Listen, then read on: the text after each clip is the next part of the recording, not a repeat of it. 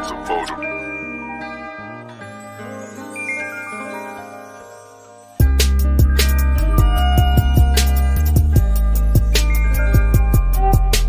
This one go adopts a photo. Breaking TV.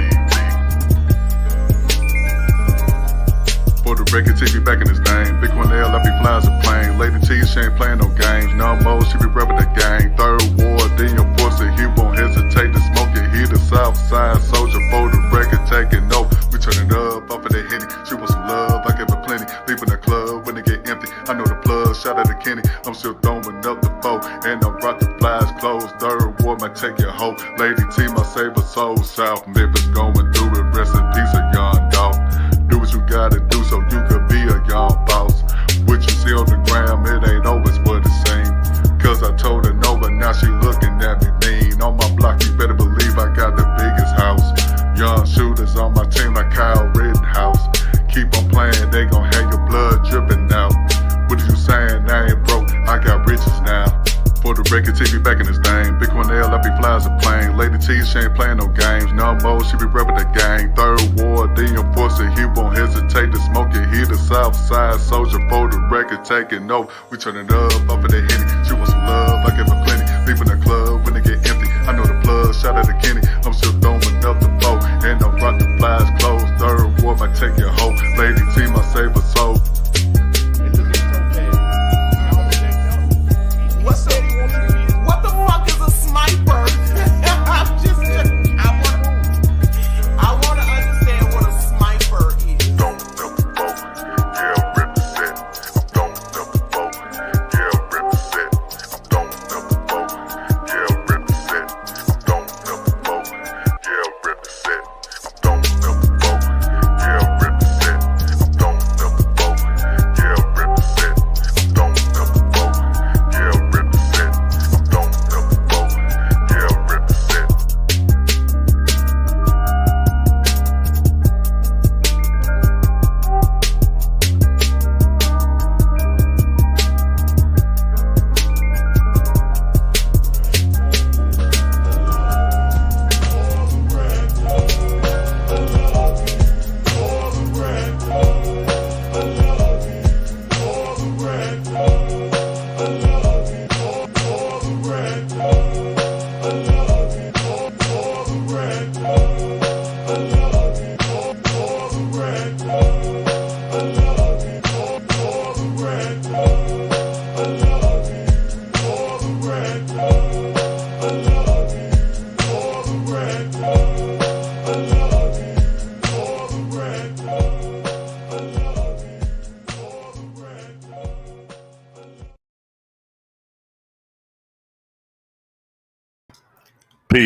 Peace. What's going on, everybody? It's your boy, Third World Colombian, back again at you on another Saturday evening. Welcome to another edition of For the Record TV.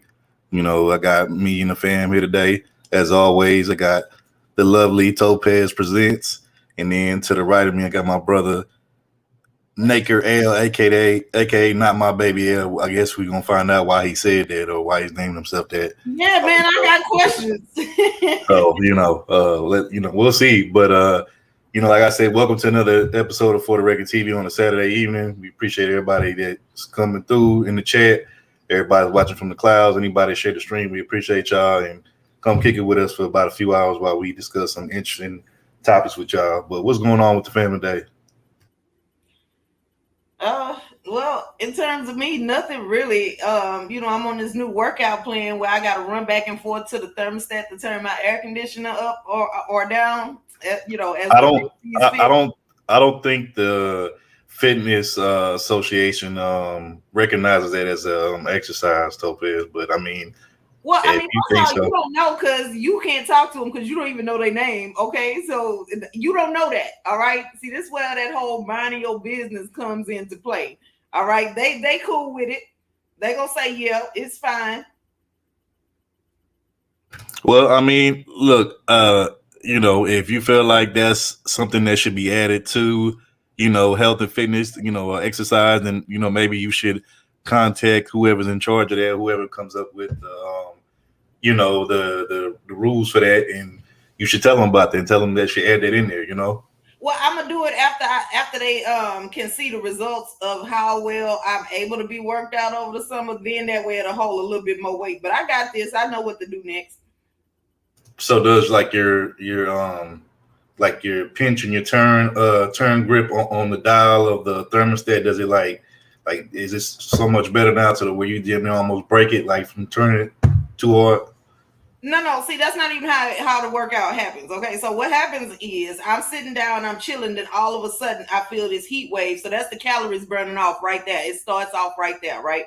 Then I got to get up and hurry up. I got to get up quickly to do so. That's your core muscles because it takes all of that. The ab section, that's what helps you to stand up, and then you run, you sprint to the thermostat, and then you use your arms and you reach and you stretch and turn and whatnot, and then you run back to the couch and chill. So that it's all in the core, it's in the ab region. I'm surprised that you needed that to sweat and lose any extra weight, because I thought nuns lose weight and sweat just from wearing them black, long clothes all the time. You know what I'm saying? Especially with it being summertime, I thought it would just, the weight would naturally just melt off you because of, you being in that hot sun and sweating and all that black stuff that you got on. I thought you would just lose weight from there. I don't know, you had to come up with a new exercise that hadn't been created yet, No. See, here's the thing, right? So when you are blessed by the Lord, he provides food and snacks in abundance, and it is very pleasing to your taste buds and eyes. And so therefore you indulge a little bit more than you probably should. So, that ain't God's fault or nothing. That's why I created this workout routine. And I think that he created all of this extra heat, these 3-digit heat temperatures over the past couple of days to make that a necessity. He works in mysterious ways. Get to know him. But Topaz, you ain't been to church in 20 years. And Brian's Dip ain't been to church in 15 years, I think she said. So that's kind of weird you keep bringing up this Lord. This Lord being brought up with you still. He don't want me inside the church because that's where the heathens be at. That's where it get real hot. It get hot in church too. Because the building fund somehow don't never cover the air conditioning. And I don't got time for that. He said he can't take care of the whole church. He just gonna pay my air conditioning bill. So I got to accept that. Okay, I'm not gonna question him. You know what? This might be like the first time, not only in just like world history, but just in biblical and church history, that a nun hasn't been to church faithfully every Sunday, especially over in. I don't think I've ever heard of that before. That's something new. Like, to me, could we even consider you a nun at this point? Would you? Revealing that revelation last week, that's what I want to know. See, okay, so this is what happens when you start, swerving over into the lane of my business instead of yours. Because, see, here's the thing. In the end of days, there will be confusion. So I understand why you don't know what's happening and what's going on right now. But I got to get out that church building before Jesus show up. And he started, this time, he not just flipping tables, okay? He flipping souls, pews. He knocking the potato salad off the counter in the kitchen. He's doing the most this time. So I can't be there, okay? He already let me know that is going down. So I'm gonna stay out the way, and I ain't gonna question them. Okay, so speaking of flipping, it seemed like the Lord ain't been the one that's doing it. It seemed like you've been doing the flip. It seemed like you flipped your heart against the Lord by turning your back on him and not being in church for 20 years or whatever. That's what it seemed like to me. See how I told you all that truth and you still fighting it? See, this why you can't save everybody. Okay, so some of this ain't my ministry. I already told you I ain't supposed to be in the church because Jesus is coming and he is acting a fool inside the church home that you know of. Okay. See, I'm just saying. I'm trying to warn y'all, but see, that's why he told me not to say nothing. I'm gonna pray that he, put his hands upon you and work on you, because it seems like you still need some work done and you still need some healing and some blessings from him. So that's what I'm gonna do. Says you're my sister and I love you. I'm gonna tell him to put his hands on you and to work his magic on you, because you definitely need it from what I'm seeing and hearing. Wait a minute, hold up, sir. This a message. A message just came in. He said he got this. He don't need your help. He ain't asked you for no advice. He just said that. He just told me to tell you that. I wouldn't expect somebody that hasn't been to church in 20 years to be able to be, have a spiritual or mental or emotional connection to God. So I don't believe that. I think that's just you capping, honestly, because in order for you to have an actual connection to God, to where He. This wasn't on your little schedule. See, me I'm just saying, for you to have a connection, not on your schedule. For you to have a connection to the Most High, you actually have to go see Him and visit Him and praise His name in His house, and praise His name in His house. You being away for being away for 2 days. Okay. I just feel like being away from Him and not being in His house to praise Him in like 2 decades. I feel like there's some kind of spiritual, mental, and emotional disconnection there between you and Him. I don't think that still exists. I think it's something you can get back. I think it's something you can get back. I believe that you know where the blessings reside. Okay, you don't know. He wouldn't tell you. I wouldn't tell you. Okay? I think you can build. I think you can rebuild. I think you can rebuild and repair your connection with the Lord, but I think it's going to take some time. I think it takes some consistency. See, that's why it takes some consistency with you. Relationship and your walk, and stop worrying about what I be doing. It's gonna take some. Down there talking shit. It's gonna as well. It's gonna take some consistency with you actually showing back up in His house and worshiping and praying His name. So in His house, He moved because the niggas moved in next door, so He didn't want to be associated with all that fuckery and that niggerdom. So He moved. Okay. Yeah. Okay. I'm quit fucking with you, but but y'all had a good week though. You know what I'm saying? Y'all week been okay? Yeah, working. I mean, shit, I survived this damn heat wave. Bruh. So today, where I'm at, right? Oh, actually, like today and yesterday, it's been like low 60s, high 70s. So it's been, that's doable. But like the week prior to that, man, it was. I literally felt like every time I left outside the house on my job, I felt like I was stepping like into hell's kitchen. Like that's how hot it was. Like for real. Like it was just too fucking hot, and I just was like, damn, bro. Like I just couldn't believe this shit, bro. Like it was just so damn hot, bro. And like the thing about me, like I can't stand to be hot. Like you know what I'm saying. Like especially even when I'm in the house, like I love blasting my AC and shit. And when I get hot, like especially to the point where it's like stupid hot, I get irritated, bro. I get like real irritated. I get pissed off quick. I'll be like, bro, this is some bullshit. Hold on, Third. You say it was hot? It was hot up there in Ohio? Yes. I mean, like, but was your mouth open? Oh, ha. Very funny. She got jokes. But you watching some twerk videos? Hold on, was you watching some twerk videos? I don't know. Sarah just say hot. You so shared that one girl over there twerking in the kitchen. Yeah. He shared that on the team community wall instead of his own. I'm gonna just say, I'm trusted. My response to both of y'all comments on that, I'm gonna just say I can neither confirm nor deny anything that you guys just said. So I'm gonna just say that I played the fifth on that one. Third, just like third ward, hot breath Colombians. That's what I feel like. Now, my and stop worrying about what I be doing. Okay, but I can tell you one thing: my breath ain't as hot as that damn thumbnail I put on the motherfucking show today. That shit is like hot in the motherfucker, man. That shit.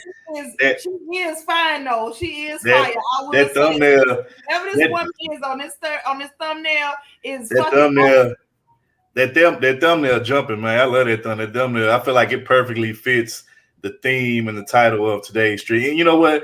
I just gonna give a quick like backstory and history moment on how because that's what no. I'm gonna give a quick backstory and history lesson on how this thumbnail came to be in existence. Well, basically, Third Ward just asked Topaz, was his head big or small? And she looked at him like that.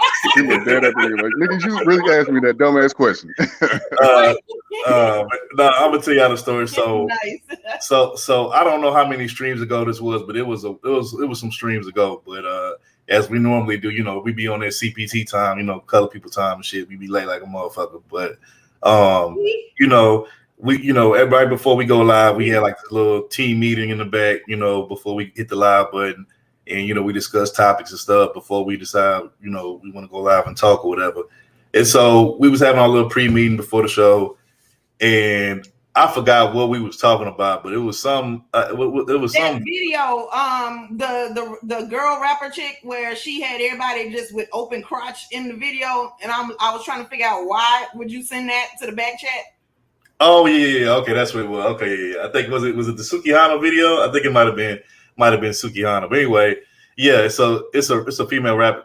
She's like the ratchet of the most ratchetest female rappers I didn't see in a long time. And anyway, there's some video that somebody had sent me where she did like a rap video, and it was like they was having a pool. Or did you pull it off of World Star? Actually, somebody did send it to me. I didn't even know about it. Somebody else actually sent it to me. So it was a video of like it was actually like a music video, but it was her at a pool party with a bunch of chicks. It was like nothing but chicks, and they was literally like, touching on each other, feeling on each other, and munching on carpets and shit like that. You know what I'm saying? Like in the actual video. And I think the shit ended up on World Star, but that's not where I got it from. Like I said, somebody sent it to me, and I was just like, "What the fuck is this?" I'm like, "This is like low key, like this damn nigga could be like on XXS videos or fucking, like any of them porn sites and shit." I'm like, "Really, this shit like low key porn?" If you ask me, you know what I'm saying? I was just like, "Damn." You know what I'm saying? Like, man, these new chicks, man, they taking it to a whole nother, like they tripping. So I was just like, damn. And so I sent it to the back chat with me. But hold on there. I just want to bring everybody's attention to the fact that, like if you find something to be disturbing, the best thing you can do is send it to more people, huh? That's the answer. No, I just wanted to get y'all opinion on it because it was like some outrageous shit, and plus knowing your personality too, how you react to certain shit like that. I knew you was going to like say something funny about it. So I sent it to y'all in the back chat, and you were just like, he was like, that video looked like it stank. Like a lot of them chicks in there, like it's some stank coochie and shit. Yeah, I just started like bust out laughing. So as we in the back waiting to go live before we go live and shit, T had Topaz cammed up, and she made this facial expression that you see on the thumbnail.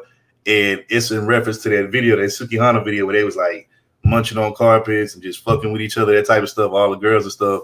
And it was funny, like it was just like funny. And I think she froze. I think her camera froze, and she ended up dropping down. But right before she dropped down, and this is where I actually gotta thank my brother to the right of me, my brother Brandon L, to give me the inspiration. So this long ass story is for you to throw Brandon under the bus. You know what? So anyway, as I was, back to my story, I got to give a shout out to Brandon because he gave me the motivation and inspiration to put that as a thumbnail. Because if it wouldn't have been for him snapping the picture of Topaz's disgusted facial expression frozen, I wouldn't have had the picture because I didn't even think to take a picture of it. But he snapped that shit real quick, and man, when he sent it to me, he put sent it to. I was like, bro, like you got a picture of Topaz like this stank face, bro, like on freeze, but that shit funny. I just bust out laughing. Bro, no, we was talking while she was gone, and I was like, I should screenshot this shit. And you was like, go ahead. So I heard it. So it's really you motivated me to do it. I mean, shit. What you saying is y'all both equally ain't shit is what I heard. I ain't shit. I ain't shit. But no. But let me say this though. I was keeping that between us. That was between us. Right. Third World put this on blast. He put it on for everybody else to see it. So you on your own, brother. See how your own people throw you under the bus. See how they that story to try to throw Brandon on the bus. See how your own people throw you up on the bus. They just give you up. It's cool though. It's cool though. But you know what? I will say this though. I have noticed that when me and Brandon do collab on some fuckery, a lot of time it be some classic fuckery, like how this thumbnail you with the stank face on Freeze was a classic fuckery collaboration between me and Brandon. Also, let's be real, the probably most classic fuckery collaboration me and Brandon collabed on was that whole C Boogie thing, you know what I'm saying? So so yeah, me and Brandon, when we come together, eating me out for an hour. No correction. The song with like the beat dropped. Yeah. The placement of the beat drop is what sold it for me. I ain't gonna lie, when Brandon added that, which I did tell him to put that in there, but but it's just like Brandon, he has a way of putting these videos together, bro. That should be, when they come out, like the final product, that should be hilarious. I'll be just dying. But anyway, like I said, when me and Brandon. Hold on, while we on the subject of Brandon and his creativity, now I have not listened to it yet, but did you drop a new song, Brandon? Yeah. I dropped it. Okay, so I think at some point we need to play it because I haven't we'll play it. Listened to it yet. We'll play it, but I just wanted to say, like I said, me and Brandon have done some fuckery collaborations, and I think so far we've come up with 2 classes. The C Bussy one, we admitted to a woman, basically tossing his salad and all that bullshit. And today's thumbnail that you get, if it wasn't for me and him, you wouldn't have that today. So I take 50% of the blame. BL take 50% of the blame. I think it's only right. You know what I'm saying? I think it's fair. You don't know if he gonna take 50% of the blame. No. What if he be like, no? I don't agree with that. It was all his idea. I was just the one that put the shit together. This was all his idea. I just put the shit together. That was it. Let me drop Lopez in the back because she's speaking for you like you ain't here, like you ain't right next to me on the damn panel. I mean, she said fast. She's actually speaking the truth for me, but yeah. I'm just saying. I hate when I be out here speaking facts. He can't. I'm just saying the man is here to speak for you. Like he ain't one slide or a couple slides over next to me on the panel. Cool with it. Like, come on. So, I'm just saying, trust me, BL. Trust me, BL. You was like, I'll take 50. He gonna take it. You don't know if he was gonna show up and take 50. Okay, you know what? Fine, 60-40 then. I'll take 60. He'll get no. I give you 90. You 90-10. I'll take 10. Nah, fair. Nah, fair. But I'm just saying. Because in addition, before you put this thumbnail up here today, but also before that, you was in the back chat making memes and shit too out of this picture. So I don't want to hear it. Like you have. Oh my god! He got some memes back there.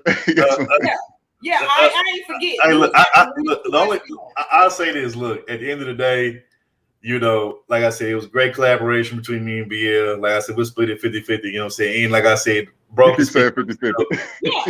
Bro, me and bro went 50-50 on this shit. But like I said, as far as BL, he can speak for. With third, okay? I'll take half the years. But real quick though, Tech Man want to know how much can he get for your bath water? So I said $40. I think that's a fair deal. Hold up 1 second. Yeah. First of all, got me fucked up. Ain't shit over here $40 right now. That depends, Tech Man. How much you trying to buy? I mean, because I got the 3-ounce bottle, I got the 6-ounce bottle, and then I got the Costco size. Lifetime supply. So like there's tiers to this. All right. So look up the email. Hey, Tech Man. She basically said she got that good stuff for you. She got that good battle. Oh man, y'all but nah. Oh yeah. But no, Gigi, thank you for saying Happy Father's Day, but I ain't got no babies. You ain't got no nephews or nieces to run around, so you ain't got to worry about big bro. I ain't got no kids. I don't know what your little friend talking about. Brandon, that ain't my baby, man. You doing this for Father's Day? Is that what this is? Basically, yeah. So everybody, somebody telling you the daddy or somebody, hey, go get that DNA test ASAP. Oh my God. Well, let me just never take her word. Never.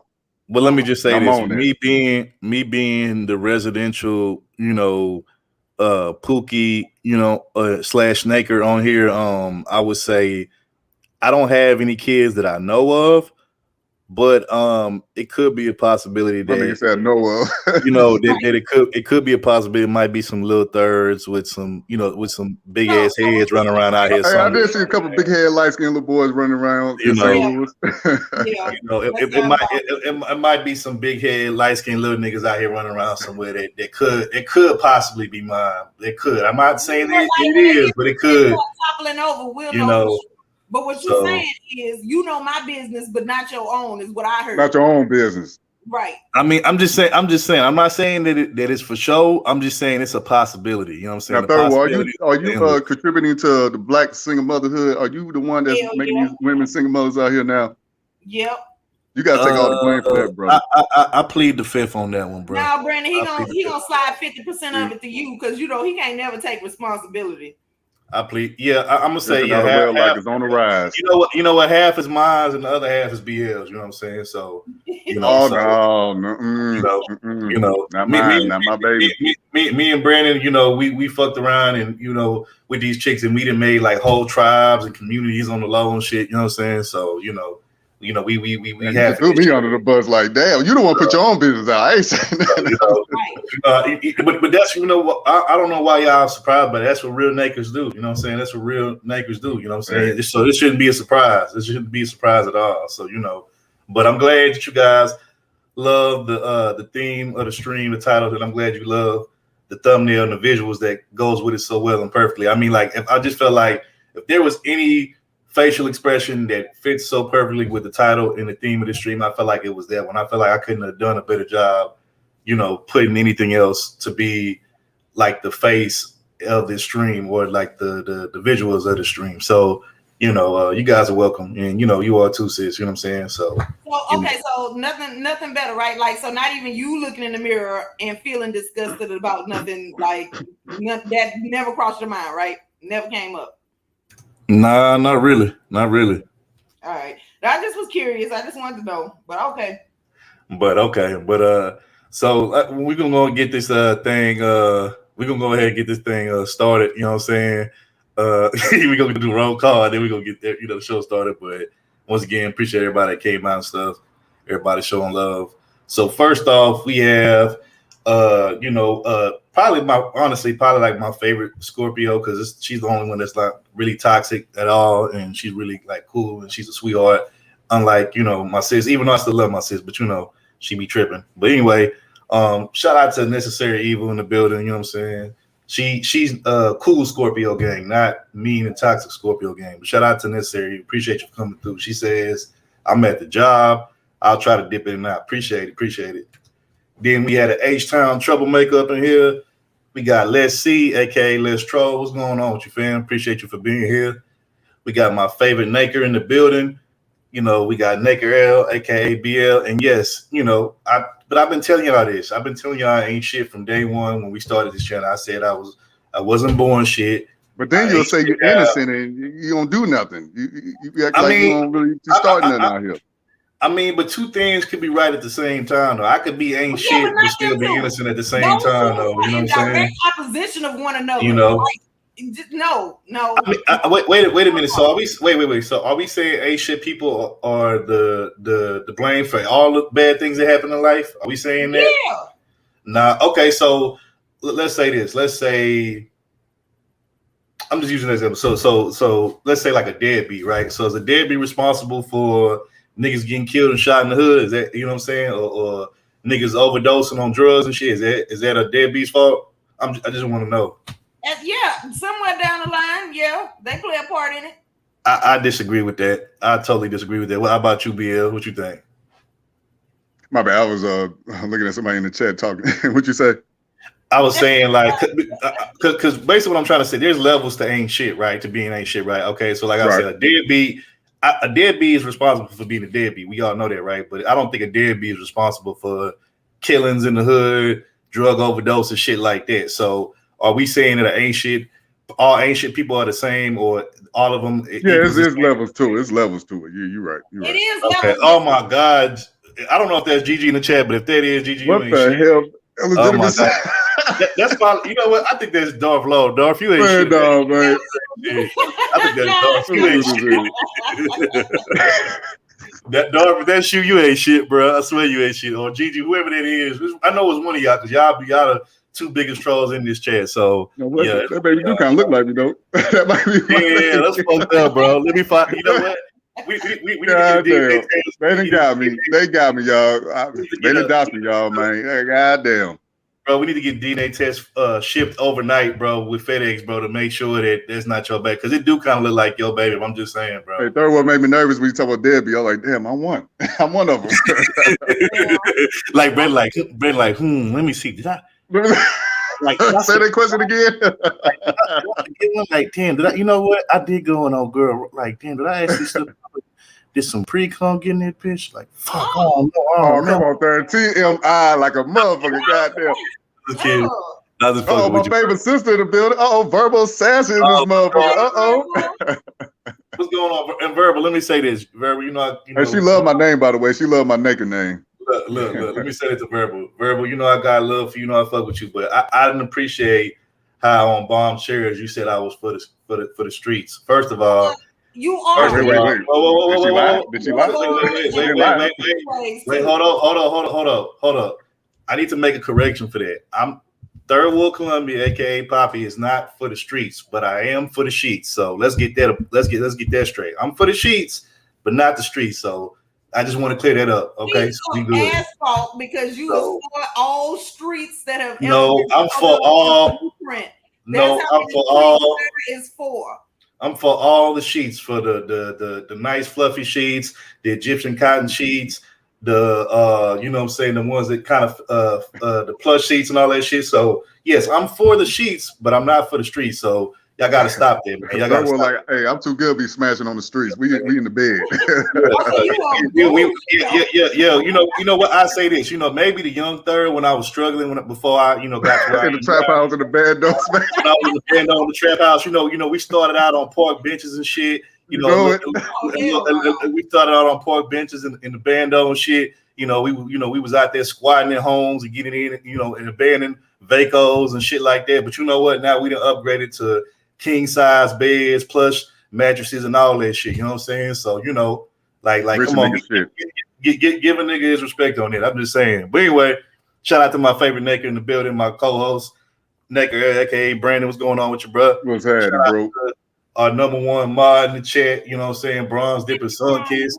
Another heathen, ain't been to church in a long time. Shout out to her. Get out of here. Just on one day. One day out the year to mind y'all business.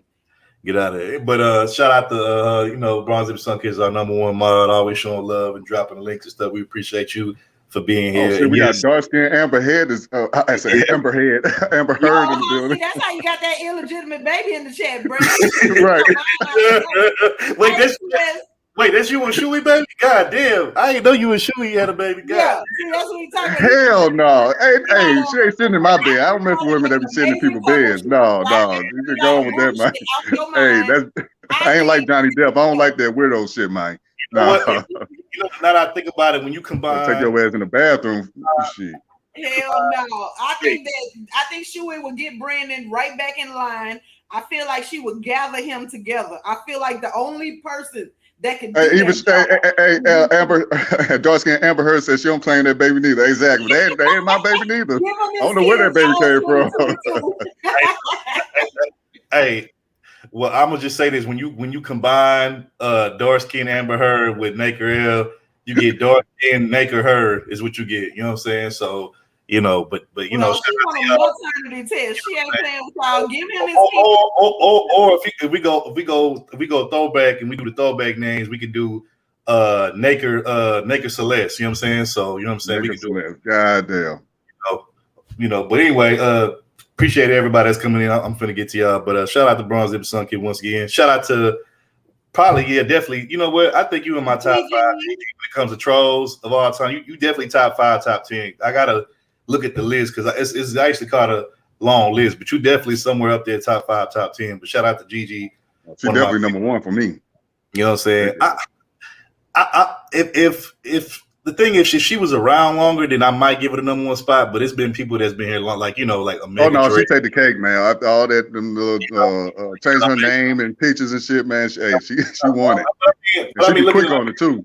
Got people like Omega Dreads, Ed, Unchained, Darflow. I thought you talking about females. But yeah, they definitely. Ed probably number 1 if I had to say who.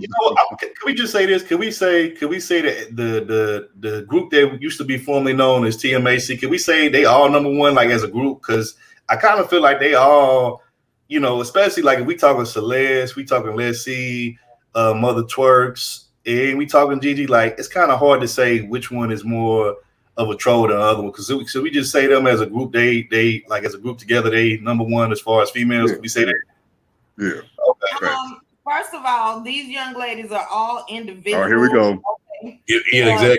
So we're not gonna lump them together as a group. They are individuals with different personality types. And if you notice they're trolling, it was for different categories. Like they would tag each other in, and I love to see it. That's teamwork. I would say the troll clique. Exactly. Right. You know what? You know what I thought. You know what I will give Gigi though? I will give Gigi this. To me, she's the female Darflow, and the reason why I say that is because notice her and Darflow. Man, I don't know how they do that shit, but they quick to change their damn avatar and name in the middle of a stream like it ain't shit, bro. So when it comes to that, yeah, she's the. Look at her name now. She called herself Lil Main Jr. L. Like, look what she do to me, man. Look what she do to me. Oh my God, bro. No, but this supposed to be protect L though. You ain't protecting me. I'm your brother though, but it's cool. So I give Gigi that, like, she the queen when it comes to, like, Man, she ain't shit. Fuck all that. She ain't shit. Let's go through the roll call. Come on, with the names. Let's get off Gigi. When it comes to switching avatars and names in the middle of the stream, yeah, I give it that. Shout out to my light skinned nigga coalition brother in this thing, the vice president of the light skinned nigga coalition. My brother Eisen Simon, what's going on? Hey, bro, speaking about light skinned niggas, bro, we're gonna talk about some light skinned niggas real soon, bro. We gonna talk about it, bro. I know y'all can't wait. Because we had some light skinned niggas that hosted up a trophy real recently, you know, within the past couple of days, bro. You know, so you know how we do, man. You know, we be winning out here in real life, you know, just like we be winning online, but you know, nobody want to give us our credit, but it's cool. You know what I'm saying? Shout out to Toya the Tutor, you know what I'm saying, aka Toya the Lioness. Appreciate you for coming through. Appreciate it. You know what I'm saying? Y'all shout out to Toya. Y'all go sub to her channel too. I think her main channel, the first one, it got knocked off, but she got a backup one now, or a new one. So y'all go subscribe to her. She be talking about some good shit over there. Shout out to my brother Hannibal, my Chi-Town brother in the building. What's going on with you, man? Appreciate you for coming through. Shout out to Prime VA 757. What's going on with you, bro? He said Prime was happening. Yeah, he said Bitcoin L with the bars. Yeah, facts. My brother Brandon got the bars, you know what I'm saying? And to Hannibal, he said, who made the song? If you're talking about the For the Record TV intro song, that is no other than my brother Naker L, aka Brandon. That was him. You know what I'm saying? He came up with the rhyme and wrote it, you know what I'm saying, and put it together. So shout out to him for that. Shout out to Miss Rissa Rose in the building. What's going on? Appreciate you for coming through. You know, been coming through, showing a lot of love lately. We appreciate that. Hopefully you have a good weekend. Shout out to my brother Afi Kingdom in the building. What's going on with you, man? Appreciate you for coming through. Also, we got up in, who else we got up in? Oh man, we got somebody I ain't seen up here in a minute. Shout out to 6 Figure Days in the building. 6 Figure Days. Uh-oh. Yeah, appreciate you for coming through. Appreciate it. It's been a minute. That is 16 Figure Days. Okay, we all about reaching higher and thriving in 2022. Damn, 16 figures. Okay. Hell yeah. Boss lady. Before I leave here, I want to get 16. Wait, when you say 16 figures, does that mean it's 16 zeros at the end of the check? Is that what you mean by 16 figures? Like 16 zeros? Yeah. Shit. Hey, man, if it's like that, 6 Figure Days or 16 Figure Days, then hey, you know, you're doing your thing. Shout out to you. Shout out to my brother Sock Passe in the building. What's going on, man? Shout out to all my Zoes out there. Appreciate you for coming through, bro. And hey, what's up with the emoji face characters on the horse? That's pretty different, you know what I'm saying, for Avatar. That's pretty different. Shout out to Alonzo Hall, the All-Star Advisor. Shout out to y'all, go subscribe to Alonzo. You know, if you need life insurance or anything pertaining to life insurance and how it works, y'all go subscribe to that man channel, because that's what he be talking about. That's what he, you know, focuses, you know, on, and you know, that's what he, you know, I think has a career in. So y'all go, you know, shout out to that man, and y'all go pull up on him. You know what I'm saying? Go, you know, subscribe to his channel. So talking about positive stuff in y'all lives. Go listen to some positive streams. Shout out to my brother Kenny Conjo in the building. What's going on with you, bro? Appreciate you for coming through. He said, shout out to my bro Kenny. What's happening, bro? Yeah, he said, what up, For the Record TV team and everyone. I'm tuned in. I'll be driving. Shout out to everyone. And also, y'all go subscribe to my brother Kenny too. He recently dropped a really dope upload video where he had actually went to Uvalde, Texas, the place where small town, you know, that's outside of San Antonio, where unfortunately those elementary kids lost their lives to that, you know, that deranged gunman. And he pulled up to the scene and showed the memorial. It was actually a real beautiful memorial up there where they had, you know, all the flowers and stuff and everything that was out there, you know what I'm saying? So, you know, shout out to Kenny for that, man. You know what I'm saying? Like, shout out to him. You know, Kenny be on the move and shit. But shout out to him. Who else we got up in here today? Who else we got up in here? We got Coach Dude. What's going on with you, bro? I think I seen you around in might have been Mace channel or HBICRS channel. You know what I'm saying? So shout out to you, bro. Appreciate you coming through. Shout out to, man, one of the funniest names in the chat. My nigga, Little Pepper Wings, aka Rick Ross. Boss. Hey, Lemon Pepper Wings, huh? Looking ass.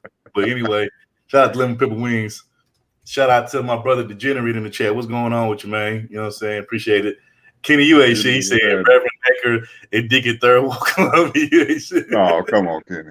Y'all ain't shit. Oh man, y'all ain't shit. Who else? By the way, if y'all like them Asian women, go ahead and slub the Kenny's channel. You know he got the lean wings over there deep. Deep over there, man. I wasn't gonna go ahead, get y'all one. I wasn't gonna say that, bro. I know you like lean. Lemon pepper wings. I know you like them too. I was gonna keep that to myself, bro. I wasn't gonna say nothing about that, bro. But you know, you put it out there, yeah. So if y'all looking for, you know what I'm saying, if y'all looking for the rice bunnies, man, y'all go to Kenny channel, man. That's why rice buddies. The rice buddies. Yeah, young chops. You know, all of the fried rice, you know what I'm saying, bunnies, they be over there. So go over there, you know what I'm saying. But shout out to my brother Tech, man, in the building. What's going on with you, bro? Appreciate you for coming through.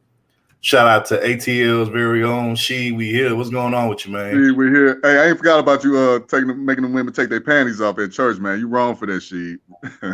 And now y'all know why I don't go to church. See, it be right, Topaz. Hey, right. And shout out to Toy was she said Sukihana to go. Hey, look, I don't know nothing about how y'all listen to the music, but what I will tell you, she's the goat of, because that viral video came out of her,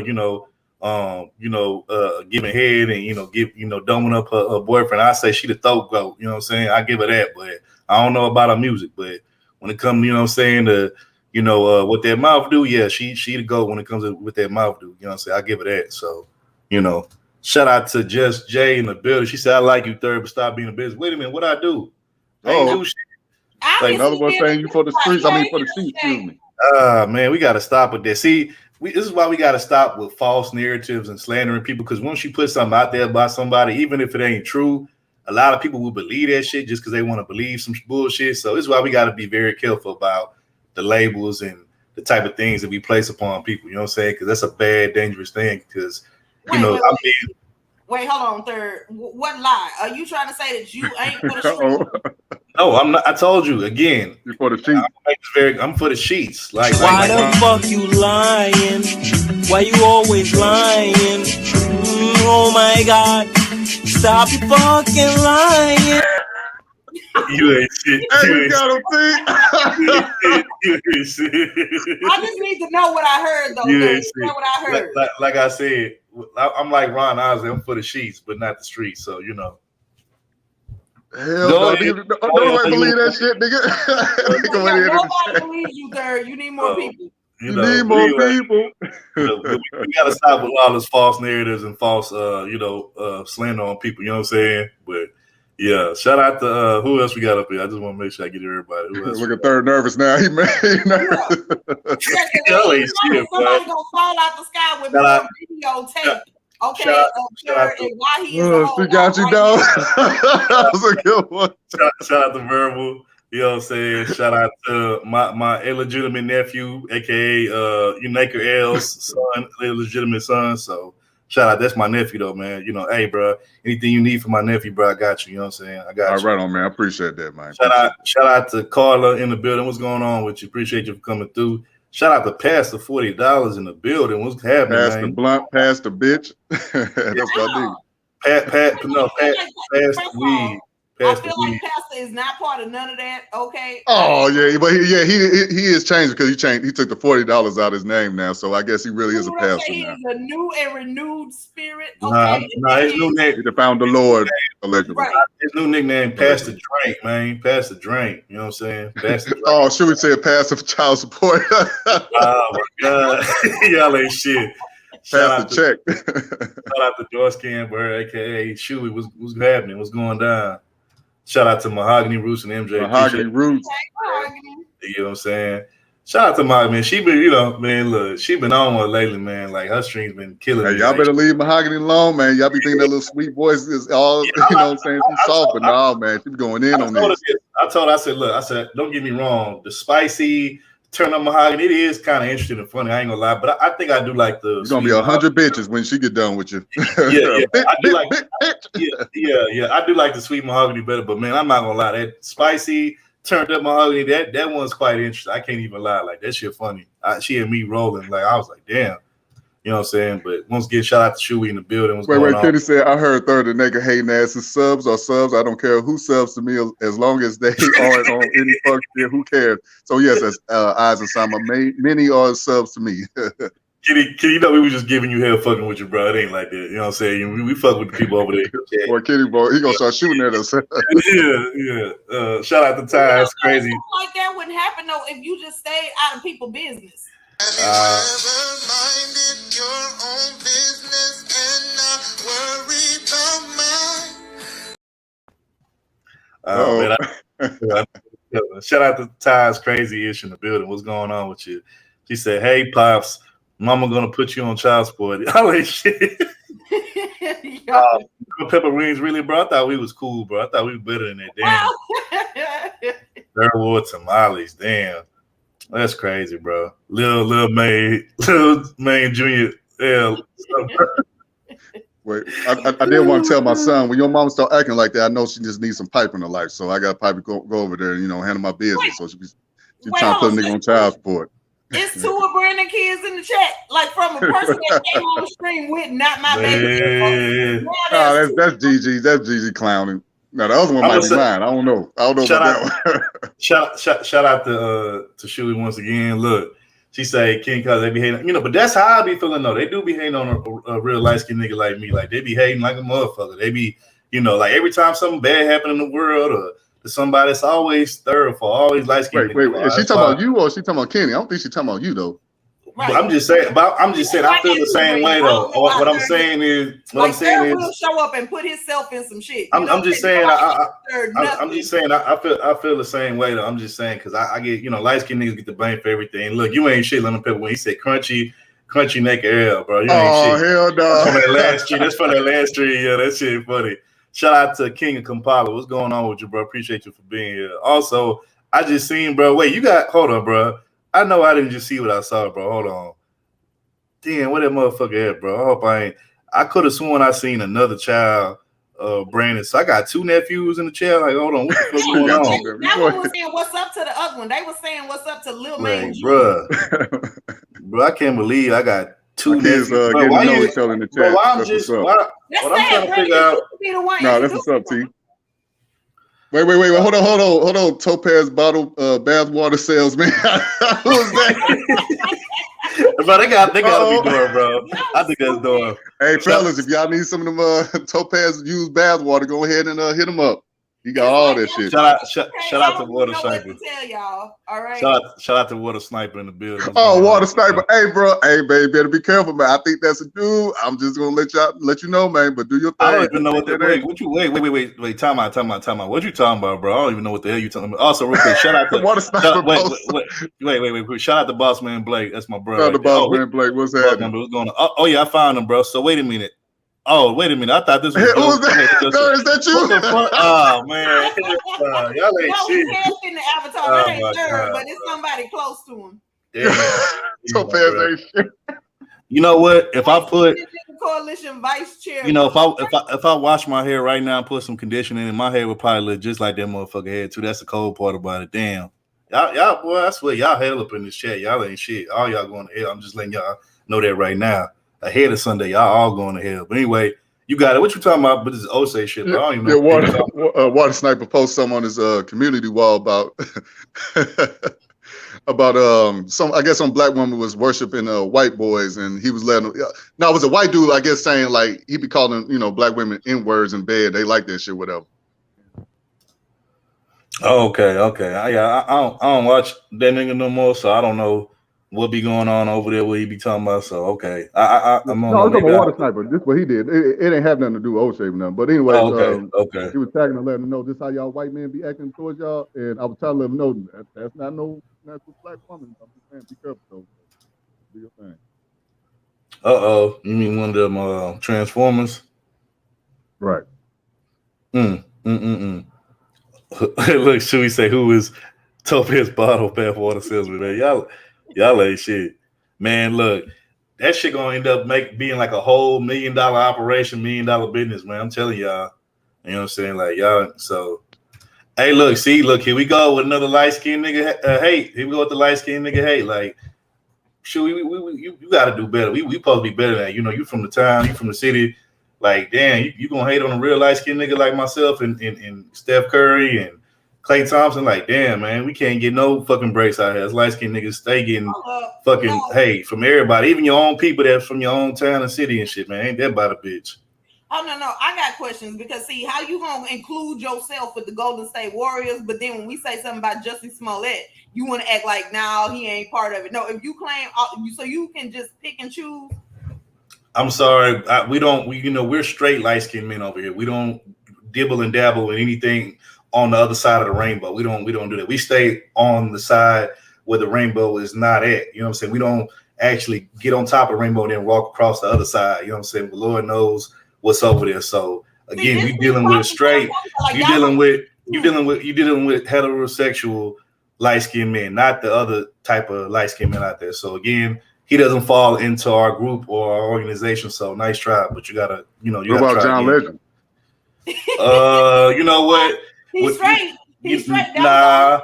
He's you know what, you're right. He's straight bitch made. You know what I'm saying? He's straight bitch made. Straight bitch. He be getting bossed around by his chick and shit or his wife, and so we don't play those type of games over here in the light skinned nigga coalition. Like, we some real light skinned nakers, and we don't put up with that type of shit. We don't put up with the sweet, the sweet rainbow type shit. We don't put up with niggas getting treated like a bitch by their wives and shit. We don't do that. You know what I'm saying? So if John Legend is just so much of an outlier, how come y'all always skip it? I don't think I've ever seen a light skinned dude that could just walk like a normal. And besides, he more your color, T. He belong in your camp. He more your color. So you know what I'm saying? You got to claim that nigga. That he in your neck of the woods when it comes to skin tone, not mine. So you know what I'm saying? So. So you got to claim it, nigga. That's your you know what I'm saying? That's your representative for your skin group, So wait, what did they say? Protect Bitcoin. Okay, so Brandon finally got one. Man, y'all ain't shit. But anyway, so we've seen pretty much caught up with most of the chat. You know what I'm saying? We're gonna go ahead and get this thing started. So first thing we're gonna get into what we always get into, the sports segment, and we ain't gonna be here long because really it's just one particular topic and one sport that I really been covering for like the past 2-3 weeks, whatever, and that's basketball, the NBA. And as y'all know, recently the finals, we had the NBA finals between the Golden State Warriors representing the Western Conference in the NBA, and then we had the Boston Celtics coming out of the Eastern Conference. And it was pretty interesting to see. Both were pretty good teams. Both was even defensively, but I still felt like Golden State was the better team offensively. Now, I did get the pick wrong because I picked initially Golden State to win in 7, but they won in a game less, so they won in 6 games instead of 7, which they end up winning actually on the Boston Celtics home court. You know what I'm saying? Instead of, if it would have won 7, they would have had to go play back at home in San Francisco, which they would have won on their floor. But they won a game earlier, end up beating Boston at home. This important. Hey, Shuey, I appreciate the enthusiasm. Okay, I love that, but it's TP 1881, not TPT. We need those dollars to come over this way. Okay, so I just want to put that out there. Take out the second T, and we straight. But we love you though. I appreciate that. See, y'all wouldn't do that. Damn, Shuey, you finna. Damn, Shuey about to be having motherfuckers get our dollars for the streams that we did. You know what I'm saying? That's her cash out. She's just trying to take our money. What if she did make like a clone cash out? That is funny.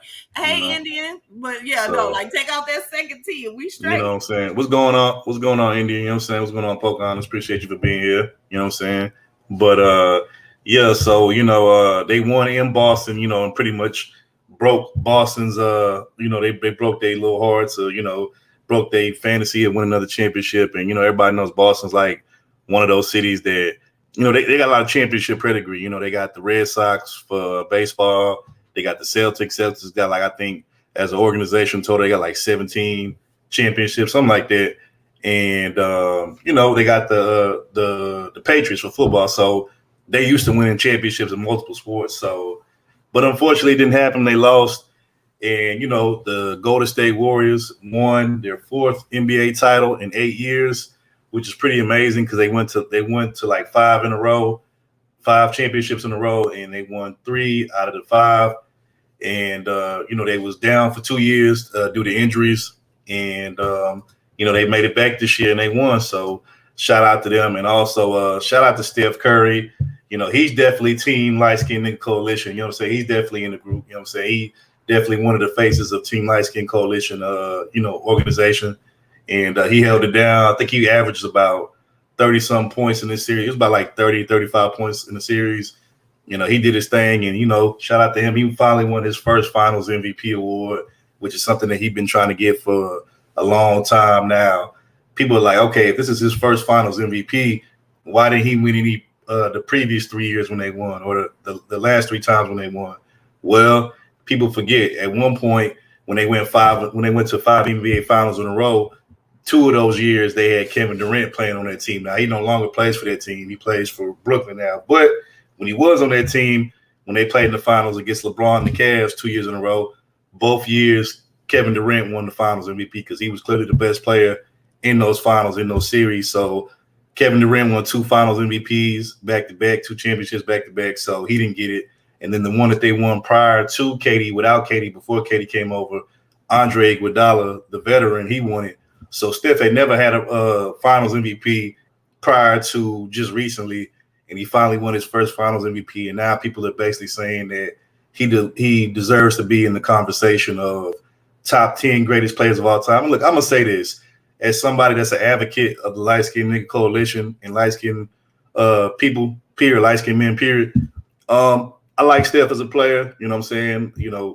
I like his game and stuff as far as him shooting the ball, greatest shooter of all time ever. That's undeniable. That can't be denied. But even with this new championship and his first Finals MVP, I still don't know if I put him in my top 10 all the time because that's the thing about the NBA, man. There's so many great players over the years, bro. It's kind of hard to come up with like a 10. I mean, I have my 10 already, but I just don't know if he's in the top 10. Now, granted, if you're talking about like from this generation, then hey, you get no argument with me. I even say he top 3 in this generation, you know what I'm saying? And he's definitely the most influential player of this generation. I know a lot of people say LeBron, but Steph actually changed the way kids nowadays play basketball. Everybody want to shoot like Steph Curry.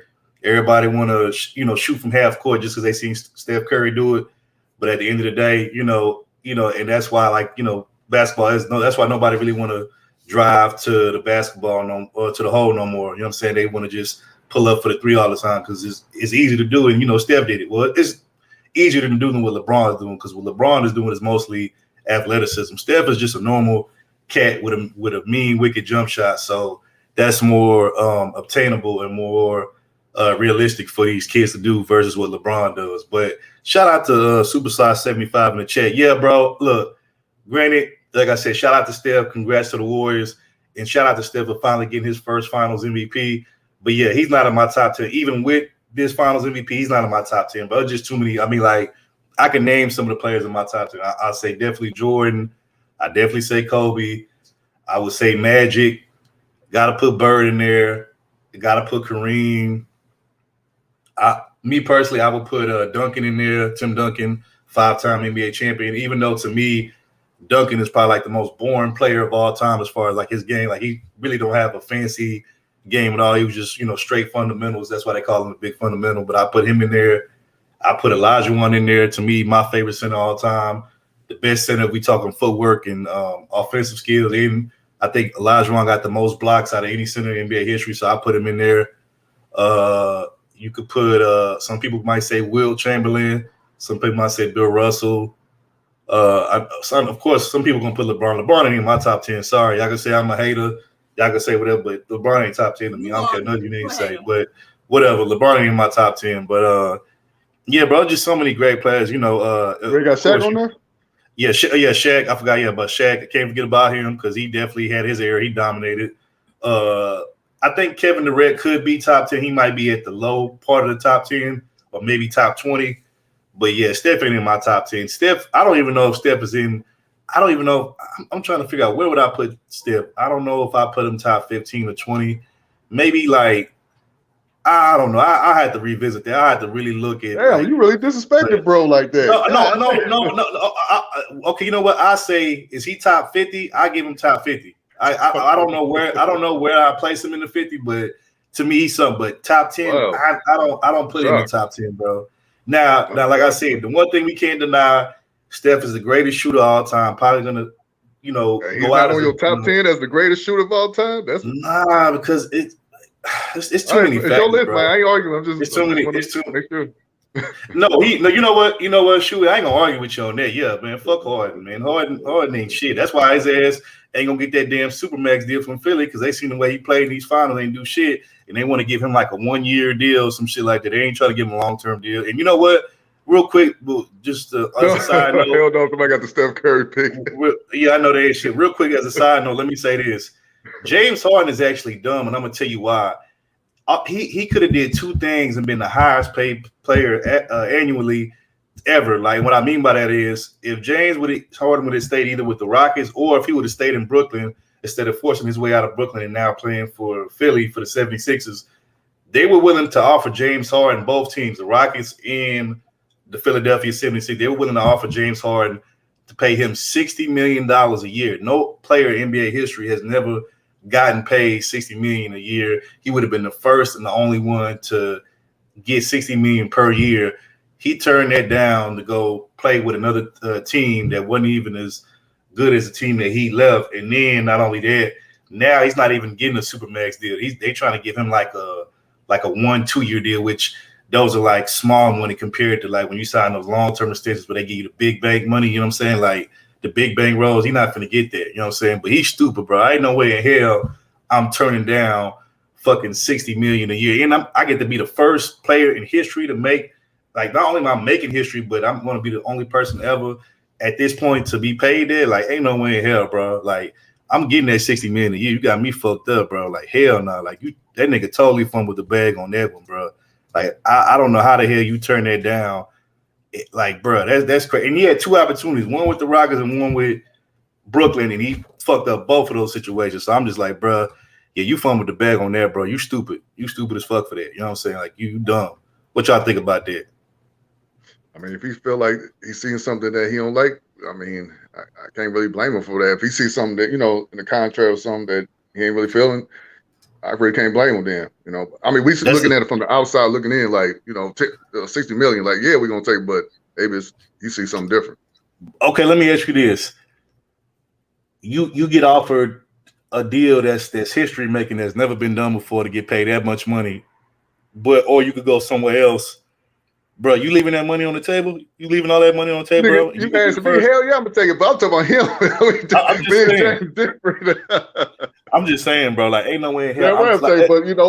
People looked at Dave Chappelle crazy when he didn't want to take the deal with Comedy Central when he didn't want to do another season of Dave Chappelle. He went to Africa, so people looked like, oh, Dave crazy as hell for not taking that money they was offering him at the time. Well, I mean, that's different though, because they had a lot of strings attached to it. See, that's different. Yeah, the players, they still get, the owners still have like some rank and control over them, but the players have the most, like, especially like the NBA. That's why I love the NBA, because the NBA is the one sports league that the players really, like, they don't run everything, but their influence and their popularity dictates what the owners have to do or what they want them to do, because, it's all about, selling tickets. It's all about, popularity as a player, stardom.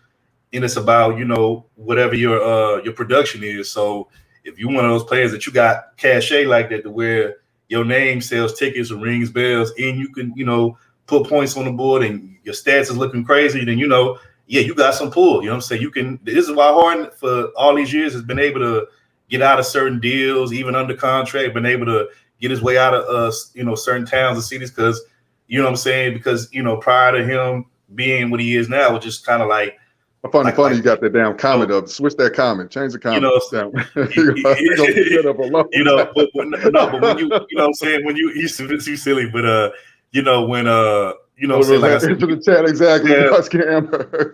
When you have that kind of pull and celebrity like fame and stuff, and you that nigga at the time, bro, you got a little bit of leverage to kind of do what you want to do. You know what I'm saying? Even if the owner ain't agree, we kind of got to go with it, because it's about what the fans want to see. But now that he hasn't really been balling like that on the court, and he ain't really been out there putting the type of numbers that he was putting up in Houston, and then when he first got to Brooklyn, he don't have that cachet and that pull no more. So now he can't just go up in the office with the owners and the GMs and be like, I want this amount of money. He can't demand shit no more. You know what I'm saying? Once you stop producing, you stop putting up numbers and production that the team wants, you can't go in there and say, I want this and want that. They're going to give you what the fuck they think you deserve or what they think, they feel like, you deserve from their opinion, you know what I'm saying, from their standpoint. So he don't have that leverage no more. So I wouldn't, like, he used to be like, at one point, Harden was like a top 5, top 10 NBA player as far as this generation. But now, I don't even know if he top 20 right now, bro. Just being real with you. So, yeah, he fucked it up. Yeah, but I never was a fan of dude. Like, I mean, he's a good player. I was never a fan of him, but I did used to like when he was playing with the Rockets, when he used to be getting like them triple doubles and scoring 40, 30, 40, 50, 60. I did used to watch. I ain't gonna lie, but I was never a fan of his though. But hey, where you put Reggie Miller at? Where you put him in? They already got Reggie Miller. They put, I don't know if you know this, but remember this, but like last year they came out with a list, an NBA top 75 list. It's like the greatest 75 players of all time. And I think Reggie's on the list. I forgot where they play. I had to look it up. I'm talking about your list. Your list. Where you put him at? Damn, bro. You put a nigga on the spot. I would put Reggie. He got to be somewhere in the top 50, maybe right outside of 50. Because I like Reggie. Like, don't get me wrong. And truth be told, he was really that's your light skinned brother too. So truth be told, he was Steph Curry before Steph. He just couldn't really shoot the ball like how Steph Curry. I mean, he could shoot it, but just not at that level. And not as far as he can. No. Yeah, and then after, I'm gonna tell you how it went. So Reggie was the king of shooting at first, especially the three. Then years later, Ray Allen, aka Jesus, Jesus Shuttleworth. He got game. Yeah. If y'all ever seen He Got Game, that's a He Got Game reference. If y'all have, I wonder why he stopped acting. But go ahead. I don't know, but I love that movie. But Jesus, aka Jesus in Spanish. But shout out to Jesus. But Ray Allen, then came Steph. You know what I'm saying? So that's why I don't know if you remember this, but remember like some months ago when I think it was like sometime last year. Remember when we did the sports talk and I played the clip of the game that Steph Curry passed up Reggie Miller's and Ray Allen's record as far as the most 3-pointers made all time. They was at the game, and when he hit the shot to be like the shot that ended up making him the most, he ended up having the most 3-point shots made out of any player, including Reggie Miller and Ray Allen. When he passed the record up, like they was at the game with him, and they, both was there, and they both gave him, they signed autographed jerseys and shit. So that was a dope, special moment. You know what I'm saying? Yep. So, but T, real quick, and then we'll stop with the we'll get to the main topics. Would you turn down $60 million to go play somewhere else, and they're not gonna pay you not even half of that? No, but I would. What I would say is though, like Brandon said, it depends. Because Brandon did make me think. What if that contract had like some sell your soul? Yeah, like I'm gonna be like, oh, y'all got me fucked up. Yeah, so it depends. Okay, question. If you could, okay, is your soul really worth it? No. I was gonna say if, okay, let's say you don't take that $60 million deal, but let's say you go somewhere else, and of course they're not willing to pay you. And real quick, let me add some context to this real quick. So the way this works is whatever team a player starts out with, right?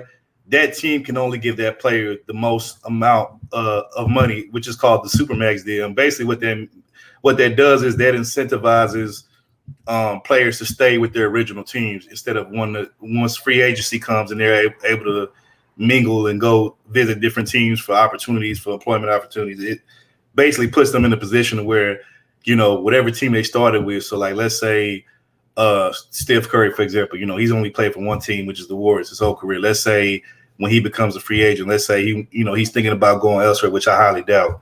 But let's just say like he wants to do that. The Warriors will offer him the Supermax deal, which it could be like, let's say $250 million, $300 million, something ridiculous like that, right? That's the most he can get. He can't get no more for any other team. Now, teams could offer a big contract similar to that, but it won't be 250, 280, or 300. It'll be like 225, 250. It'll be a little bit less, but it won't be the full, 300. You know what I'm saying? So my question to you is, if you could go somewhere else and not get the Supermax deal, but you can still get somewhere close to it, how much would you be willing to, pass up on? Like would it be 30 million less, 50 million less, 20? Like how much you willing to give up? What now? Because that was a lot. And for somebody. Here you go. No, what I'm saying is the team that you originally started out with. Okay, so hold on there. Let me just say this. Like all of the different references about why they get the money. The point is the best deal that also and where's my respect? Okay, the best deal. There you go. There you go. Basically, the team you start with can only offer you the most money, the most dollars. Period. But every other team they can offer you something close to that or similar to that, but just not the big money. Like you getting extra on top of that is with the team that you started out with. That's what I'm saying. So I'm saying, how much would you be willing to take less? How much money would you be willing to take less? Would it be 20 million or more than that? In this example, it's up to me. Well, shit. So if my home team can give me 60 million, but every other team cannot give me that much, I'm gonna say 59 million. What the? I don't understand the question. Maybe I'm missing something. You know, like if another. I mean, they're not gonna knock 1 million off. What I'm saying is like it's gonna they gonna probably knock off like. If you go to another team that's not your original team, they might knock off like 20, 30, some maybe 40, something like that. You know, like I said, it'll still be in the same. I mean, look, okay, so the answer is the most. Okay, that's what I want. The most would also my. So if there's one team that's only knocking off 20,000 and another team that's knocking off 30,000, I'm gonna go with the 20,000. Okay, I figured. I mean, look, typical answer. I figured you say that. I just wanted to see. Do math. Yes. Okay. All right. I just want you to answer that. I figured. You know what I'm saying. I pretty much got the answer that I thought I was gonna get. So it's cool. Hell yeah. I'm hey, Shuey, she said cut the check. Look, you know what I'm saying. Y'all ain't shit. You know what I'm saying. Yeah. Oh man, y'all ain't shit. My like Topaz said, it's all about respect. Like he don't feel like he's getting that respect, or he feel like Look, my illegitimate he ain't gonna take that money. Look, my illegitimate nephew is asking Shuey to change his diaper. No, oh my god. Yeah, y'all ain't shit, man. Into your daddy house. Cosby hanging around bad women. No wonder mama. Listen, I tried to tell him, Brian, we just doing business with these cookies. She's a good woman. She ain't bad now. Shout out to Isaac. I swear, I love our chat, but at the same time, our chat ain't shit. You know what I'm saying? Doing something. God damn, little Maine Junior L. That was. And they down there acting up. I agree, Charles. I agree, bro. Hey, Charles, man, what your boy Obsidian did, man? I heard he said some wild shit, bro. Man. Y'all ain't shit, bro. Look at this. Look at this shit, bro. You see this shit, hey, which one of you women willing to take that? Take that off. Who's gonna help that little baby? Who's gonna help that little hungry baby? It's some good options in here. So I don't know. You wouldn't be hurt. That baby's starting to sound more and more like third as the chat keep moving on. That's is that third? No. Hold on. Wait a minute. Might be third, baby. Wait. I can't be on the panel talking, monitoring the chat, moderating the chat, and be trolling at the same time, bro. That ain't. Speaking of, wait, Topaz, hold on. Speaking of baby mama, shout out to Love Wisdom, third world baby mama in the building. What's happening? Oh my God, here you go. Y'all ain't shit. Shout out to Love Wisdom, aka the fire spitter, man. I call it fire spitter. Yeah. Man. Anytime. I'm talking about my Instagram. That's who Instagram y'all need to be on. I would just put that out there. Anytime she be on a panel, bro, she be spitting the flames, bro. All she be time. going in. You know what I'm saying? Beauty Shout out. and brains. You can't get better than that. Shout out to Love Wisdom, man. Y'all like shit. Wait, oh my God, bro. I wish I could blow this damn picture up, bro. I don't know what that says. It says something. Yeah, hit the link, Gigi. Let's see what you got going on. Hit the link. Hit the link. Come up here. Does it say stunning like my daddy, man? Oh my God, y'all ain't shit. Y'all ain't shit. You ain't shit third for trying to read that bullshit. Anyways, where did this happen? I know Love Wisdom. Thanks. Hey, they putting babies on me. I'm doing the same thing. I'm just returning the favor. Shit. Yeah, y'all ain't shit. You know what I'm saying? But now, ain't the only one out here with a bunch of baby mamas. Third guy, but that's it. That's all for sports. Shout out to the Golden State Warriors. You know what I'm saying, for winning. Hey, let me ask you this real quick, Third. I think you might disagree because you already said he's not even in your top 15. But I feel like if Steph Curry win, like, let's say 7 championship rings, I'll say he better than Michael. Bro, I ain't gonna say all that. I don't think nobody can be better than Michael, bro. Nah. I mean, because I like players that stick with their team and win championships like he did, like Mike did. So I respect him. That's why my 2 favorite players are. I don't think nobody can pass them up, and that's Kobe and Jordan, or Jordan and Kobe, whatever. Right. You know what I'm saying? But that's just me. You know what I'm saying? If Steph Curry can do it, man, he gonna have to be the GOAT, man. But you know what I will say though? You know what I will say, and I know I'm gonna catch a lot of heat and flag for this, but I'm gonna just say that I will say this. I will say with Steph winning that 4th championship, I will, because you know now him and LeBron both got 4 rings, bro. So I'm gonna say, bro, that I'm especially I'm gonna say this now, but if Steph get one more chip anytime soon or by the end of his career, yeah, bro, I'm putting him over LeBron, bro. I don't care none of you niggas say. I put him over LeBron now, but I already did. You know, I'm sorry, I already did. I rock for okay. LeBron. Hey, bro, hey sorry, man, we on the don't same drop me, page. Topaz. I know that's your boo thing, but yeah. You know what I'm saying? Fine. So, I'm gonna let y'all hate in peace for a second. But you know what I'm saying? But anyway, also, oh yeah, shout out to this past weekend. I think RIP to another GOAT, man. Shout out to Tupac, man. Tupac birthday. You know what I'm saying? Matter of fact, the Golden State Warriors, they won the championship on his birthday. You know what I'm saying? So I think they won. I saw Degenerate say that in the chat, but I thought he was talking about the other brother. The other yeah, they won it.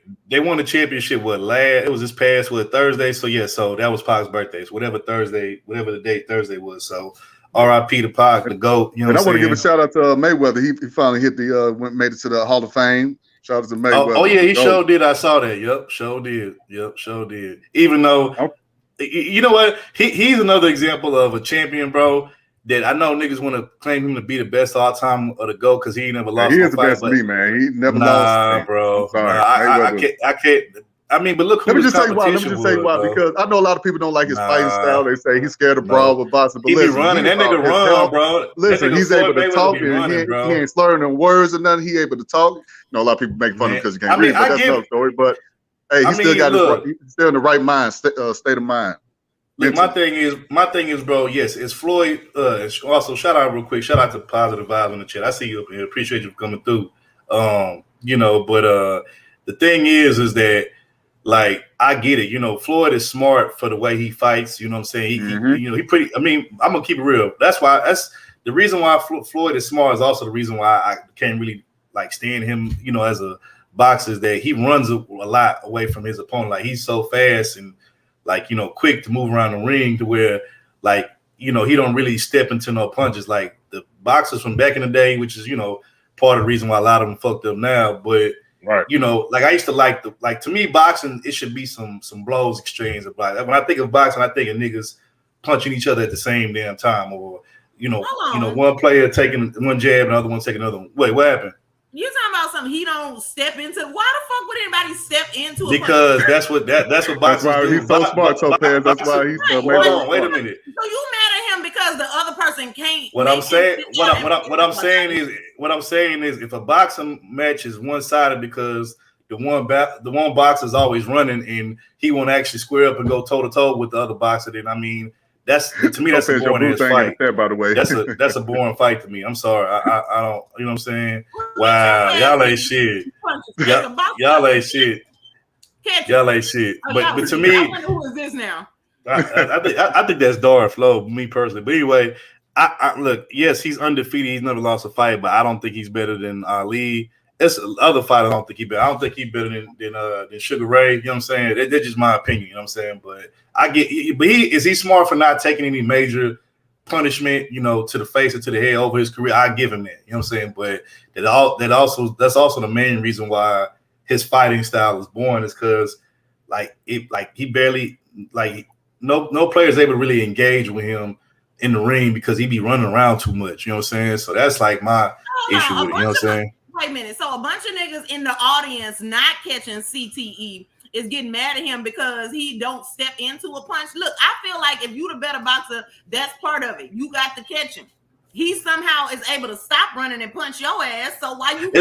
You know what it reminds me of? It's kind of like, put it like this. Let's say you went to a basketball game or a football game, but that whole game it was no touchdowns or no shots being made. Like, would that be a fun game to watch to y'all? Hell nah, not to me, it wouldn't. So that's kind of how it is for me watching Floyd punch niggas, but niggas can't punch him because he too fast moving around the ring and he's steady running and shit. Like, to me, that's you like. Really want to punch him, you'll put in the work and catch him. I wish I motherfucking would. I'm gonna just stand there and let somebody. They don't even make no sense. You ain't gonna, especially Floyd in his prime when he was younger. You ain't catching that motherfucker around the ring. He weaving, bobbing, weaving and shit, and you can't. And then look, you try to run up too fast to try to catch him to where you actually able to catch up with him. You gonna fuck around and duck your shit and counter you with a fucking jab to your face. You know what I'm saying? Flawless. flawless. I mean, oh my God, y'all ain't shit. Oh my God, you know what? The hell is that Leslie? Is that Leslie? That might be Leslie. I think my name's the Uncomfortable L. My name's Uncomfortable L. Man, I wish it was somebody I could blow that shit up so I could take a picture of that shit. That shit funny. Your third star shit. Y'all ain't shit. Anyway, but like I said, man, shout out to Mayweather. He's the GOAT to me. I know a lot of Ali fans out there, but hey, real quick, let me say this, T.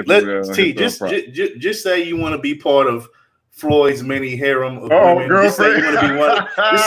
Just say you want to be one of his women in his harem, and so he could spoil you with trips to Vegas and put you in diamonds and fur coats. Just say that. If you say that, Mayweather, then if you say that, we'll look. I'll be more accepting of that answer, but. Come on. We know that's your true intentions. First of all, I'm too tall for Floyd Mayweather. Okay, he's gonna protect you, though, T. He's gonna protect you.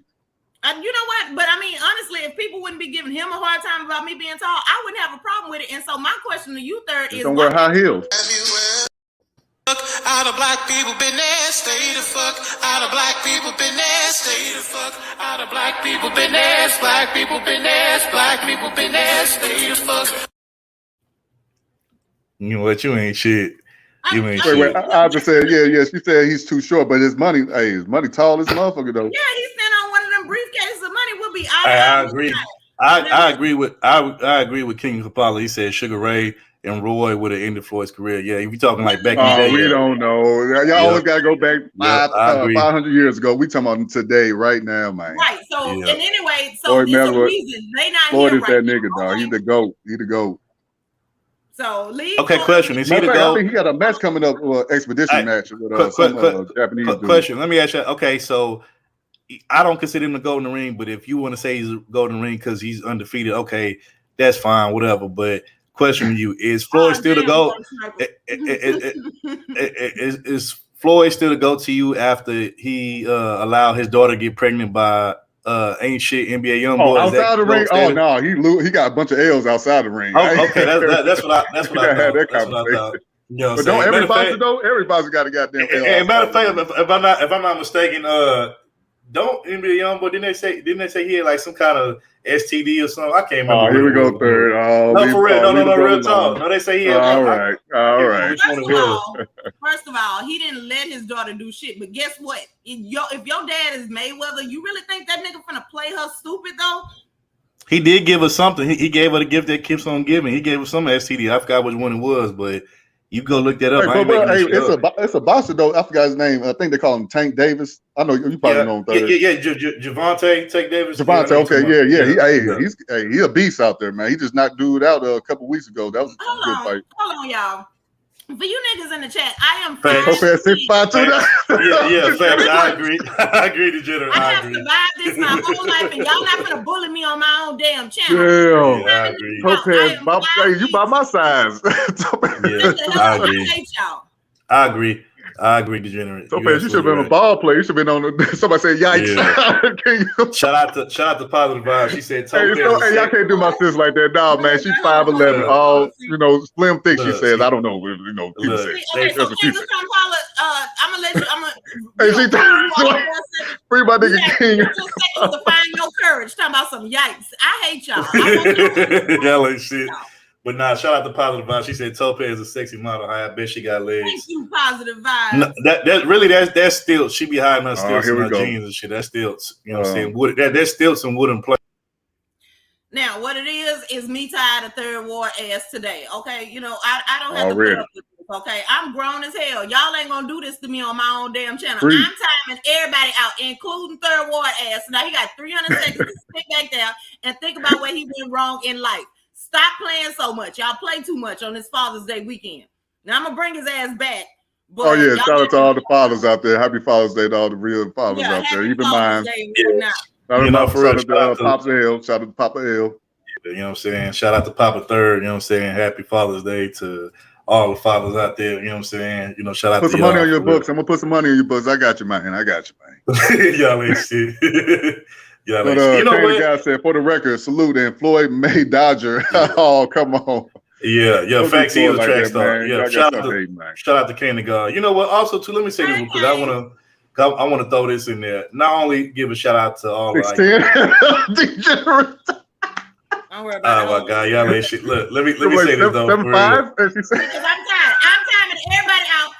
I'm tired of y'all. Okay, well we gonna get y'all. Wait a minute, Topaz. Now, if I gotta take the heat, you gotta take the heat too. Now, shout out to LD for having it, fam. First of all, that's a sore spot for me. Okay, come on now. Listen, they talking about my they talking about my kids. I don't claim and shit, man. Come on now. I can't even have my damn. Nah, but let me say no real quick though, and then we can get into the main topics of the show. But let me say this. So on the whole Father's Day thing, right? Not only do I want to give a shout out to all the real fathers out there, you know, the fathers that's not deadbeats, and also that's not just the biological father. Talking to me then, sir. Let me mute up. Yeah, it's not the biological father, but also I know a lot of people ain't gonna like me saying this, but it is what it is.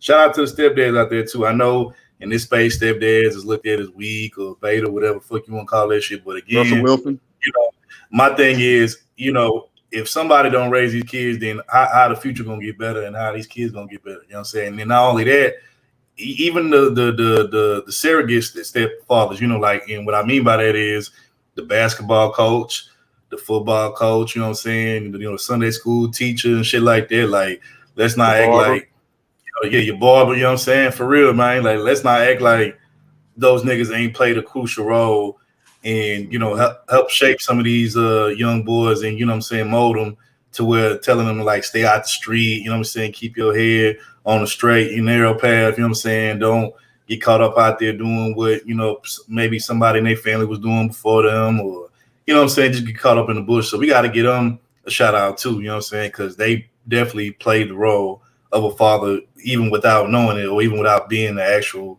biological father. So shout out to them too, you know what I'm saying. So say happy Father's Day to Russell Wilson. Positive vibes. Right. And shout out to Water Sniper. No, you will not get timed out. You're gonna get put on the Summer Jam screen. Okay. Now listen, about Ronda Rousey. Okay, listen, I'm not crazy. I'm gonna just shoot her ass. But before that, I can also not do shit to piss her off. Okay? Yeah, silly.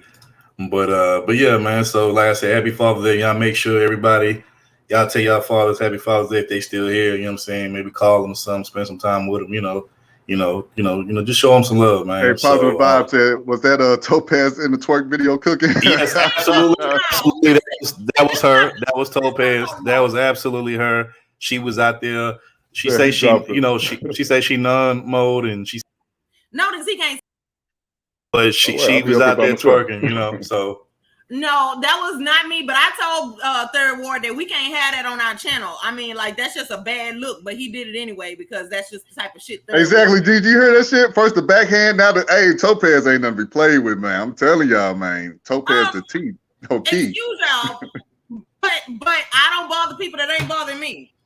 Smacking hoes, shooting hoes now. God damn, let me stay out here. What we got next, man? What's the next on the top? Why y'all keep leaving that part out? They did something to me first. Hey. Yeah, okay. So with the truth, finally. She got the truth going on now. Oh God. You know, y'all annoying. You know, so we're gonna go ahead and get into the main topics of the show. You know what I'm saying? We just while we're here, you know, it's the juicy topics, it's the topics that, you know, we tend to review and, you know, just give our commentary on and whatnot, our opinions on. So this first topic that we're gonna get into. So let me say this. So growing up, you know, particularly boys, this is mostly like a boy thing, but now it's starting to become more of a wait, she said positive vibe said Topaz got some real cakes, no eggs needed. Oh my God. Positive, you ain't shit. I like her. Positive, you ain't shit. Well, I mean, look, we be attracting all the trolls from the male trolls to the female trolls. So I see we got another female troll up in that's positive vibe. So why they gotta be a troll? I'm just saying. I mean, we already had. And look, one of our main female troll, Queen. She not even in here. Queen in the South not even up in here. So wherever you at, Queen, we miss you. You know what I'm saying? We love you, but like she be up in here stirring the pot. We got Gigi. We got Let's See, Mother twerks from time to time. Who else? Brandon. Mother farts. Yeah, I guess if that's what you want to call it. Positive vibes. You know, we got a few others in from time to time. You know what I'm saying? If I miss anybody, then I said, man, I told y'all Topaz with the hood shit. That's why she ain't been in church in over 30 years now. Yeah. Not 20 years, 30 years. Right, Oz? Yeah.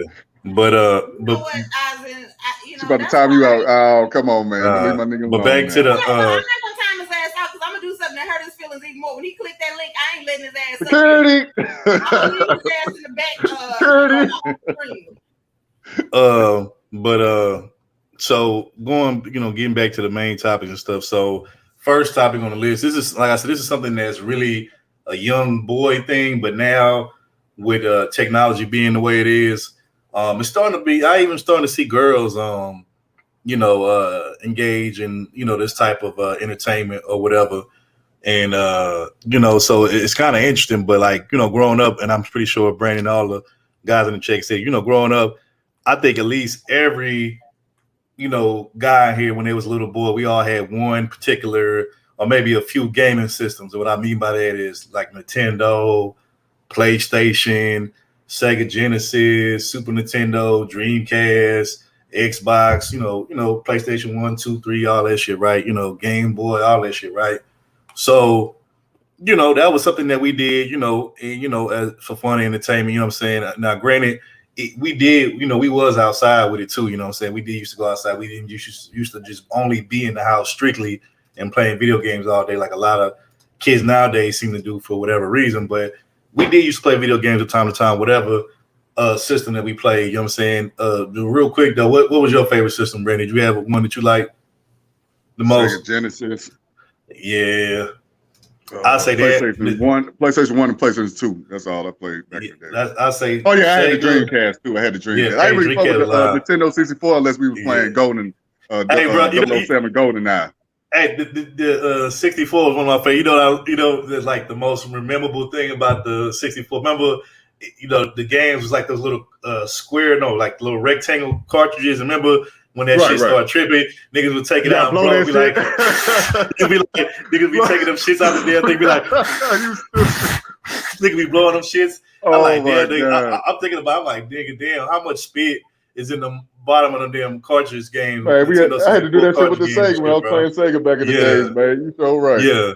You know what I'm saying? That shit funny, bro. I remember niggas used to do that shit. But so I kind of agree with what you said. I was definitely a fan of Nintendo, like Mario games. What else? Sonic was like Sonic the Hedgehog. That was Sega. You had I liked it. Mortal Kombat sports game. Mortal Kombat. We played Mortal Kombat. NBA 2K. And Street Fighter. Yeah, Street Fighter. Yeah, NBA 2K. NBA Jam. NBA Jam. Yeah, you know what I'm saying. NBA Street. You know what I'm saying. Madden, of course. You know what I'm saying. All those.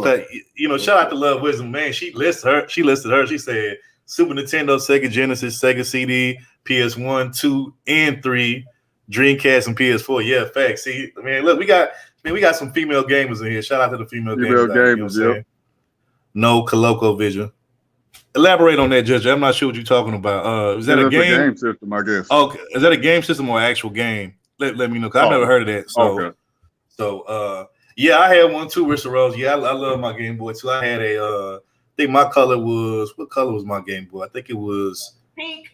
No, hell no. Forget you, man. Forget you. You ain't shit. You ain't shit.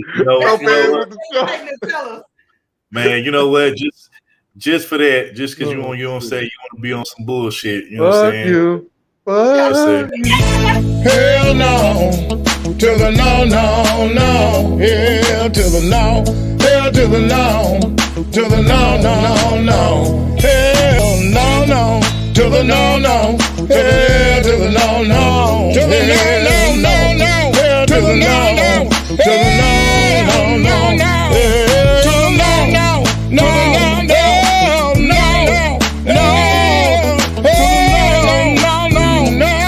to the no, no, no, no, no. He can't. So yeah, I took it out. I had to make room for my video. Hey, it's all right. I could just always re-upload it again. But anyway, so yeah, shout out to you know what I'm saying, to all the gamers out there. You know, whether you female gamer or male gamer. But like I said, we did used to go outside. We did used to. Did you ever have a game system, Topaz, at all? I mean, I had one, but I didn't really care. I was that kid that was jumping off of shit. So do you remember what system? Jumping do you remember what? Bars. You remember what system it was? It was a Nintendo, and then I used to play. So I had the little Mario track meet game, so I would play that. Wait, Topaz, did you used to have an Atari? You used to have that game system too. No, I didn't, but my niece did. Like after I didn't play with the Nintendo as much, they didn't buy me anymore. They just bought them for her. Oh, you got the first Nintendo. Right. I didn't care because I was outside. You know what? Shout out to I'm just throwing all old jokes to you ain't getting it. Shout out to Love. She said Crash Bandicoot. Man, I forgot about it. You know who else? That was a PlayStation character. Also, you know who else was a play? Y'all remember this game called Spyro, the Purple Dragon, the fire shooting purple dragon. I don't remember that, but that was my game too. Crash Bandicoot. But yeah, but back to what I was saying though. So you know, we was outside with it, but you know, for some reason a lot of these kids nowadays that play games, they don't want to go outside barely if ever. But you know, like I said, we used to mix it up. But this topic right here though, it's concerning you know, young kids and the young gamers out there. But basically, you know, if your kids playing video games, whether it's through a system or whether it's through, you know, the computer, just be real careful because, man, it's some crazy shit out here, man, that they put in these games and, you know, just in anything that, you know, anything that's involving kids, man, it's always somebody that's trying to corrupt that shit or trying to taint it. And pretty much that's what we're going to get into right now. So.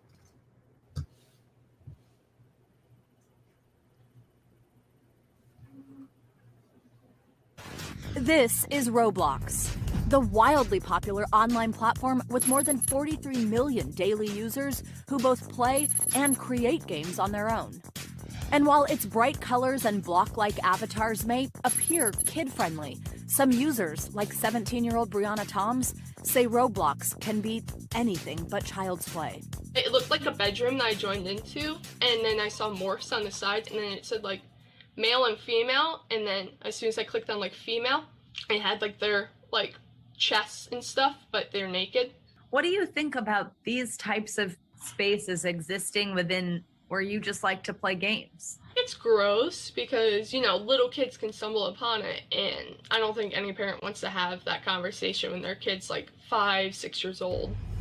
Brianna is describing the first time she accidentally stumbled into a strip club on Roblox, or what's called a condo game or scented game.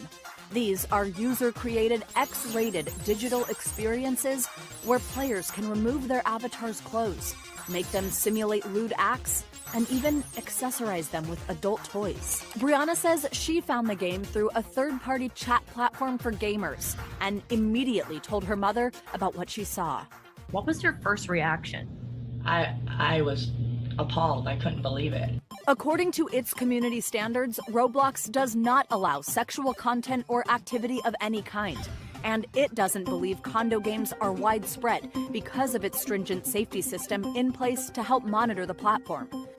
In a statement to NBC News, Roblox says, in part, on the rare instances where we find or are pointed to people or content that violate our rules, our moderators swiftly remove it and take other strong actions.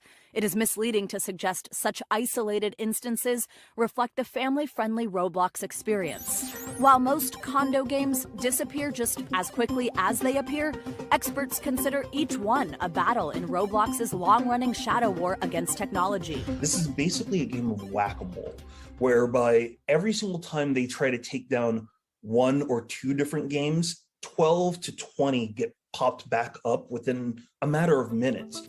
Jeff Haynes, who serves as senior editor of video games at Common Sense Media, says developers constantly find new ways to bypass Roblox's moderation system, potentially exposing kids to predators who offer online currency that's part of Roblox.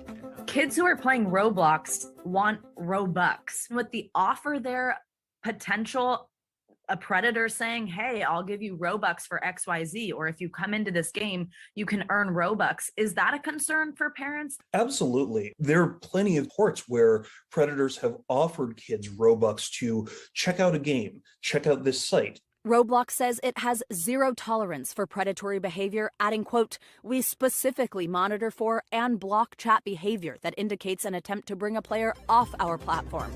Still, condo games might be easier to find than you'd think. 17-year-olds Alex and David, who asked us not to use their last names, fearing for their safety, run a popular Twitter account which reports the latest Roblox news to its nearly 250,000 followers. They say other accounts on social media lay out roadmaps to these dark corners. There'll generally be these short, quick, snappy videos that get your attention. They'll be like, oh, join this game at this link, and it will be hidden under a different name. Pretty much just masking the name and looks of it just to fool the moderation system. So Roblox will take longer to find the needle in the haystack. Brianna even showed us just how quickly she could find a condo game, again using a third-party chat platform. You can like morph into like boobs, and other parts. See, I'm getting followed around by one of them. Oh wow. 2 of them. Much of this game too inappropriate for us to show. Yeah, it's not a good place. Despite these disturbing images, it doesn't have to mean game over when it comes to playing Roblox, but it does mean staying vigilant. The report what you see, come to mom and dad. Kids are a lot smarter than what we think they are. I'm hoping they do the right thing, and I'm hoping the parents do the right thing as well.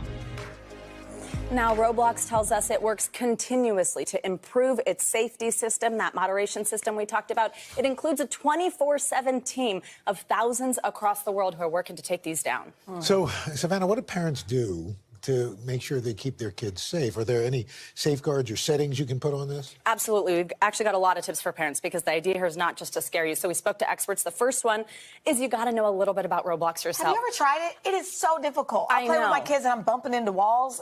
No, I know. And you don't need to know how to play it necessarily because I know it is hard. I can't do it either. But just how it works, understand, sit with your kids, see how it is that they're clicking into games, what their home pages look like, that type of thing. Another big tip, disable the chat function within Roblox. This is going to make it much harder for a stranger to make contact with your child. So happy you're saying this. I didn't even know there was a chat function. Yeah. I'm being completely honest. So, but doesn't Roblox monitor its chat feature? They do, and that's something that they absolutely want parents to know. So they use software filters on that internal chat feature, which does not allow what they say the sending of images or video via chat or one-on-one user interactions. And for users under the age of 13, it's also going to block what they call personally identifiable information. So that's phone numbers, addresses, things like that. What about parents who want to go even further? Is there anything else they can do? There absolutely is. So with Roblox, you can set a PIN actually to protect your settings. So here's the thing. A predator could say to your child, hey, go in and change your settings so that then they're able to do more than what you want them to do. But if you set that PIN and your kid doesn't know it, then they're not going to be able to change any of those settings and it can remain in place. And again, Roblox is doing a good job with taking these down as soon as they see them. The problem is just that they pop up a lot. And should you, I mean, maybe be in the room while your kid is playing that? Yes, it's a good idea, too. The experts said that if you have this gaming going on in a room where you can see and hear it, because nobody's talking to your child that way, it's a little bit better. I have it on both of my phones. Can you put those settings on? I know, right? I will. If your kid's playing and they see something that's a little... Tell you, communication so important. Yes. You want to make sure that your child knows that they... So, there you have it. You have a popular computer game that kids of this generation like to play called Roblox. And, basically what they're saying is you got, these sick, sexual predator motherfuckers that's up on there that's basically, I guess, has like hacked into the game or that's pretty much tainted the game by editing certain things in the game and basically showing like, body parts and all that type of stuff. And, you can like chat with these sick motherfuckers and shit like that. So you got to be careful. Like when your kids is playing, you got to be like on and kind of like aware and more like attentive to what they're doing. Cause for all you know, they could be having communication, with a predator, don't even know it. You know what I'm saying? He could be pretending to be like, he's one of the, like a kid their age or whatever. But, most of the time they don't see the people in the chat that they chatting with. They just see like their little screen, like little message come up on the screen or whatever, you know what I'm saying? But they don't really get to hit them. Like the thing that's different between that, like for instance, like the Xbox and the PlayStation and shit, right? They have this thing where, if you pay a certain like membership online, like I think it's like $20 a month or something like that, you get to play people globally across the country, through this internet service to where like if let's say y'all playing like some type of shooting game like Call of Duty, which is like a military shooting game, you could play with people that's in another state, another city, another country. And, if you have like a headset, you could talk to them and kind of like know like who you're talking to. But with this situation, it's different. You don't really know who you're talking to. The only person that you're talking to is the people that's whatever the screen name is for that person, but you don't really know that person. You don't get to hear their voice. You don't know, if they your age or somebody older. So it's crazy. And speaking of tech people, we got a tech expert that just came up in here. Shout out to my brother, Professor Black Ops, cybersecurity. Oh shit, what's going happening, on, man? What's going on, So Professor? it's funny, bro. I find it funny that every time we do like some tech topic, like man, He pulls up. yeah, he'll like pop up in the Candyman. chat. Shout out to KIT, shout out to Keep It Techie, or Keep It Thuggin'. You know what I'm saying? He be pulling up when we do tech topics and stuff. You know what I'm saying? So we definitely appreciate y'all showing love on the tech end of things. You know what I'm saying? Social media has pedos on it. Be safe in the cyber streets. Facts. Yeah, and, that's why I'm kind of against with the online gaming stuff. When the kids interact with other people, they don't know. Now I can understand if when they friends or cousins or something like that, family members that they know, but no, not strangers. I don't know how parents allow that to even happen. So I'm not with that. And shout out to SLK did it. He said he's from Room Shakers chat, which is that's the HBICRS. That's her chat. He said, "Salute, I've been waiting for live. Appreciate you for coming through, bro. Hopefully, you subscribe to the channel and like the stream and all that. And you go check out the rest of our content that we've already done. Appreciate you for being here. Also, shout out to Bronze Dipper Sun, because she said, I swear there's always some sick ass person sitting up at night thinking of some stuff like this to invade an innocent child's mind."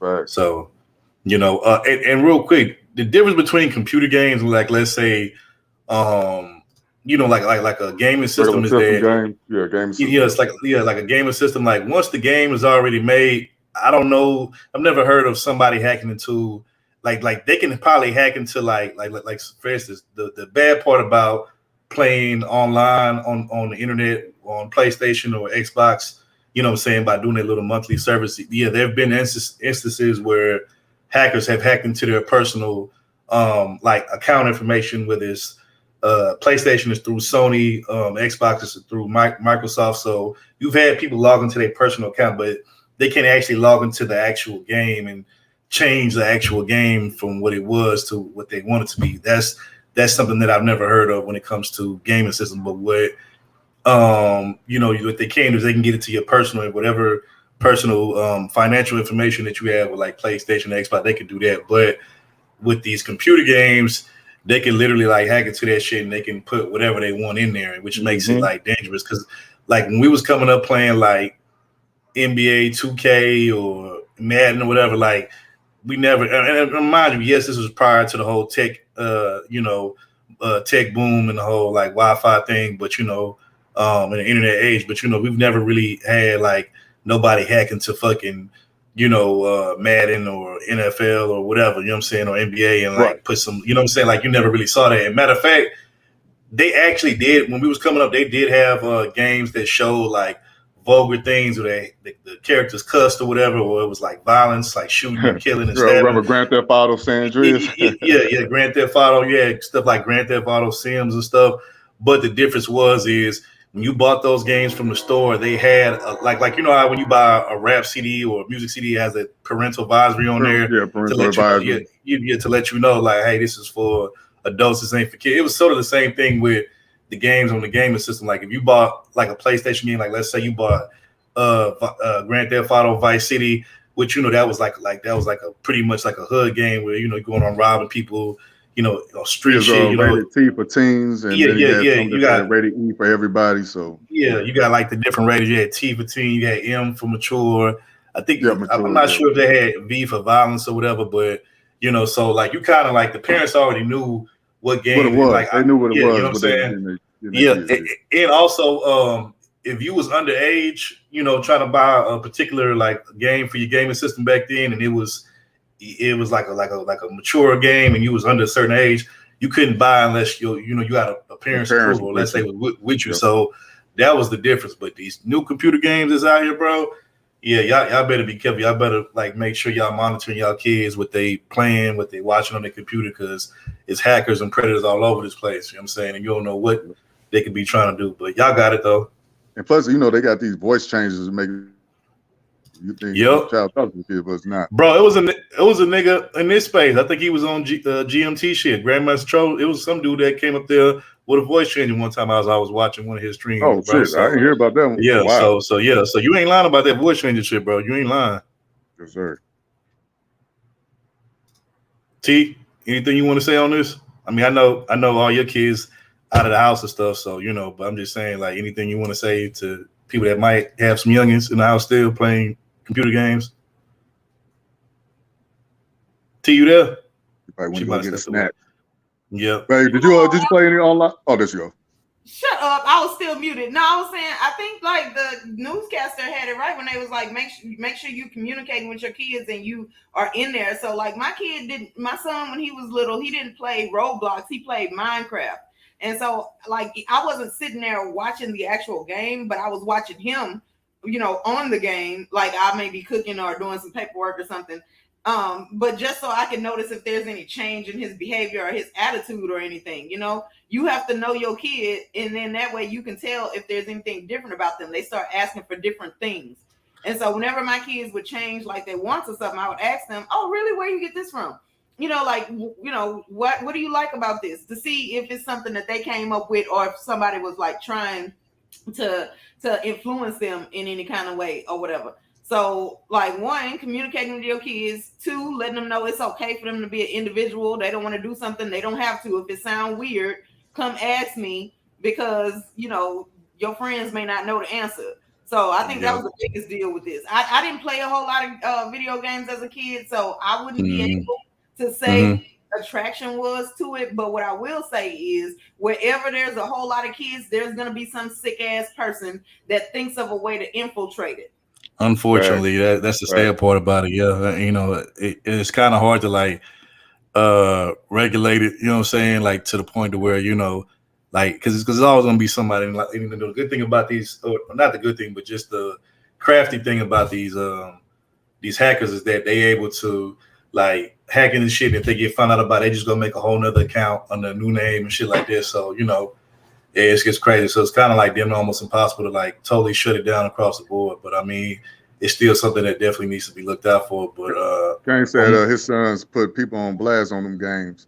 Hell yeah. That's yeah.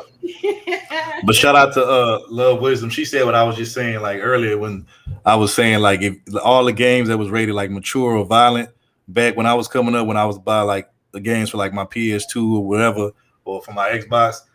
All of those type of games, like she said, they were behind the register, or if they weren't behind the register, they were put away like in a glass like case. And it was like it's kind of like when you go to like Walmart or whatever, Best Buy, whatever, how they have certain things tucked away and like behind a glass. You have to get somebody with a key to open it up to get access to it. Like it was kind of the same thing with those violent games. So she's telling the truth. She ain't lying. That's kind of what I was kind of speaking on. Shout out to my sister Slim motherfucking Duncan in the building. She said, I always monitor my son with online games. I don't even let him play unless it's with a friend that I know or his cousin. That's what I was saying earlier. Man, right. shout out to my H-Town sis for pulling up on us, man. Appreciate you coming through. What's going on? H-Town in the building already. But yeah, so shout out to Love Wisdom for saying that though, man. That's true. You know what I'm saying? So shout out to SLK Diddy. He said big facts. I had to pull my niece off that shit because of the same thing. So damn, man. So this shit happening more frequently than what I thought. I know we've seen it on the screen, and they said other kids have went through it, but the fact that we got somebody in our chat saying that a family member, there's a young family member that's went through it, then that's crazy. You know what I'm saying? So did y'all do online stuff like on games and stuff? Bro, I'm gonna keep it real. Back then, like when the internet first hit, like I was pretty much like in the middle school, about to go to high school, and this is like doing the dial-up days and shit. But when I was on there, bro, I was just really listening to music, bro. I wasn't really playing no computer games like that back then. Like I said, the only games I was playing was like PlayStation, Xbox, Nintendo. But when I was on the internet back then, it was really mostly like listening to music, looking at music videos, shit like that. But I really didn't play too much computer games like that, bro, back then. Like, that wasn't my thing. So. They did something at school. Somebody everybody downloaded Halo for some reason. It was on everybody's computer, so everybody was playing Halo. And this was back in high school when I was going to high school. So that was probably the only time I really was playing. Well, I did play chess too. I played a lot of chess on the computer, but other than that, Halo's probably the most. I'm gonna keep it real. PC. The only computer games I remember playing back then is like, you remember when we was in elementary, middle school, when they used to play like them little educational computer games, like I remember like number munchers and shit like that. And the great was it the Oregon Trail and shit like that. Oh, well, I will say we did play them card games too on the shit like that. Yeah, but like as far as like, and you know, it's funny that you brought up Halo, bro, because I was thinking about that. But like, Halo actually came out back then on two. It came out on the Xbox and it came out on computer. But I had the Xbox, so I played it on Xbox. But I don't know if it was the same. It was the same game, but I don't know back then if motherfuckers was hacking into computer games back then. You know what I'm saying? So hey, they say Oregon Trail. I never heard of that game. Y'all heard of that? Yeah, it was on a floppy disk for one. Yeah. Look at Topaz. You know about the floppy disk. I can't believe y'all even know about that. I played Oregon Trail. That floppy disk. That's 90s shit. That's vintage 90s shit. You old too then, Third. I never played that one. Yeah. That's vintage 90s shit. Y'all don't know about Dog Floppy said they did the same thing at his school with the Halo. Okay. Yeah.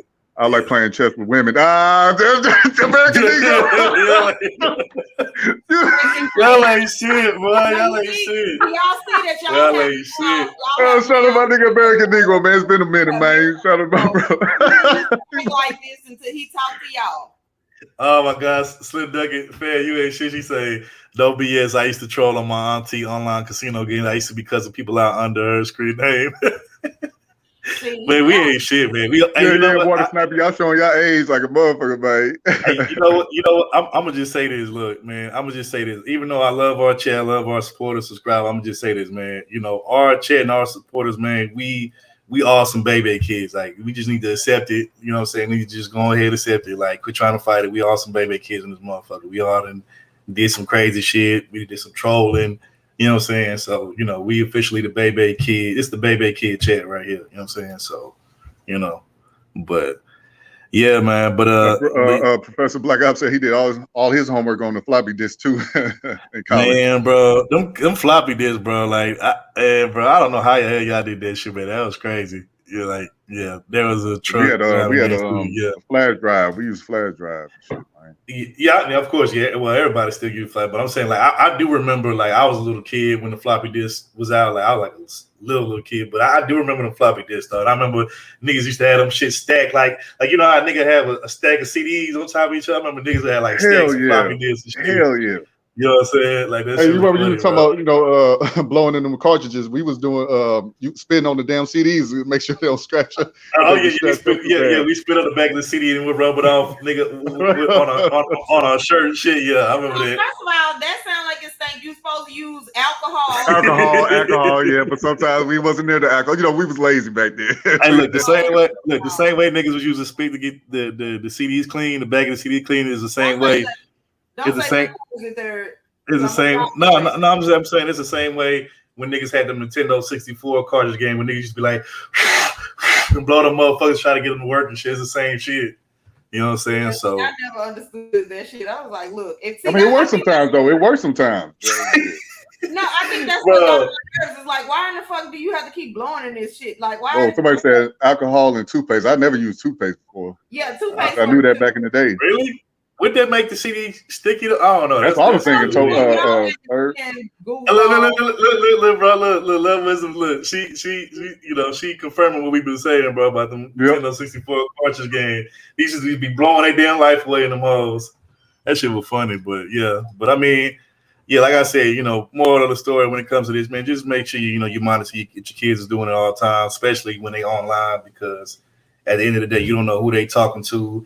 They be in these live chats, just like how when we be here on YouTube, we be in these live chats with people. I mean, of course, most of us know each other because we done been in here for some years, but for the most part, you know, a lot of kids every day they be on, you know, in these chats, in these game room chats with people that they don't know, probably don't even see. At least we can say we done seen motherfuckers on here cam up before, and you know what I'm saying. We done heard their voices and shit like that. Most of them gaming chats, you really don't know them, especially if it's like some computer shit. Now, if it's like a system game, maybe, but like for the computer games, more than likely, they don't know who they talking to. So just be aware of that and just make sure that, you know, you monitor that shit, you know what I'm saying? And then, you know, hopefully they won't have those type of problems. She said we used to unplug the internet cord and plug it back so we can get on the phone. Yeah, I remember that. Yeah, that was them dial-up. That boy, that was a struggle era, bro, for internet, bro. Like that shit was the worst. I can't lie. Nintendo Super. Yeah. Right. Yeah. Y'all remember when AOL gave us 1,000 hours on the CDs? I never used AOL. I never used that. Yeah, I remember that. You got mail looking ass. Like, yeah, So, that what shit, you bro. saying? No, I was just saying I remember that. And then you had to go get a whole new CD. And then like, I don't know. I'm trying to remember. That was like something they used to give away free AOL CDs. So I never bought one ever. Mm-hmm. Like I would always get them from. Nah, I know what you were doing, Topaz. You was too busy. Your ass was on Black Planet. That's what you was doing. You was on Black Planet. First of all, I did have a Black Planet account. Me too. And then like man. See, look, the real number comes out now. The real number. Anyway, continue. Continue. Whatever. Listen, told y'all she want no damn none and no saint. Told y'all. But anyway, Hannibal said drop the link. I think we supposed to drop the link anyways. I think. Was calling my mama like, and these dudes out here calling us sweet, and she answering them, and I was like, oh my god. Yeah. So he called my mama on me, so I was like, all right, fine. I'ma just not have a damn account. Yeah. But anyway, we're gonna go to the next topic. You know what I'm saying? I think we didn't spoke on this one for quite a bit already. So next topic. Man, I don't even know what to say about this shit right here, bro. This shit is like disgusting is like an understatement. Like, okay, so I'm gonna just say this, man. Don't get me wrong, you know, every now and then I do like to go out to eat somewhere nice, you know what I'm saying, whether it's a restaurant. Sometimes fast food is cool too, but fuck you, fuck you, bro. Fuck you. Anyway, appreciate you, Shay Love, for coming through. You know what I'm saying? Shout out to Room Shake in the building. What's going on? Appreciate you. Appreciate you for sending your people over here. I see y'all deep up in here. Appreciate it. But you know, yeah, I do like Chick-fil-A. I ain't gonna even front, you know what I'm saying? But you know, if you're in Texas, you fuck with Whataburger, shit like that. You know what I'm saying? I think on the West Coast they fuck with In-N-Out or whatever. But you know, like I said, bro, you like going out to the little place to get something to eat sometime. But this next topic right here, man, this shit is disgusting. But before we do that, I just wanted to say, you know, hello to the panelists. You know what I'm saying? Shout out to Love Wisdom, the Fire Spitter. Shout out to Hannibal. What's going on with y'all? Hey, y'all. What up, man? Nothing much. What's going on with you, Love Wisdom? I'm chilling. How y'all doing? You're doing good. Appreciate you. Long time no see. It's been a minute, but glad you're here. Yeah, What's going on? Wow. Yeah, you know what I'm saying? Used to keep it lit up here when we was up here. Fitness journey making me feel bad. Yeah. You know. I'm here, Topaz. I got your back, sis. I got your back. Hey, you should have been had her back a long time ago. Hey, feel like old times up here. You know what I'm saying? Shout out to Art. You've been getting out of line. Hey, Art New Shout out to Art New Style. What was that? Art, what's going on, man?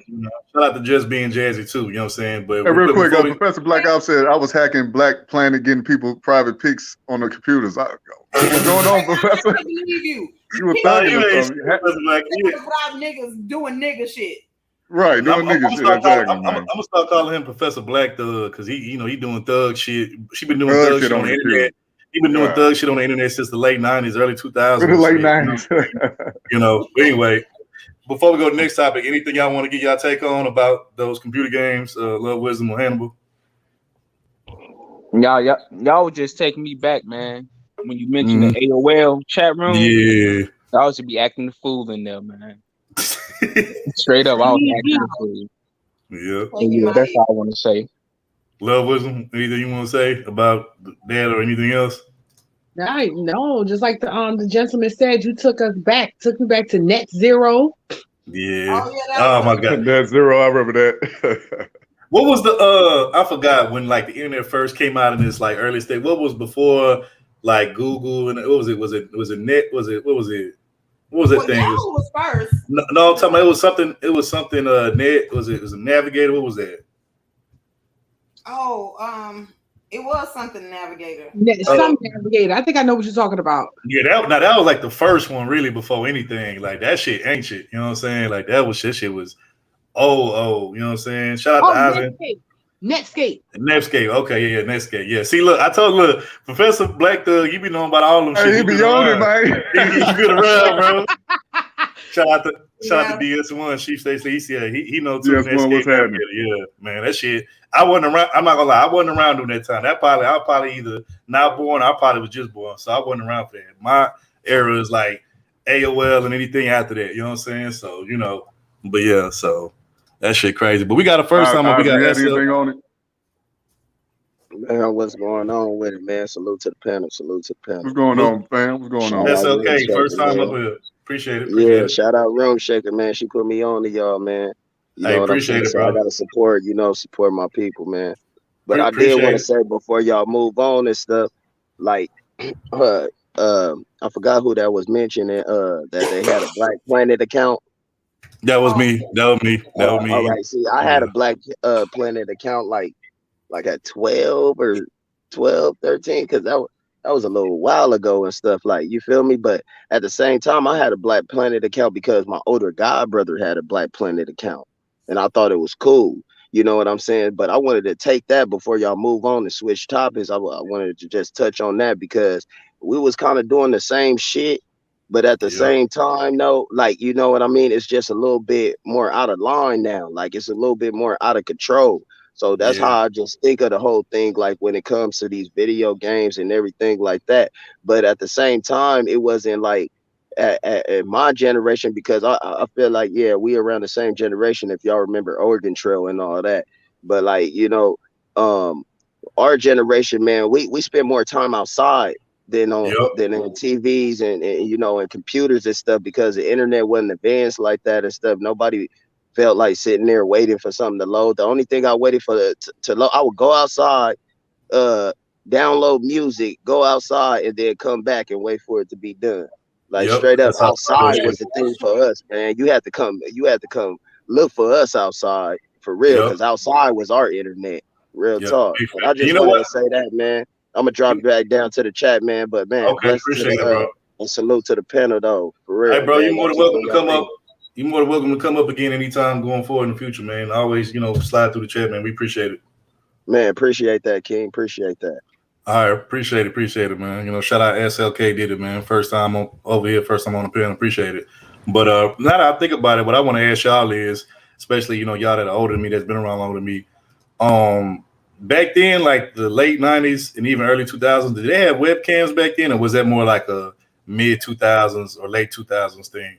I think that was more of a mid 2000s type of thing. Yeah, it was mid 2000s because you actually had to buy the camera and hook it up to your computer. Right. Okay. Right. Okay. Yeah. Because so basically, like doing the Black. Oh, you know what? No, it wasn't, because I remember when I got out of high school, which was 2006. I seen one. I seen a few of them. So basically, anything like from like 2000 to I want to say like maybe 2004 or 5, there was like no webcams prior to that. Pretty much anything before 06 is what you're saying. Yeah. Anything before 06, people were still using the video cameras like the JVC and the Casio that you had to put on the tripod. I remember that. Yeah, and see that was back. See nowadays, like I'm not saying that video recorders is cheap, but they was definitely a lot cheaper. They're a lot cheaper now than they were back then. Like back then, you had to spend some like bands on. You know what I'm saying? I remember back then, when the first camcorders came out, if you had one of those, you was doing good in life. You know what I'm saying? Because it was like $1,000. Yeah. Back then that was $1,000 really ain't shit now, but back then that was a lot of money though. You know what I'm saying? If you had a camcorder back then in the 90s, and you was doing something. So you know what I'm saying? But anything you want to say? Shout out to Nisa B in the chat. I see you up in. Appreciate you for coming through. See, I just want to say that Eisen right now being on the panel is what happened when security go on break. Security. Hey, you know what? Hey, security just let me up. No, they wasn't on break. They let me on in. They said, "Oh man, you VIP." No, they didn't say no shit like that. We had shots. We had shots at the Velvet Rope, man. They opened it up for me. They said, no. They said it's light skin so for the win you got this them drunk. So that's what happened. You got them drunk and then snuck in under the rope. No, we were celebrating the light skin for the win. No, he gave us some of bronze dip cookies. That's what happened. They fell asleep on that shit, man. Hey, y'all ain't shit. Hey, them cookies will get me in too. The trap real good. Well, come up here and act like you got some damn sense, Eisen. Don't touch nothing. Come in. What's your thoughts on the topic though, Eisen? But I know y'all was talking about doing the Black Planet and all. I didn't fool with none of that. But that Oregon Trail was the shit. I did. Yeah, buddy. Wasn't it? Shoot. Yeah. Hey, I like Oregon Trail. It was Yeah, on fire. not even just that. Remember back in the 90s when they had like when they had the Mickey Mouse and Disney games on the little floppy disk and shit too. Yeah. I remember when they had the Carmen San Diego game. Yep. Yeah, I remember that. Yeah. Yeah. So, Love, let me ask you this. I'm guessing from what you were saying in the chat, you pretty much would you consider yourself a gamer girl, or at least a 90s nostalgia, vintage type of girl when it comes to that type of stuff? Yeah. Okay. That's what's up. That's what's up. What is this? Super Mario World, Revenge of Shinobi, Zelda. Yeah. She said Streets of Rage. You a legend. Shinobi, what you know about Shinobi, man? That was my shit back in the day. That was my shit, Brandon. Oh my god. Oh man. Hey, anybody please fuck with that Shaq Fu? I know a lot of people don't rock with Shaq like that. Hey, Shaq Fu was like Street Fighters to me, man. That was my shit. Shaq Fu was decent. Street Fighters, Tekken. They had the final fight. Fight. They had Fatal Fury. Fatal Fury. Yup. Who remembers Metroid? Metroid. Metroid. The art of fighting. Yeah, the Mega Man Fighters too. Yeah. Oh, Contra. Shout out to Mr. Miami. Needs to be. They say Contra. Yeah, I forgot about Contra. Yeah. It came with that Double Dragon. Yeah, Double Dragon. Yeah, man. I ain't gonna lie, man. I missed the 90s, man. 90s was the shit, bro. We had all the good games and. Hey, who remember this game right here? If you knew somebody who had this system, either their parents was doctors or lawyers or drug dealers. The Neo Geo. Yes. Nope. Never had that. You want to know why y'all didn't come I never heard about that one, Animal. That's the only one I never heard about. Listen, the cartridge for the games was going $200 a pop. I'm not lying. Look this up. When was this? The 90s? This was the 90s? This was the 90s. Yeah. Neo Geo had all of the Samurai Showdowns and the Art of Fighting, and what's the other one? War Heroes. World Heroes. What was the one? They had all Metal the Slug. Metal Slug. Yep, they had all the King of Fighters games on Neo Geo. Yep, I'm telling you, if you came across that in the 90s, somebody was dealing drugs or their parents was doctors and lawyers. That's all I gotta say. Because I knew this dude, he had the Neo Geo system, and he had about 20 games. I promise. Damn. Yeah, he definitely had some. Yeah, he had that dough, he had that bread. But I forgot what was that one. I forgot what system it was on. I can't remember if it was Sega, but wasn't there a game called like Gauntlet of War or some shit like that? Like Gauntlet or some shit. It was like it's like medieval times and shit. And you like had to go fight like in this castle and shit. Y'all know what I'm talking about. I forgot the name. Mr. Miami. I remember Metal Gear. That was my shit too. And Tomb Raider. You can't say the 90s without saying Tomb Raider.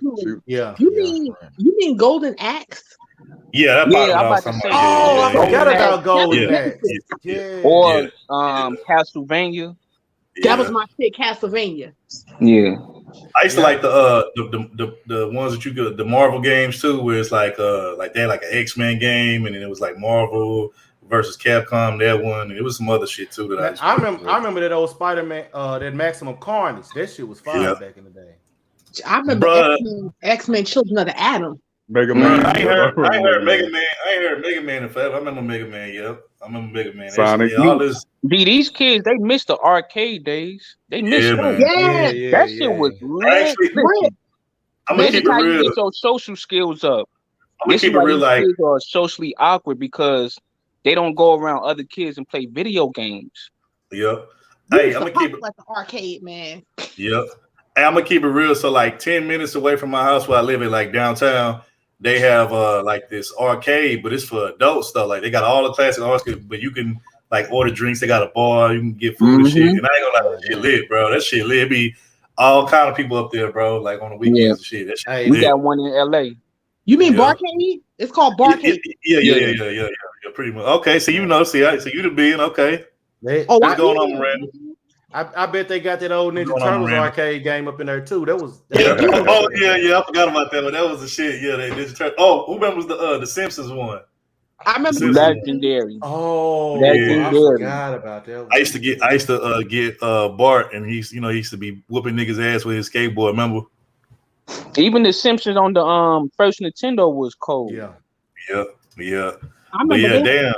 The Power Rangers game, man. Yeah, you know what's said real quick. And then I guess we're gonna go to the next topic. But so speaking about Power Rangers, funny that you bring that up, Lois. So I think can't remember if it was last stream or the one before that, but we did a story on the original Red Power Ranger from the Mighty Morphin Power Rangers. I forgot his. I think Austin St. John. I think he got caught up in a PPP loss. I'm like, damn. So you got our childhood. Like you got our childhood, favorite shows and shit get caught up in scams and finessing motherfuckers for money. I'm like, and I forgot. I think it was shout out to Torian Ray. He came up here. He was talking about some scamming time. I said, man, you ain't shit. It's scamming. Like y'all ain't shit, boy. Wait a minute. I hate to do this. I gotta shout out Eisen because he hit the cash app. He said for the fuckery. Yeah, hey, man. Shout out to my brother Eisen. Hey, man. Shout out to brother out here in the cash app. Hey, man. Let's get it, man.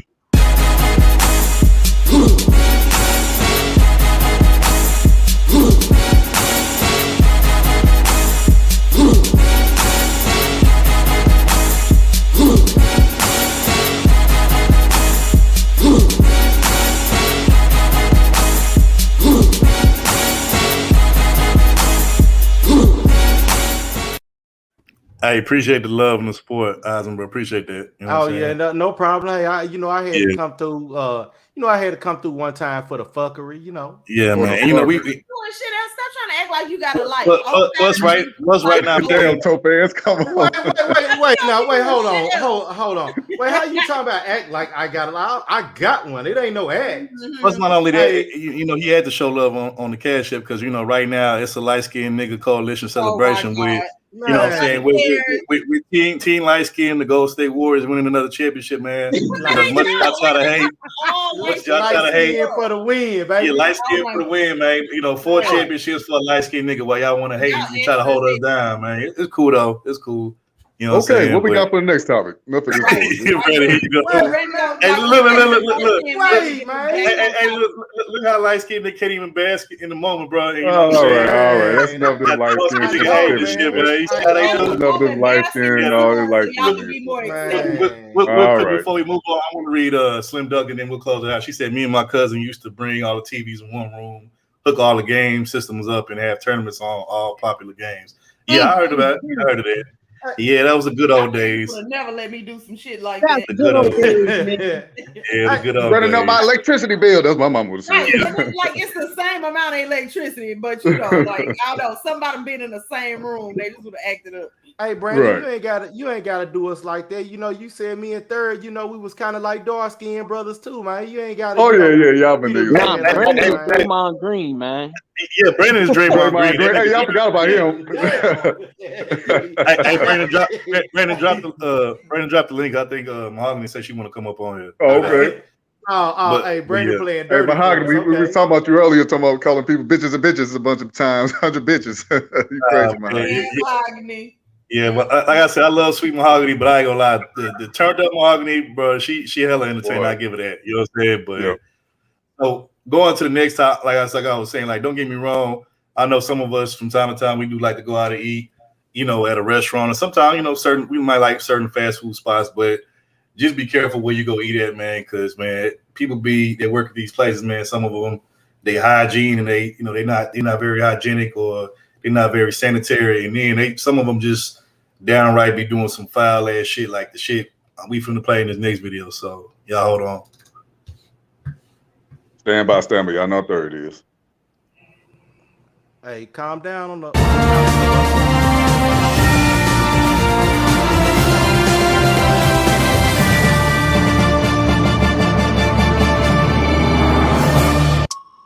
Oh no.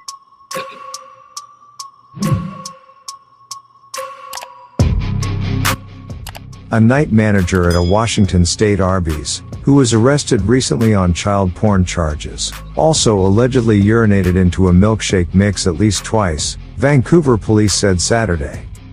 Stephen Sharp was booked into the Clark County Jail on 9 separate charges, after allegedly confessing to detectives he downloaded and distributed child porn, and had a sexual interest in children.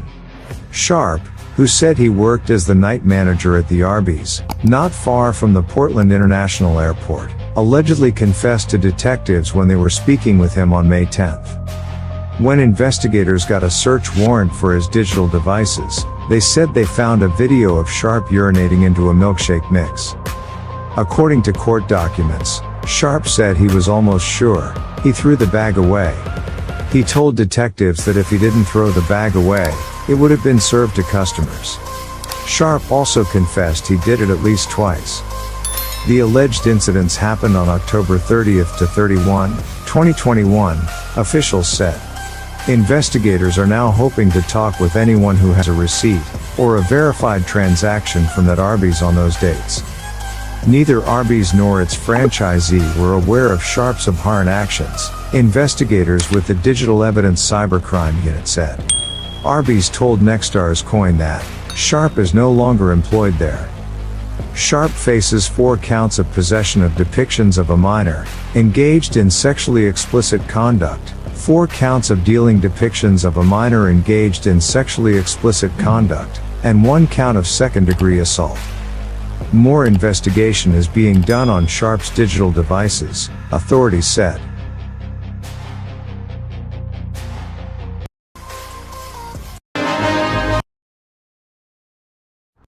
I can't investigate for child mix.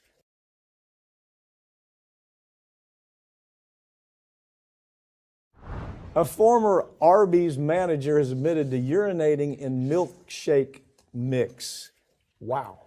It's being investigated. He's also being investigated for child pornography. This guy was, now you can't blame it on Arby's, although I can't, what is that mystery meat that I don't even know what it is that they put in an Arby's sandwich. But now, okay, now the milkshakes, pick it up. This was a truly bizarre story, just because obviously it started with this former manager getting investigated for distribution and possession of child pornography. And he admitted to cops, he's like, yes, I'm sexually attracted to children. And then as they're conducting their investigation and questioning of him, it's, oh, by the way, I also would pee in the milkshake mix a couple times for, as he said, sexual gratification. But then he says, oh, don't worry, I'm almost positive that I threw those batches out. And they looked through the security footage at Arby's. They found him actually peeing in the milkshake mix. They didn't see him throw it away, though. So where this story lands to me is, what does an employer do? I mean, really, first of all, there's an employment shortage. People are not wanting to work. I mean, what does Arby's do? I mean, how do they identify this guy? It's virtually impossible. And it's almost caveat emptor nowadays, isn't it? Well, whatever you're doing, buyer beware with it. It's a damn milkshake now. You got to be careful. Well, and it is a really interesting story because of that angle. How do you screen for this, right? You can't potentially go through everybody's computers in the interview process to see if you're hiding child pornography on there. So there has to be a better way for companies to kind of make sure that you're not hiring a milkshake peer, I guess. But if you're going anywhere, well, if you're going to eat that weird sandwich, God bless you. Hey, whoever want first crack at this, y'all got it. I know they say you can't judge a book by its cover, but the boy looked nasty. The boy looked like something ain't right. And Kay made a good point. There's a lot of shit booked that be into the going Clark on fast food restaurants. Like people be pissing in stuff. The burger fall on the floor and they be picking the burger up and still putting it on the grill. Like people be doing some nasty shit at these places. That's why most of the time I be cooking at home. I was like, this milkshake is bringing the people to the yard, and that's a damn shame. The boy just don't look clean. I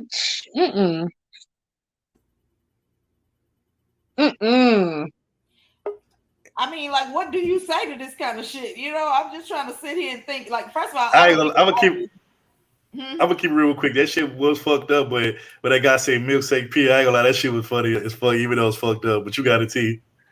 No, first of all, I don't eat Arby's because like their food just don't look right to me. I don't know. I just can't understand it. You know what I'm saying? But you know you down with the mystery meat. You know you down with the mystery meat.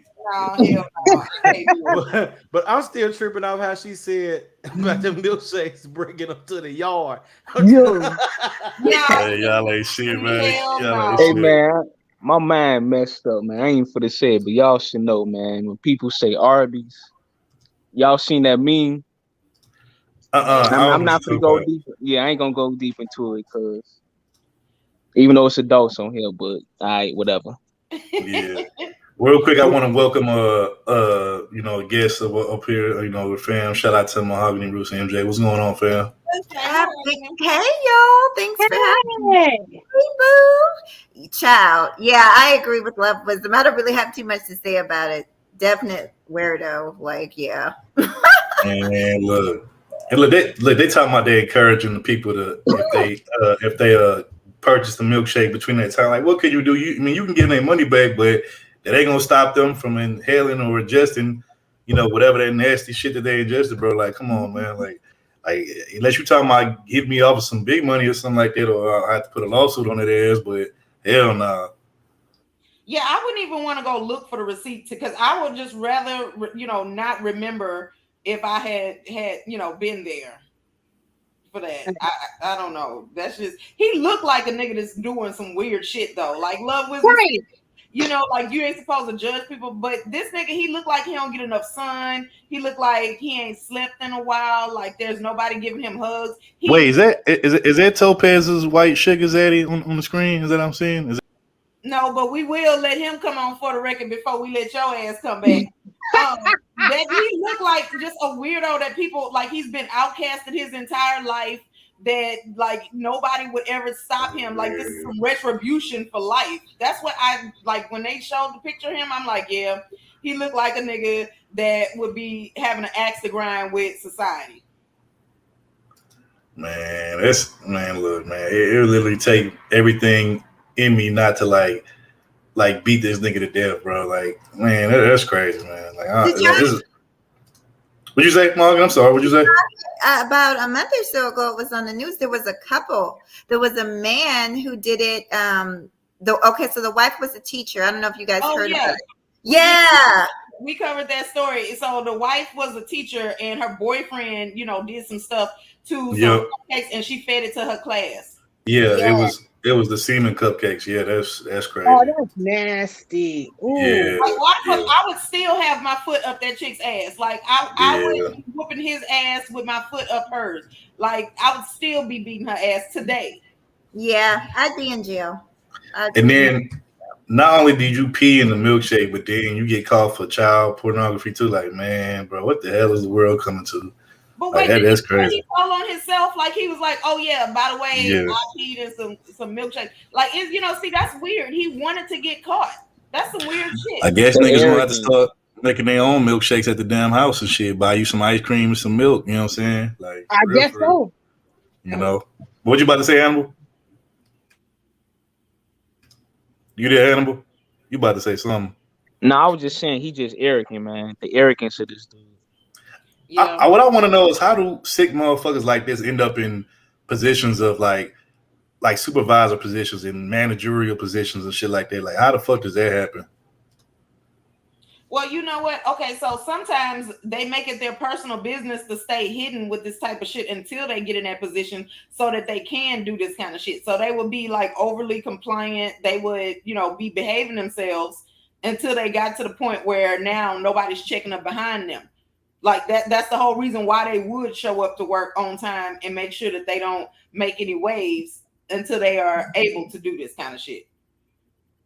Yeah, that's crazy, man. Like, I'm like I said, it would take literally everything in me not to beat that motherfucker to death. Like, come on now, like what the hell? Like, you mean to tell me I ingest some stuff that I can't get out of me, you know what I'm saying? Like, and you could pay me the money all day, but it's like that's some crazy shit right there. Like, I don't even know what to say to that.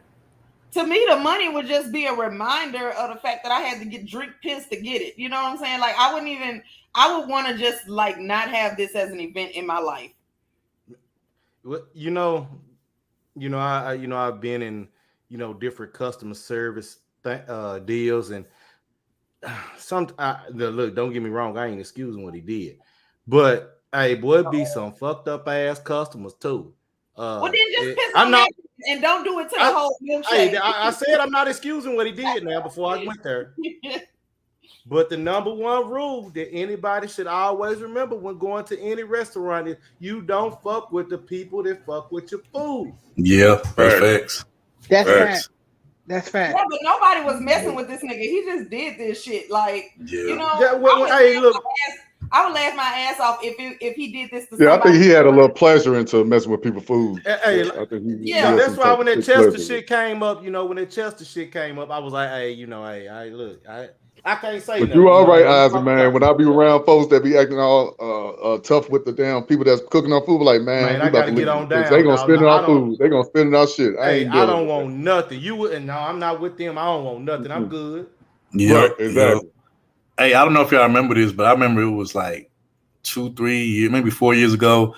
There was a story going around of some woman that I guess she got pissed off at a customer or something. She worked at Wendy's and they say she put some WAP juice on her burger. I said, wow, that's crazy. Oh, I thought it was period blood. The one I heard about, she put period blood. Man, but just me, I ain't gonna lie though, man. I used to work in the food industry. Like, yeah, the food industry, it could be a cool place working, but it could also be a fucked up place because, like Isaac was saying, you don't want to piss off the wrong person that's making your food because they'll put anything in your fucking food. And then the thing about and this doesn't excuse, what they do, and it's still wrong. But what a lot of people don't know, a lot of those people that work in the food industry, a lot of them are overworked and underpaid and be working these long ass shifts. So they already be irritated as fuck just off of that alone. Right. And frustrated. Yep. Yeah. Customer, come in there, bitching or saying something that they don't like, man. Next thing you know, they turn the fuck up. Or even if they don't turn up on you and cuss you out, they be like, all right, then why? And then they, you complaining too much or you returning too many food items back, they gonna give you that shit back and ain't no telling what they gonna do to that shit, spitting it, whatever, drop it on the floor and pick it back up and give it back to you like everything cool and shit, Mm-hmm. Like shit crazy. Man, and I seen it before, motherfuckers be turning taking food, they be playing like they trying to take the food back like it's wrong. They know damn well they got to keep that shit just to get some out for free. Yeah, I remember that. Yeah, that's the fucked up part about the food industry when you work and they act like at night when you finna go home they throwing away shit and you be like, well, wait a minute, why don't you just give it to the employees or some shit? You know what I'm saying? They'd be like, no, we got to throw it away. It's like, damn, you got motherfuckers out here starving and shit, and you know what I'm saying? You rather throw it away than to feed your employee or at least give it to a person on the street. That's fucked up, Shit, I couldn't work. I've been unlied about it. I've been snatch all this shit up. Shit, I ain't gonna lie. I used to be taking some of that shit, even though they was like, man, don't do it. Shit, my ass took that shit anyway. I'm like, man, what the fuck y'all wasting food for? Like, you know what I'm saying? I snagged that shit. You know what I'm saying? So I feel you on that. But Mahogany, anything else you want to say? I know you didn't say very much. You there, Mahogany? I don't know. Maybe she stepped away, but. Yeah, just be careful, you know what I'm saying, because, okay, you got it. No, I'm here. Yeah, that's me. I'm working and listening to y'all at the same time.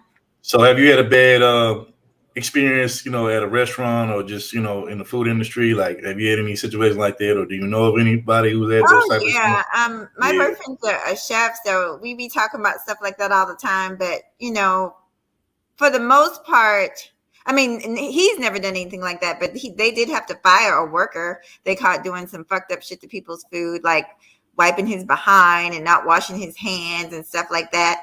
I'm serious about my food now. I was in like a fast food place and the worker, she went back to the restroom. I went to the restroom. And normally I don't pay attention, but listen, when you work at the place I'm about to eat at and you don't wipe your hands and you blow up the restroom, honey, I'm sorry, it's an issue. So I didn't make a big deal out of it. I just told my son, let's go. You said, bitch, wash your hands. Bitch, wash your hands.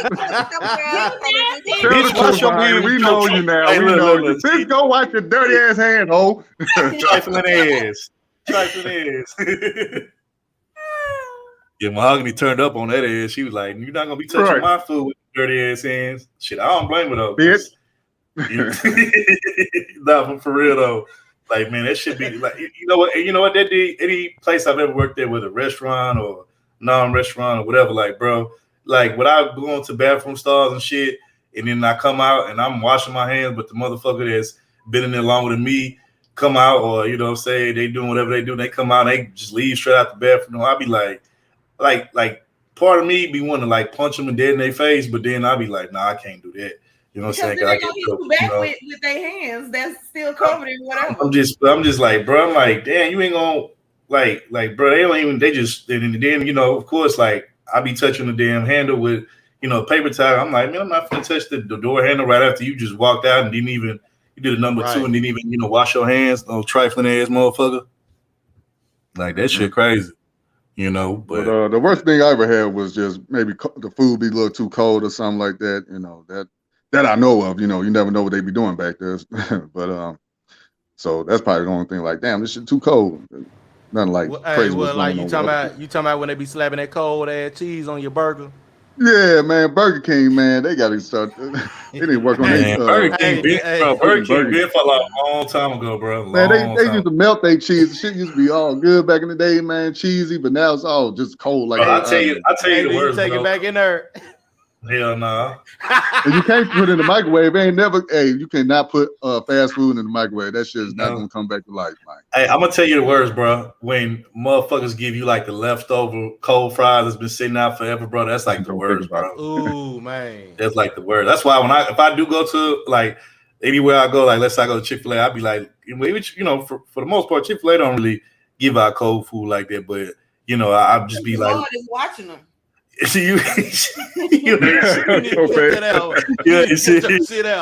the most part, though, I will say I'd be like, nah, give me some French fries. Like, I want to see you drop some French fries down. I don't care if I gotta wait. Like, fuck out of there. I don't want no damn. Yeah, you know they be like, it's gonna be a 30-minute wait. Oh, fuck it, I'm gonna wait.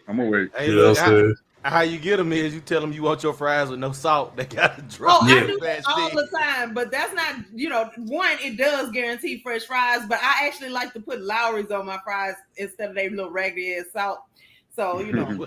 Hey, why you say they little raggedy ass salt? It lessens in comparison, you know, like it's just not enough. So, yeah. Yeah, you know, like it is certain fast food joints that's known for like good service and good food, but like I said, Chick-fil-A, I would say like maybe Five Guys or some shit like that. Like I ain't never had a problem with them, you know. But like most places, like you said, yeah. But most places, like Brandon was saying, like Burger King, McDonald's, bro, I ain't been to them places in forever, bro. Now I won't go back because that shit trash, bro. Like that shit is trash. I don't trust restaurants where I can't see them cooking my food. Like fast food places, if they got like anything blocking the areas where the food is being prepared, I won't eat there because I need. That be at them rice houses. When you get some rice, you can't see nothing going on back there. Hell no, I don't like that. Make sure you don't see nothing. I don't know if this is true, but have y'all heard this story too? They say that Wendy's burgers, that they meat is horse meat. Y'all heard about that? Oh, come on, man. Oh, come on, man. I love my Wendy's chicken nuggets. I swear to God. That's probably in Texas, not over here in St. Louis, man. We good over here. I ain't gonna lie. I like, especially, hey, man. Hey, for the breakfast, man, the potatoes be fine, man. Yeah, I heard. I agree, Mr. Miami. Cook at home. I heard that shit horse meat, bro. I'm just saying. I don't know how true that shit is. All right, man. What we got next, man? Yeah, man. Like man, don't fuck up my damn appetite. Yeah.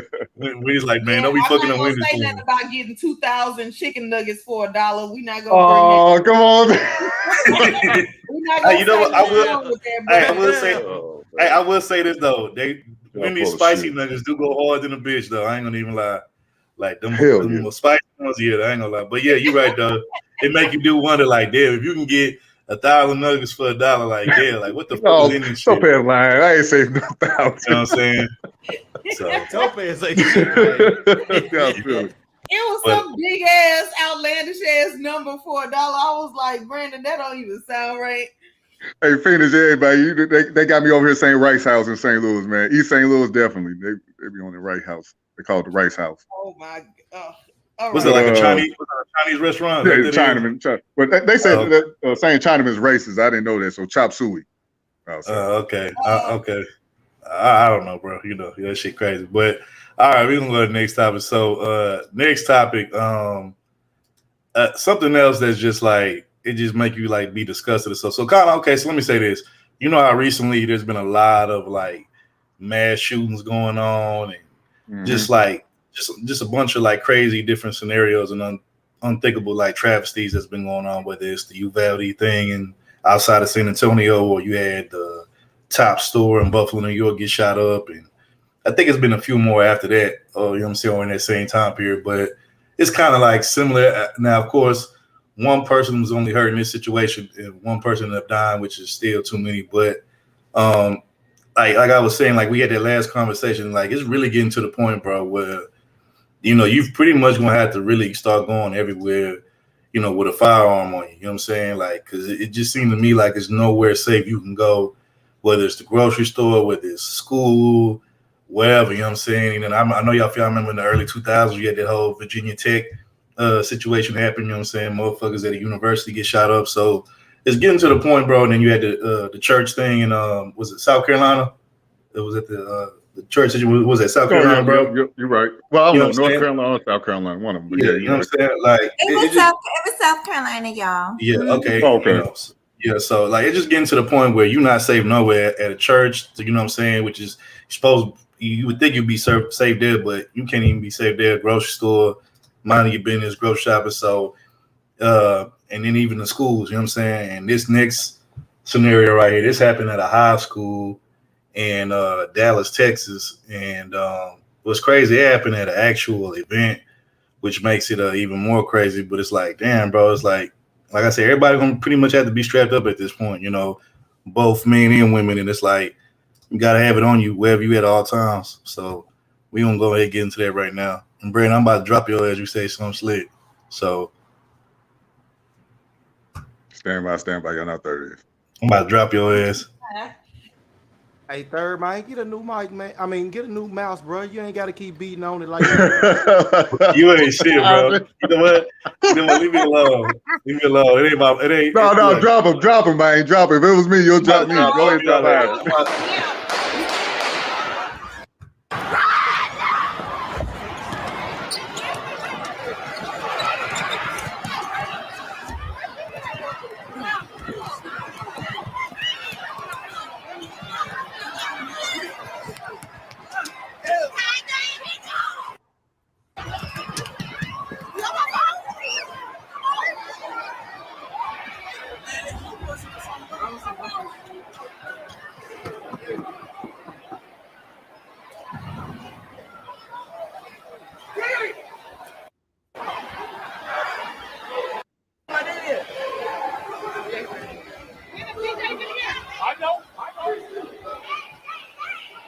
I watched DJ. I saw DJ. Get that down.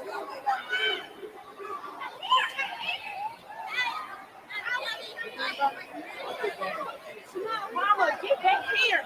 What are you doing?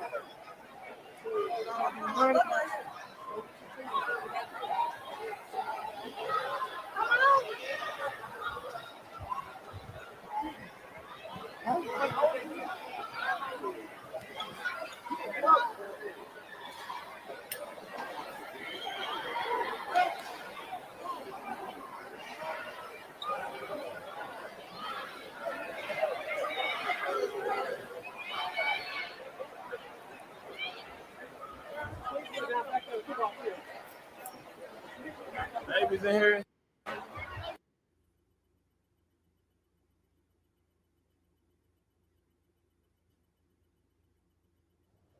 Dallas police say it was a 15-year-old who shot an 18-year-old in the chest during a high school basketball game Saturday night. The 18-year-old is in critical condition, and a Dallas ISD officer also had minor injuries from the shooting. Earlier today, police released this image of three persons of interest. Because of their ages, we have blurred the faces in the picture. Police say one is the 15-year-old. The other two teens are not being charged. Fox 4's Stephen Dial has the latest.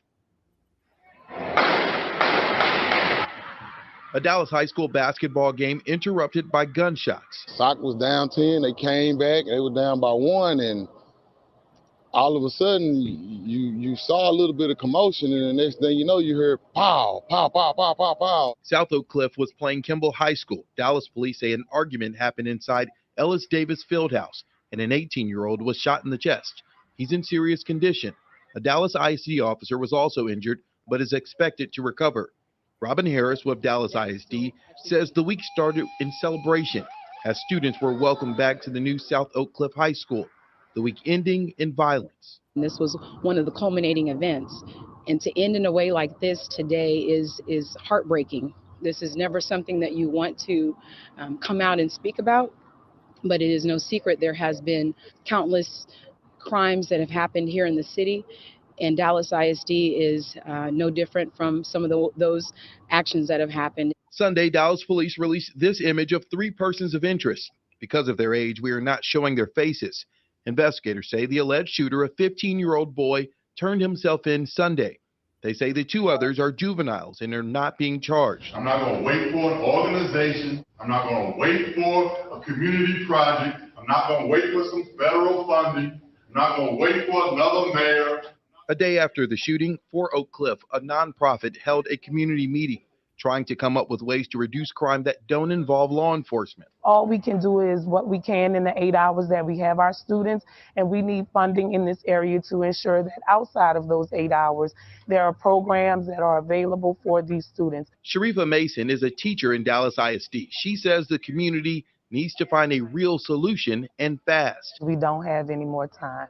The time is now. We have to ensure that our students are safe, and we have to invest in our students because they are our future, literally, and our future is being taken away one by one. There were officers inside the game, and there is a clear back policy, but people we talked to at the scene Saturday are now calling for metal detectors at athletic events. We do not house metal detectors here, and so that's something that I imagine we will be quickly and swiftly looking at. And that was Stephen Dial reporting. It has been just over a week since a shooting at a Dallas ISD basketball game. The teenager shot, Mark Strickland, died yesterday. And tonight, friends and family pause to remember him. Our Aaron Jones live at Dallas Police Headquarters with their story. Aaron? Well, Brooke, the 15-year-old who has admitted to this shooting is now in police custody facing an upgraded charge of murder. Meanwhile, Strickland's family and friends came together for that vigil tonight. At times, it got pretty emotional as they said goodbye. Oh, this little light of mine, I'm gonna let it shine. She wasn't ready to say goodbye. I don't know. I don't know what to say. 1 week after her son was shot during a fight at a Dallas ISD basketball game between South Oak Cliff and Kimball High Schools Saturday afternoon, 18-year-old Mark Strickland died from his injuries. At a candlelight vigil, Monique Mitchell hugged her favorite photo of her son. I lost my only son, and I'm very heartbroken. And this is new to me. I don't know what to say. I know I'm gonna have my baby on the side of me. Mark was a great kid. He was loving. He was caring. He was very athletic. And what he left with every last one of us was that smile that he constantly kept on his face. It's one that you will never forget. For some, it's hard not to wonder, had metal detectors and wands been in place at last Saturday's game, would Strickland still be alive? In the days that followed, DISD did update its security plan, now requiring them. Many here say it will make a difference, but the community also has to do their part. In the spirit of Flea, we got to have a revolution. We got to have a movement. It's got to be led by y'all, for real. It's got to be led by y'all.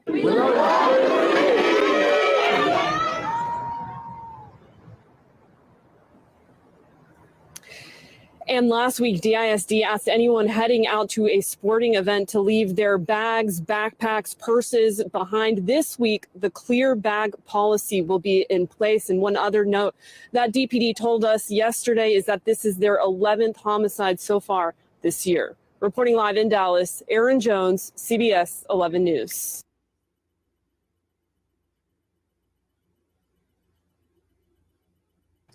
Yeah, so there you have you had a high school, pretty much somebody in high school get killed by somebody else at their high school at a basketball game, and that shit crazy. Like a high school basketball game, like I say, just getting to the point where it's like you ain't safe nowhere. So yeah, man, you gotta keep that thing on you wherever you go now, because obviously these young niggas out here, they be having it, and it's like it's crazy. You know what I'm saying? You be thinking that you safe and shit. You know what I'm saying? But you could be wrong place, wrong time, and end up getting shot for nothing. You know what I'm saying? So shit crazy. Yeah, I was just there was an incident here about 3 weeks ago. A young elementary school girls softball game child, a shootout just broke out in the middle of nowhere. Parents were going crazy trying to get to their kids. It was insane. And then there was another shootout after a block party. A pregnant girl got shot by a bystander. Then there was a road rage incident. The guy pulled out a gun and he shot up a bunch of people. Just started shooting up like he was crazy. We at the end. I don't know what to say besides we at the end of times. I really don't know. What do you guys think about it? It's out of control. It is, man. That's sad. Like that dude who shot that boy just needs to be put to death, man. I'm just gonna keep it a buck, man. All this senseless killing, we gotta stop excusing it and letting these people suffer in jail. The hell, if you don't care about life, then you don't need to live. It's just simple as that. Like what possessed you to get a gun and go to a sporting event and want to kill somebody? I don't get that. I don't get this stuff, man. I think the boy that got killed, I think was like 17, 18. The one that killed him, he was like 15, 16. I'm like, damn. Yeah, man, I'm just, why do stuff like that? I don't like, these people don't need to suffer in jail. If you want to go out, if you feel as though you can take a life, then you don't need to live. What is your excuse? I agree. Because I remember what is your excuse at this point? Because everybody keeps saying, well, they need to do jail time. No, you took a life. So what is your reason? You can't give us a reason. So now it's time to take yours, because everybody don't want to live like you do. And then number one, I don't want my taxes paying for your wherever jail cell you in. Paying for your 3 meals a day and room and board and shit. Like, yeah. Back in the day. Goodbye. Like goodbye. I remember back in the day, like you just took an ass whooping. Like I was gonna say that. You lived to fight another day. You took an ass whooping, but now all of a sudden, y'all are killing people. And the sad part about it is, okay, if you got beef with somebody and somebody got to go, in your opinion, y'all not even getting the right people. Like y'all killing innocent people and shit. And we got to keep it real about the community. The community ain't shit either, because the community be knowing good and damn well who be doing the shit. And, I ain't going to say nothing because, we ain't supposed to snitch. And it's like, what you mean you not supposed to snitch? You got this little terrorist round here shooting motherfuckers and y'all not saying nothing, but you got a whole bunch of murals celebrating killers in the community. And you got the family throwing up balloons and singing slave carols and shit because they done lost a family member. Whatever happened to just taking an ass whooping? Like, goddamn, like y'all can't take an ass whooping no more. And I agree. See the difference though. What it is like today, like back in the days when people got their ass whooped, only you and a couple of people in your neighborhood knew what happened. Now they got these phones, everybody worldwide can see them. So now people feel embarrassed when they get their ass whooped. Now they want to get a gun and get revenge. You know what? I was about to say that. Like, yeah, I'm from that era too. I'm from like the last bit of that era where you used to have to go out in the yard or wherever I was at and just knuckle up and square up and shit. Like, I remember, and I wish that we could go back to that because it'd be less, killings. Yeah, nigga, you might black a nigga out, you might, get some wounds or some shit, but that shit'll heal eventually in time. You can come back from an ass whoop, but you can't come back from 2 bullets in your dome and shit. So but the difference is though, 1 million people gonna see that fight because, like I said, they're gonna record it. Wait, now, but see, this the sad part about it. We all went to school. We ain't seen a person get their ass whooped, right? But a week later, don't nobody even talk about it no more. So I'm not trying to hear the excuse about the internet. I'm not trying to hear that no more. Here's the other thing. Look, we gotta cut that shit out and get past that. Man, it happened before that. When somebody get their ass kicked, then the mom and all them want to jump up in there. Now look, they don't want these kids fighting now because somebody's scared they little kid gonna get the fire beat out of them. That's the only way they gonna learn. But I agree with Third that people it is time for people to like you gotta strap up, like especially after these school shootings. Like I need the teachers to be armed. Cause I'm gonna be honest with you for real. I don't give a fuck how old you are. You coming up in here talking something, you finna shoot somebody, I'm gonna pull a shot and pop you two in the chest and one in the head. Cause Right. I'm sorry, like I'm not beat no more about they got mental health issues and that's just their environment. No. The little motherfuckers can do it because they know they can get away with it and ain't nobody gonna say nothing. Now, if somebody put some hot lead in your ass, you gonna learn. Facts. Absolutely. Like if a teacher would have shot that boy, it would have been a whole different story. And I would have been like, the teacher had a right. That boy put out a gun, shot somebody, and the teacher shot his ass. Facts. Yep. And I was gonna say, a lot of these areas, man, they got a bunch of these areas got old veterans that wouldn't mind standing on guard, armed, for these kids and all this stuff too. Even without the teachers having a gun. I think they are trying to do the license to carry. I think they are doing that in a lot of schools. I've seen that in some schools down here. I think a lot of states are jumping on that wagon because, it's like you said, it's important that somebody be able to defend the people that are getting attacked. So I remember I had a homeboy and we went to different high schools, but I remember at his high school, there was an incident kind of similar to this one, except for nobody got shot. Somebody brought a gun to school, was going to use it, but I think somebody told or whatever. And then so after that little situation, what they did is they made all the kids wear like clear backpacks and shit. You know what I'm saying? Like from that day forward. So I think it's gonna get to a point where like with these schools or shit, they're gonna make them either wear clear backpacks or what's gonna happen is more than likely you're gonna have to get metal detectors and shit, which is fucked up, but it is what it is. And man, fuck them punk ass security guards at the schools because they don't be doing shit. And what can you do with a little kid?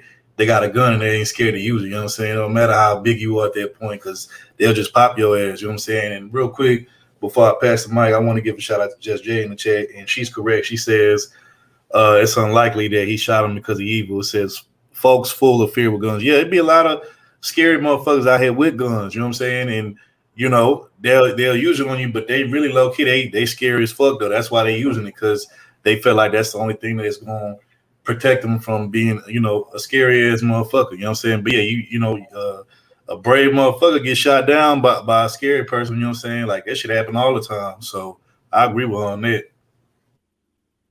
Right. When it comes to people using guns, I never understood it. They'll go to jail, and you got to use hands in jail. So if you're so scared to use hands outside, but you're willing to end your life in prison, you don't want that you got to use your hands in prison. Big facts, bro. You gonna have to squab in the jail. You go to prison, you got to do some time. No guns, but you might get a knife or a shank or something. Yeah. But ain't gonna be. But you definitely gonna have to, you gonna have to squab up in that bitch though, for sure. Oh yeah.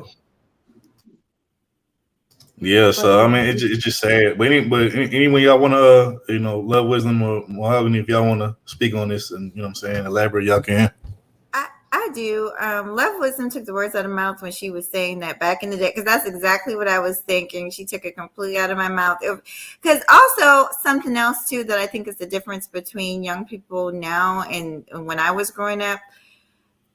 I know we used to fight, honey. We used to fight like cats and dogs in the street, in the house. We get our ass beat, blah, blah, blah. But there was always a teaching, big mama, grandma, whoever. There was always somebody teaching us about how it's not okay to take a life. There was always some kind of faith being imparted in us, even when we was acting a fool. You know what I'm saying? So when we came to the yard to fight and do all the stupid shit we was doing, there was always an understanding, I'm gonna beat your ass and it's gonna be over tomorrow. You know what I'm saying? It was never that serious to where we didn't want somebody to wake up or where we wanted to hurt. Yeah, it was never taken that serious. So I just wanted to say that. It was never like, and like the gentleman said, you fought and then a week later nobody didn't even remember what happened. Like it was just Okay, you got your ass whooped. Two things can happen. Y'all can either have a rematch and you win, or you like, you know what? Let me work on my fighting skills. And and you just call it a day. But you got motherfuckers out here, y'all taking gun, y'all just shooting people just to be shooting at them. Like kids at the playground, like it's babies at the playground. Y'all shooting at the playground and kids getting shot at the playground. People going out to have a block party, you shooting at the block party. It's like people can't just chill and relax and have a little peace of mind. Like, why y'all gotta always come in and cause some bullshit? Facts. You know what? I'm glad you brought that up because I want that today. The cold part of killing me about a lot of these young motherfuckers, and not even just so much young, but just people that be reckless with guns, is that like you got the nerve to be spraying, but you ain't even trying to aim and trying to take out your actual specific target. You up here hitting everybody else and ain't got nothing to do with the shit. Like me personally, if I'm gonna go out there and I'm gonna shoot somebody, it's gonna be the motherfucker that I got in my aim in my sight. I'm not finna hit no innocent bystander. I'm going after a specific target. I'm not finna be like motherfuckers like let's say, like for I'm just using it, but like with the whole gangs and shit, right? Like let's say they hear the ops, somebody that they got beef with at a party and shit. They'll go to the party and won't even go up in the party and actually go find a specific target. They'll just shoot up the whole crib and hopefully they just hoping that one of the bullets that went through the house actually hit one of their ops and shit when they didn't probably kill 2, 3, 4 innocent people that ain't got nothing to do with it, and the person that they was really trying to hit probably got away barely by the by his fucking by the grace of God and shit. You know what I'm saying? So it's like, nah, bro. Like, yeah, I'm not saying go out there and do some violence, but I mean, could you at least aim at a motherfucker? Could you at least try to get the person you came to get instead of trying to get all these innocent bystanders? And then to add one more thing to what Lovewism was saying, like, yeah, that's what I used to hate. Like when we used to go out, like when I was a teenager, we used to go out like to parties and shit. And we would go to like certain parties, like little teenage clubs, and like everything would be cool. Everybody in there be chilling, vibing and shit. And then like, you went there to have a good time and shit. Next thing you know, motherfuckers come up in there just to strictly to beef with other niggas or to get shit popped off. And it's like, bro, I ain't come here for that. Like, why you ruining everybody else's time, want to shoot up the little spot or want to, fuck it up by starting all these little fucking, these fucking, little riots and shit and fucking, fights and shit. Like, bro, like we came here to, just chill and party and have a good time. And you coming up here just to start some bullshit. Like, y'all can go to the parking lot with that shit, or I could have just stayed back in the hood for that shit. Why y'all got to bring that shit here when we trying to have a good time at? So I agree. Every time I ask people about like certain clubs, they were like, why the Imperial Palace was closed down, somebody was shot. Why the Roller Palace was closed down, somebody was shot. Why was Saints closed down, somebody shot. Every club in St. Louis that closed down because somebody got shot and killed. Facts. And it's not even grown clubs, bro. It'd be teenage clubs that should be having. Hey, Phoenix, I was just saying that, bro. I was just saying that, man. Yep. Like why the skating ring got closed down? Somebody got shot. Why the pool hall got closed down? Shot. Why the arcade got closed down? Shot. It's like, well, goddamn, like we can't have nothing. We can't have nothing for. Or why the fair not coming back? Somebody got shot. Yep. It's like when you trying to have a good time, like damn, you can't even sit on your front porch. You can't even chill on your front porch because niggas always doing something they ain't got no business doing. Mm-hmm. You know what's crazy about living in Phoenix now? I agree with that, bro. You know what's crazy? I remember in Houston, you had certain and it's not even gangs. You had certain cliques of niggas that would come to parties just to disrupt them. Their whole purpose was to disrupt them parties and shit. See who they could beef with or see when they ops and shit. And niggas that used to come there doing that shit and fuck it up for people like me that was trying to have a good time. I used to look at them niggas like that. I'm like, so you mean to tell me? Like you coming all the way to a party where it's like chicks and all kind of other shit you can get into just for you to fucking beef with another. I used to look at them niggas like they was on some like suspect shit. I'm like, bro, you could beef with a nigga in the hood. Like you ain't got to go outside the hood to do that shit. Why you bringing that shit to the party, bro? Like that shit weird. But we got a guest up on here, man. Pastor, what's going on with you, man? Pastor Glock, what's going on, bro? Hey, Pastor. Hey, Pastor. What's up, Pastor? Hey, he said this been going on, just like Phoenix Fish said back in the 90s they was shooting up shit. So hey, you sound kind of far away, bro. You sound kind of far. You sound like you in a tunnel or something, bro. You sound like you in the tunnel. I don't know if you on the road. I don't know what's going on. You sound like you in the tunnel, bro. You there? Yeah, you bugging out, bro. You bugging bad. Uh-oh. Okay, yeah, now I can hear you. Now you good. Say something. Uh-oh, they got him. Damn, bro. Just when he was good. Past the Wi-Fi. Goddamn. You ain't shit. You ain't shit. You ain't shit. That was a good one. Past You ain't the shit. Wi-Fi. You there, But Pat? you got anything to say on this? I ain't really hear you speak on this. No, man, like honestly, at some point this shit just get old and I'm done with niggas. You know, I don't understand, like who dropped the ball, where was this child's parents, what was going on before this, and honestly, don't none of that shit matter because even if we get the answers to this shit, it's like nobody's gonna change nothing, no way. Yeah. Let me ask you. Depressing now. Or not. I'm not going to ask you. I wanted to say something, and I know it's just a movie. It's not a real thing, not a real person. But I feel like that would probably be the only thing that would be a solution to all this bullshit. But we need like a real life, Joe Clark in this bitch, and we need like a bunch of them all over the country. Like if we had like a bunch of Joe Clarks in these schools, then maybe we could actually see some results. But until then, it's gonna always be the same bullshit. But today you got the coming up there telling Joe Clark, listen, I got my reasons for why I told my kids to act this way at school. You know, like I just don't feel like the parents is involved anymore. You don't need. My bad. My bad. You don't need Joe Clark. What's my man from The Substitute? That's who you need. Oh yeah. Facts. That nigga from The Substitute. You need my man. You need my man from Only the Strong. That's the type of teacher you need that would just kick your ass. Mm-hmm. Hey, matter of fact, if I'm not mistaken, I want to say about a year or two ago, wasn't there a story about a teacher that got into a fight with a student, but the student came at him and he whooped that kid ass and they fired him for that? I forgot what. I do remember hearing that song. Yeah. It was a brother. It was a brother. Yeah, it was a brother. Yeah, he I remember that. I remember that. He stepped to him like he was grown, and man, that motherfucker, you know what I'm saying, like beat his ass like he should have been. Hey, if you put your hands on these teachers, they got the right to swing back, defend themselves. So I agree with that. Yeah. Y'all know it was a challenge going around on TikTok talking about slapping. Yeah. A lot of teachers was posting. They was like, "Listen, we fight back." We grew up in the crunk era. We grew up on that "knuck if you buck" era. You better leave us alone, man. Man. But they was like, "We are not our parents." Try it. They ain't finna let no Joe Clark up in. Finna let no Joe Clark up in no damn.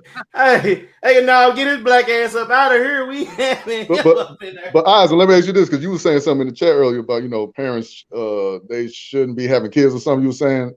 Yeah, but I was thinking like, should they be charged when they teenagers out there wilding out? Should the parents be charged? Man, yeah. If they haven't done their due diligence and reported strange activity to the police, yes. These people ought to be charged. I'm still saying, look, it's some people on this planet Earth that don't. It ought to be against the law for them niggas to be procreating. I don't care what nobody said. It ought to be against the law. Isaac, when you finish, I got a whole breakdown on how I would get that done if y'all vote me for president. But go ahead, Isaac. Okay.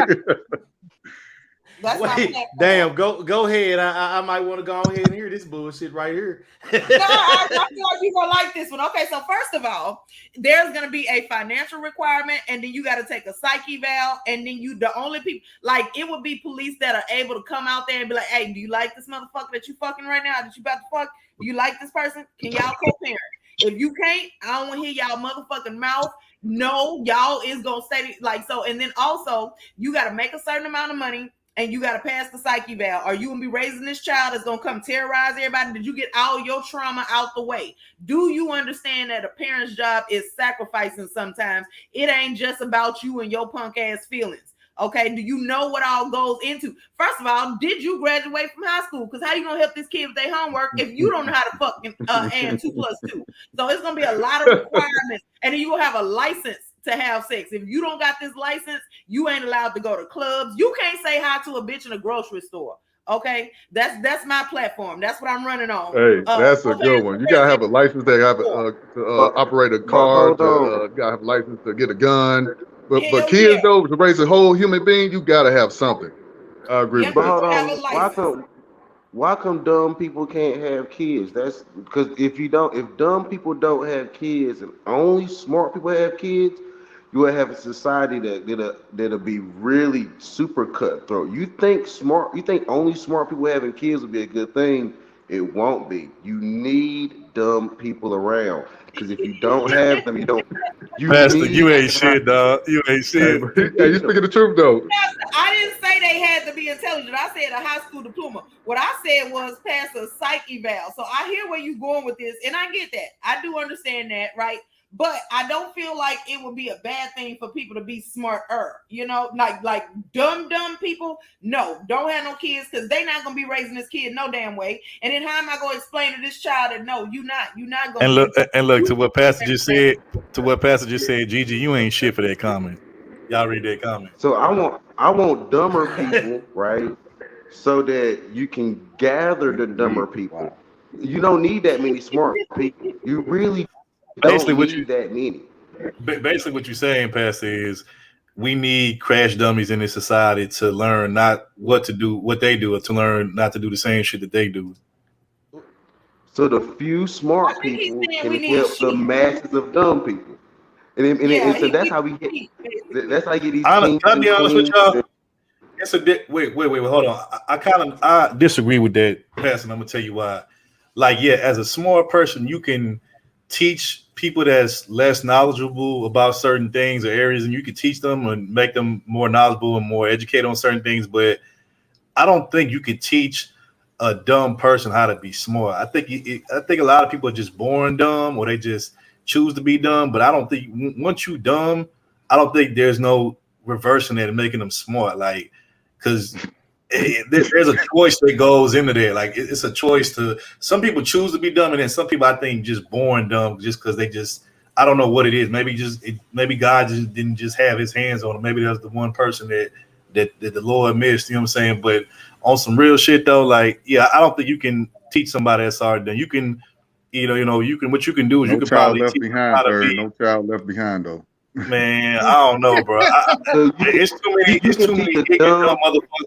It's too many ignorant dumb motherfuckers out here to be trying to save them all, bro. Like that's like a war that I don't think. Damn. How you gonna tell the kid, hey, you just ain't smart enough. You ain't gonna make it. That's fucked up. I'm just. But you know what? It's true. But you know what though, bro? It is a reality for some people out here, bro. Some people ain't gonna make it. Some people. So you can't be mad at the rappers when they be. I mean, when the rappers be talking about teachers say, you ain't gonna make it. You just need to drop out. Just do something else. This ain't gonna work. School is not for you. You know, people like, damn, I can't believe a teacher would say something like that. So you agree with that when teachers say that to students? I'm not saying they're not gonna make it because they got a dream and wanting to be able to be a rap star. What I'm saying is that it's just some people out here. No, I'm talking about just making it through school, like because they ain't doing good in school. Yeah. Look at all the dropouts, and then not only they look at the people that you got people that be in school don't even be trying to learn and just be trying. Oh yeah, fact. I agree. You know what I'm saying? So yeah, bro, there's gonna be some people that's left behind. I know that's not the PC thing to say. You know what I'm saying? That's not the appropriate thing to say. But I mean, it's the truth, bro. Like, we just gotta call it for what it is. But hold on, I believe you can teach every single. Oh man, Pastor, your Wi-Fi dropping, man. Your signal. Hey man, he passed. Okay, you good now? You good now, bro? You good? You good? You there? A dumb person, a skill, right? And none of the window washers ever shot up to school.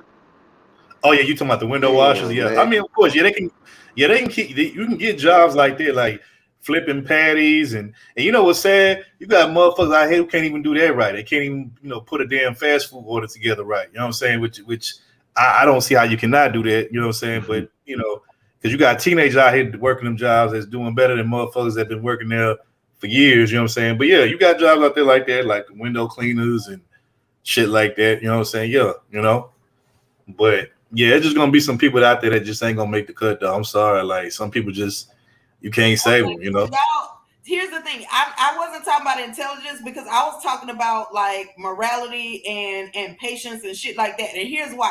So like y'all was saying, they gotta want to buy into that though, T. I mean, you could try to teach them that, but if they don't want to buy into that, then it's like, how can you really help that person out? You know, they first got to be smart enough to understand it. And you know, it's too many stupid people in the world, so most are not going to understand it. Yeah. Well, go ahead, finish your thoughts, T. So what I was gonna say was that the point for all of that is because you don't have to always be the smartest person in the room. You're not gonna be the richest person either. But can you handle where you fall at in life?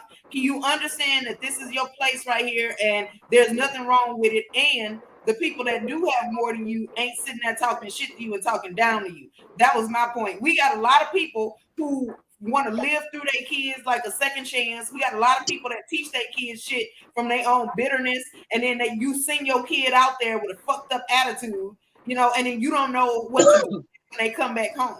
So that was my point to avoid. You want to know my answer to that, T? The answer to that is hell to the no, and the reason why I say that is because let's just take this space for example, right? This space is a perfect example of a lot of people. Look, I'm not saying that you got to be stuck in a certain position in your life forever or you got to stay in one spot. But what I am saying is that, like you said, most people don't want to accept where they fall at in life. You know what I'm saying? And, you know, this space is a perfect example. Like a lot of these niggas complaining about wanting a dime and shit like that. They don't want no woman unless she a dime, but they don't qualify for a dime. Or they look like, you know, Nutty Professor or some shit like that. You know what I'm saying? Like, and they complaining about that shit. You know what I'm saying? They be like, okay, I just don't want nothing in ever in life. Okay, so I'm just like, okay, so you want to die without ever experiencing the pleasures of a woman just because you can't get a dime because you don't qualify for one. I'm like, okay, you know what?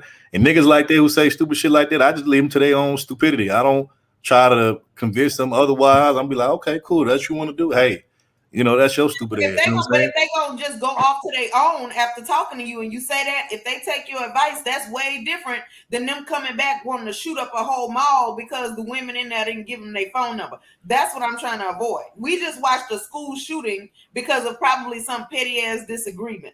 So how about the fact that if you decide you want to live your life miserable because of something you claim you can't do or you can't figure out, then that's fine. Go and sit over there and be miserable until you feel like not being miserable no more. But what you don't get to do is come back over here with a machine gun and kill everybody you feel like is responsible. Yeah, facts. I agree. But basically the point I'm trying to make is that I'm not in the business of trying to, like, I can give somebody some advice, but then again, at the same time, once I give you the advice, if you still want to like wallow in your misery and you're not even trying to do nothing different to get different results, and at that point I just gotta like wash my hands and walk away. You know what I'm saying? Because it's like you're not trying to hit nothing different. You just want to keep hearing the same old sad song. It's like I'm not gonna keep singing that same old sad song for you. I'm just not gonna do it. You know what I'm saying? So, you know, that's just meanwhile, D-Rock Den hit the Cash App. Shout out to D-Rock Den in the building, man. D-Rock Den. Man, you know, so that's the bro right there. Hey, man, we appreciate the love and the support, D-Rock Den. Let's get it. My argument was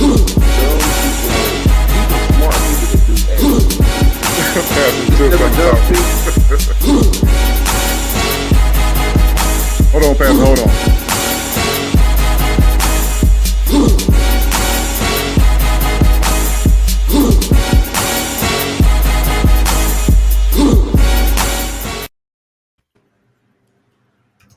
Okay. Yeah, shout out to D-Rock D for the Cash App. But yeah, you got to pass it. My bad. You there? Man, Pastor be sounding good on everybody else panel. As soon as he come up on ours, he all borging out and all this in and out. Hey man, that's that chilling circuit wireless, bro. He got, you know what I'm saying? Both be on that chilling circuit. You know what I'm saying? It sounded like he was straight. And I know he got the money. He got the money for some good Wi-Fi and shit. But on that chilling circuit wireless, you know what I'm saying? I moved. They can't hook me up till Monday, so I'm on my phone in a pancake, like one of the little talking. Man, this shit's crazy myself. Oh, but you got it though. We can hear you good now. Go ahead. Go ahead. Yeah. So on Monday I'll be all the way back ready. But now this is smart people, yo. These are very smart people. These are above 100 IQ people that be doing these school shootings. They don't be dumb people. If the dumb people don't commit crimes at that level, we need more dumb. But you know what though? But you know what though, Pastor? You know what? Unstable. That's what I was checking for. I'm not checking for intelligence because we need one of everything. I was checking for stability. Facts. And you know what? To add to both of y'all points, I would say you know what he does have a point. A lot of your school shooters and people like that, you know what I'm saying, like your Timothy McVeighs and all of that shit, you know what I'm saying, like they do, like when like when these people be getting broken down and stuff and they psyche, these do be smart people. They just use their smarts for evil and sinister doings and reasons and shit. But also these be people that they smart when it comes to planning shit and carrying out shit, but they're dumb socially. Like they're not very smart socially. They're very socially awkward. They don't know how to communicate with people, have like good relationships with people. So that's where they tend to be dumb or ignorant, is in that like social area.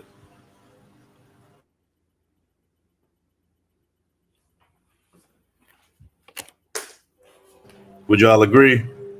Well, yeah, there's different types of intelligence. What do you mean different types of intelligence? Either you are or you aren't. In different areas, as in like you can be emotionally intelligent, you could be oh shit, hold on, I got a train driving by. Let's run emotionally intelligent. What the fuck? Who care about that shit? Those are people that can read rooms. People that yeah. I'm trying. That ain't got nothing to do with emotions. That got something to do with people's behavior. Wait, no, that ain't got nothing to do with emotions. That's people behavior. You also have to be emotionally intelligent too, which means that you can tell what emotion somebody is going through and what might be able to help them feel better. That's why you get the people who are good at counseling or people who are good at life coaching and shit like that. That don't mean emotionally intelligent. That just means you fucking care. As in, everybody that care don't understand what they looking at though. They just care, but they dumb. You just want to call guys are funny. For real, I'm serious. No, because you just want to call people stupid. Like wait, hold on. We gotta cut this out. Man, you can't sit up there and act like it's educated people that ain't fucking stupid too, just like uneducated people that are stupid. Yeah, that's why I said there's different types of intelligence. They could be intelligent in like science or something, but then that's educated, not intelligence. Just because you educated don't mean you intelligent. I want to be around folks that got common sense. If you ain't got common sense, then you ain't got I agree, bro. Like if you a smart person when it comes to books, but you like just stupid as hell or dumb as fuck when it comes to common sense, I'd be like, this shit always trips me out, bro. Like I don't get that shit. But yeah, I agree with Brandon on that. But I guess we'll go to the final topic of the day. We'll go to the final topic. Man, this last topic, this last topic, yeah, bro, this is a pretty, right now in this particular space and really all over different spaces on YouTube and just all over social media, it's been a really hot topic. And, it's something that, I think we've had conversations about this before and, in different settings or just different people, but the only reason why this topic right here is like really all over the place and just real hot right now is because of the simple fact that who it is and what this person says. So we're gonna go ahead and get into that. Aaron, thank you.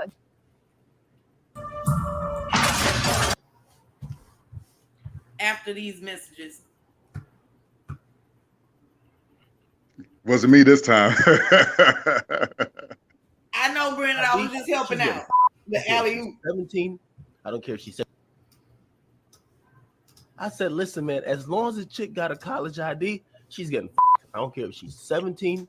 I don't care if she's 17 and a half. I don't care if she just turned 17. She's going to get this dick. Like in college and high school, you don't ask age, bro. I'm telling you, you don't ask age. Yo, you might ask somebody they're a freshman, but as long as they go to your school, bro, you do not ask. It's not that you want anybody underage. So this is the context. And this is what's important. You know that this is not going to end well for you, right? It's not. DJ Akademiks, while he is not beefing with people on No Jumper or fair use, start a new podcast with some other new and hotter podcast than his, well, he has said something that has brought everybody to look at him in a different way. And for me, right, I'm not really a big fan of DJ Akademiks. I don't hate the dude, but I just always knew that DJ Akademiks was kind of a weird dude, you know, like something was going on with it. All right. But there is a clip of him talking about, 17-year-old girls. And I have to say this for greater context. Under no circumstances do you engage in any activity with anybody that is under the age of 17.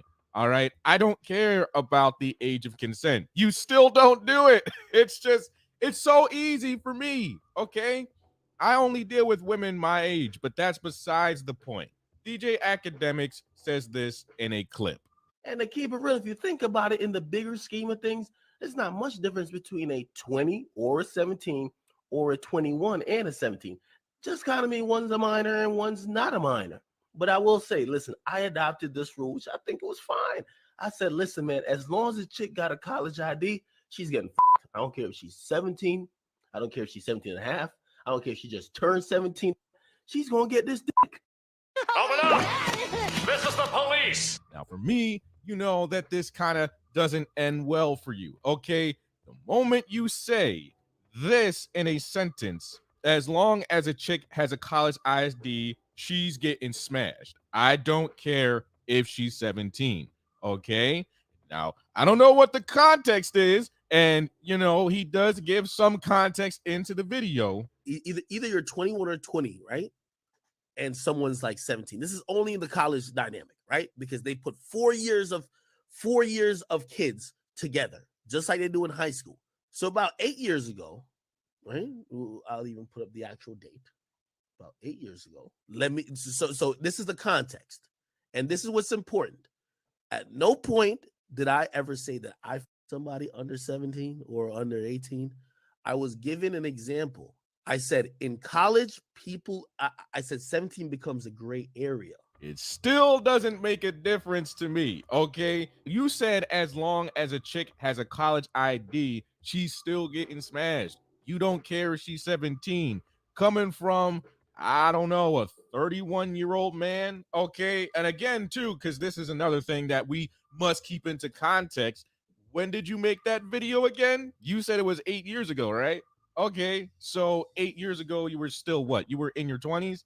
Still kind of weird, bro. Okay, look, I do not get why some guys would even try to make it apparent that they would mess with underage girls because, again, that is against the law. Okay, I don't even get the whole factor of older men trying to go for younger women. Okay, look, I'm 27. I go for women that are usually in the 20s, 30s range. Okay, I've had relationships with people in my own age bracket, so I really don't seem to understand the whole factor of trying to go for somebody younger or somebody older. But in DJ Akademiks' case, right, he is a YouTube influencer. He's been on many podcasts and stuff like that. So for fair use, say that sort of stuff, right? It kind of puts people at a wit's ends with you, all right, more than ever, because it's like, well,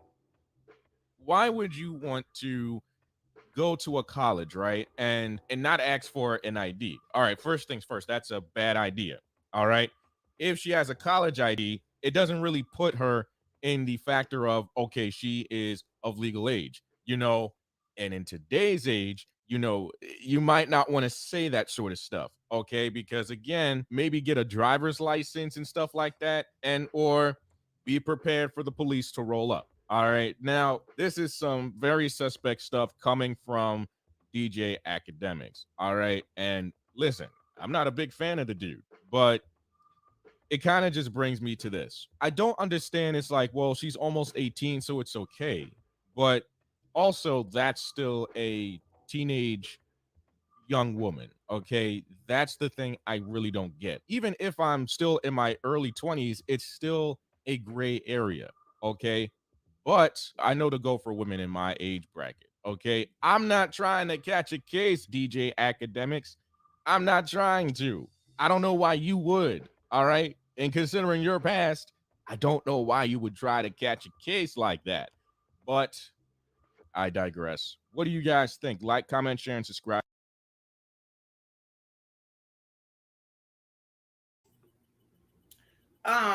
So first of all, do that goofball know that you could possibly be 16 in college? It happens, right? Second of all, he talking about he didn't say that he did it, but what he did say is she's getting this D. He didn't say she's getting a D, she's getting that D. No. He said she's getting this D. So therefore, he put himself in that dumbass sentence.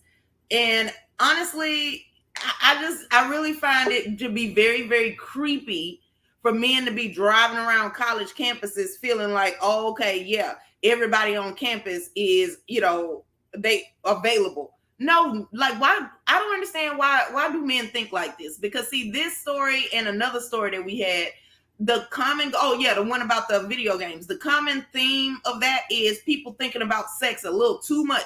You finna let that shit ruin your whole entire life?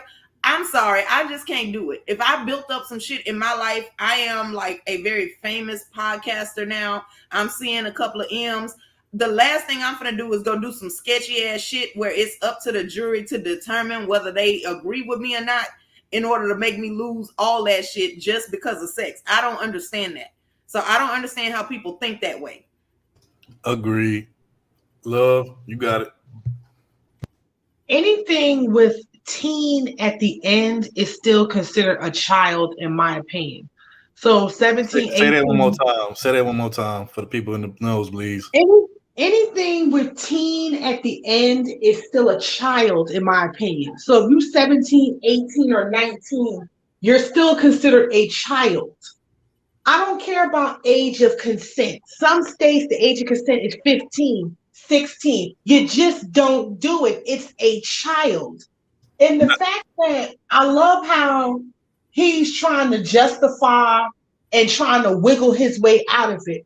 Bro, you basically said she can get this dick if she's 17. So you say, if she has a college ID and she's 17, you're still going to fuck her. You're in your 30s, dude. That's nasty. That's fucking creepy. You can't find somebody your whole age, bro.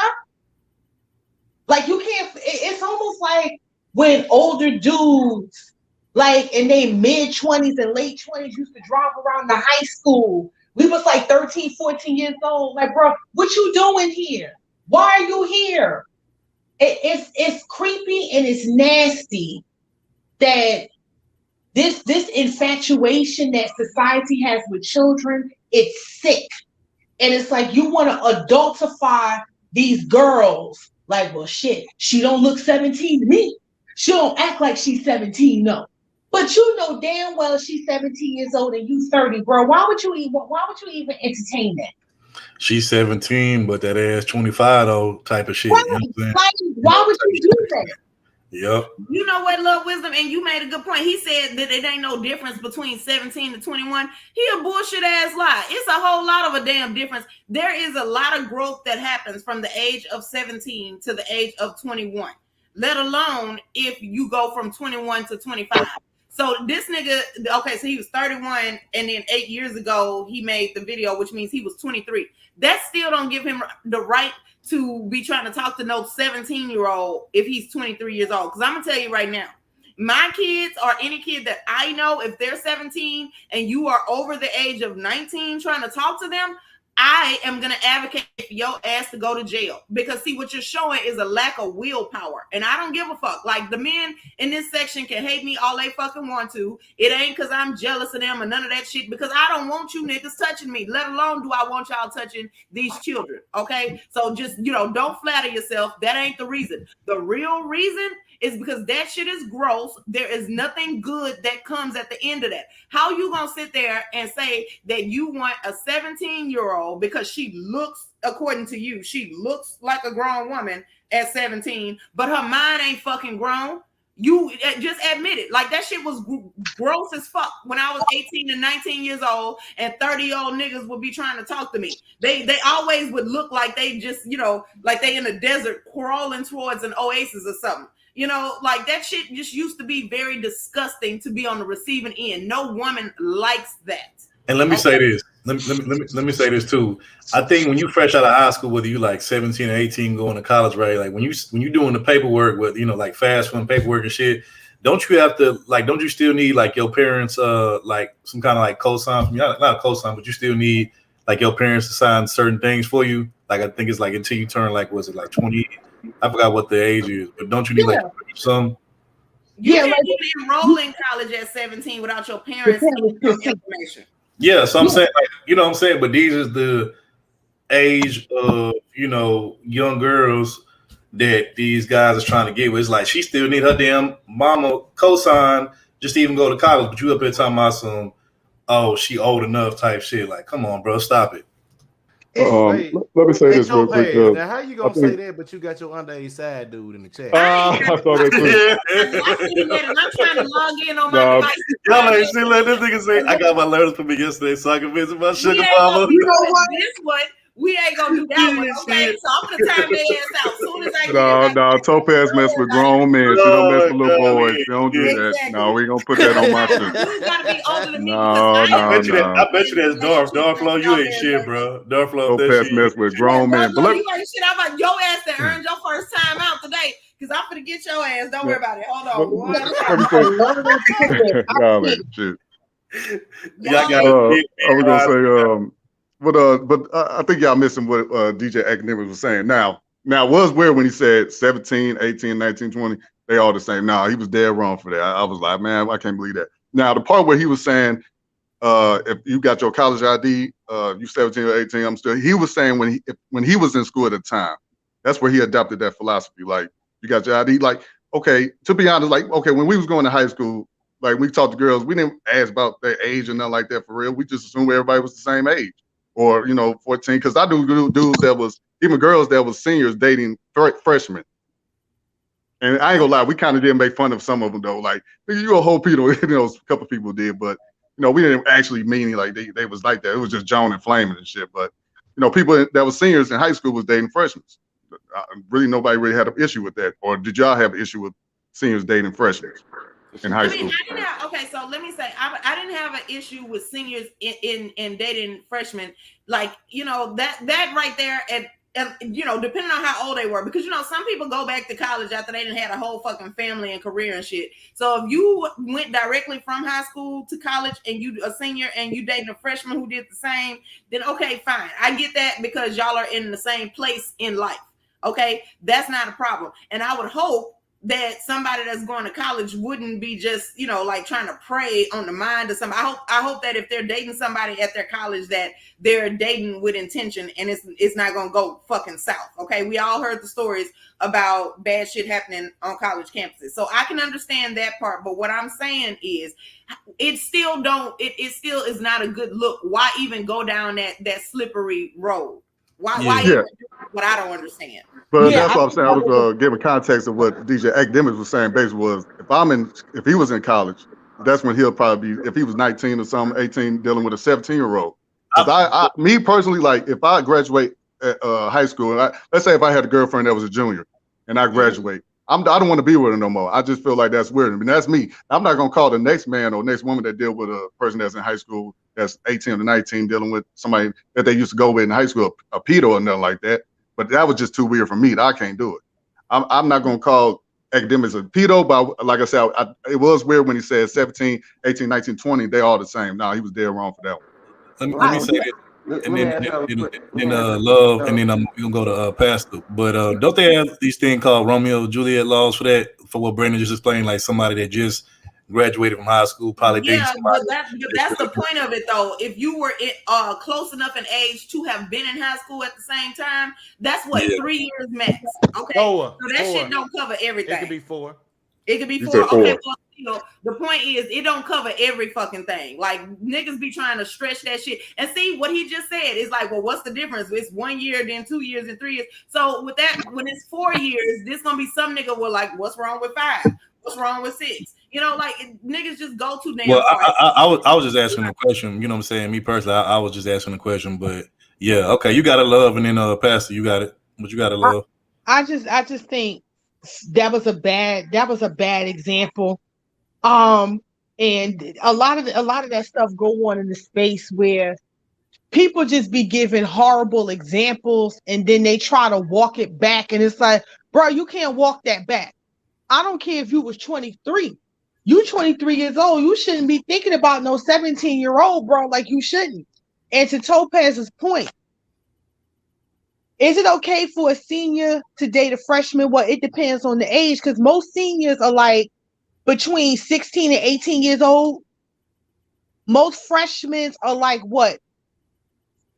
14, 13 sometimes. So some cases 13. So it all depends. Like if you're if you're 13 and you dating somebody that's 14, 15 years old, that ain't really the problem, because y'all still teenagers. It's when you like 23 and you talk about something, I'ma still fuck a 17-year-old. But no. But he wasn't 23 when he was talking about when he go to college, when he was in college. So he was like 19 at the time. That's what he was speaking on. He's not saying as a 23-year-old he wanted to smash 17. No, a lot of people got that messed up. That's not what he was saying. It's still a bad example though, Brandon. It's still a bad example. And I'm just wait. Are you saying it's wrong for a 19-year-old that's in college dating a 17-year-old in college? You saying that's wrong, right? No. What I'm saying for him. Okay, what about 20-year-old? Okay, let's. What age is where is wrong at? 20, 21? 20, like, okay, if you're 19 years old and you dating somebody that's 20, that's not bad. No, 17. I'm talking about 17 and a 19-year-old. You said that's okay. 17 and 19-year-old, that's not bad. 17, okay, 19. Let's go 20. Okay, what about 20-year-old? 20-year-old. 17 to 20, nah. That's wrong? Yeah, that's okay. Okay. Because once you start, because my thing is, once you start going to like in the 20s, you're considered a young adult. Like anything below that, that's still like a child. So 17 and 19, that's not an issue. When you like 17 and 20, it's like, wait a minute, hold up now. Hold up. Like, okay, but then like when we brought up high school, you said like 13, 14-year-old could be with a 6-year-old, 17, they 3 years apart. Yeah, because they still teenagers. 13, 14, 13, 15, still a teen. Oh no, I wouldn't be cool with a 13 or 18-year-old. No, as y'all are saying this, I'm thinking about it, and I really don't think that there's any reason for a senior to be dating a freshman in high school either. Because that's 19-year-old and a 13-year-old, no, that's yeah. Like I really feel like that's y'all don't have shit in common. As a senior, you need to be getting ready to take your ass to college or whatever. And this freshman just got to high school. Y'all don't have shit to talk about. Oh, my bad. I forgot about the other brothers. Go ahead, Oz. My bad. Well, I mean, don't get me wrong. Yeah, I ain't gonna excuse none of that. But I mean, let's not act like men and women have that much in common, anyways, in interests. I mean, let's go there. Hey, I agree, Isaac. I'm with you, man. Where you going with this? All right, because where I was getting ready to go is you got parents that maybe about 4 years apart. If that girl want that dude, they not finna say no. If he look like let's say he the genetic lottery dude, they not finna be like no. I mean, unless if he got him a legitimate occupation right now. I mean, I'm not saying he got to be something extravagant, but just a legitimate occupation right now, and they only 4 years apart. And that girl, I mean, you have parents going, okaying. I've seen it. They do, but that don't make. And I just went 4. I didn't go greater than that. Now, I myself personally, hey, look, if they ain't 18, look, definitely ain't nothing to talk about. I mean, look, hey, girl, you got to get on somewhere. Where your mom at? Don't talk to us. Exactly. Right. Real quick. That's what I said. I grew up. My parents always told me like you gotta be 18. I mean, once you turn 18, you out the house, you grown. That's what I was always raised on. But you got to pass. Pastor, you got it. But before you do, let me just say this, bro. You ain't shit for that Bo Jacobs avatar, bro. Just saying, you ain't shit for that.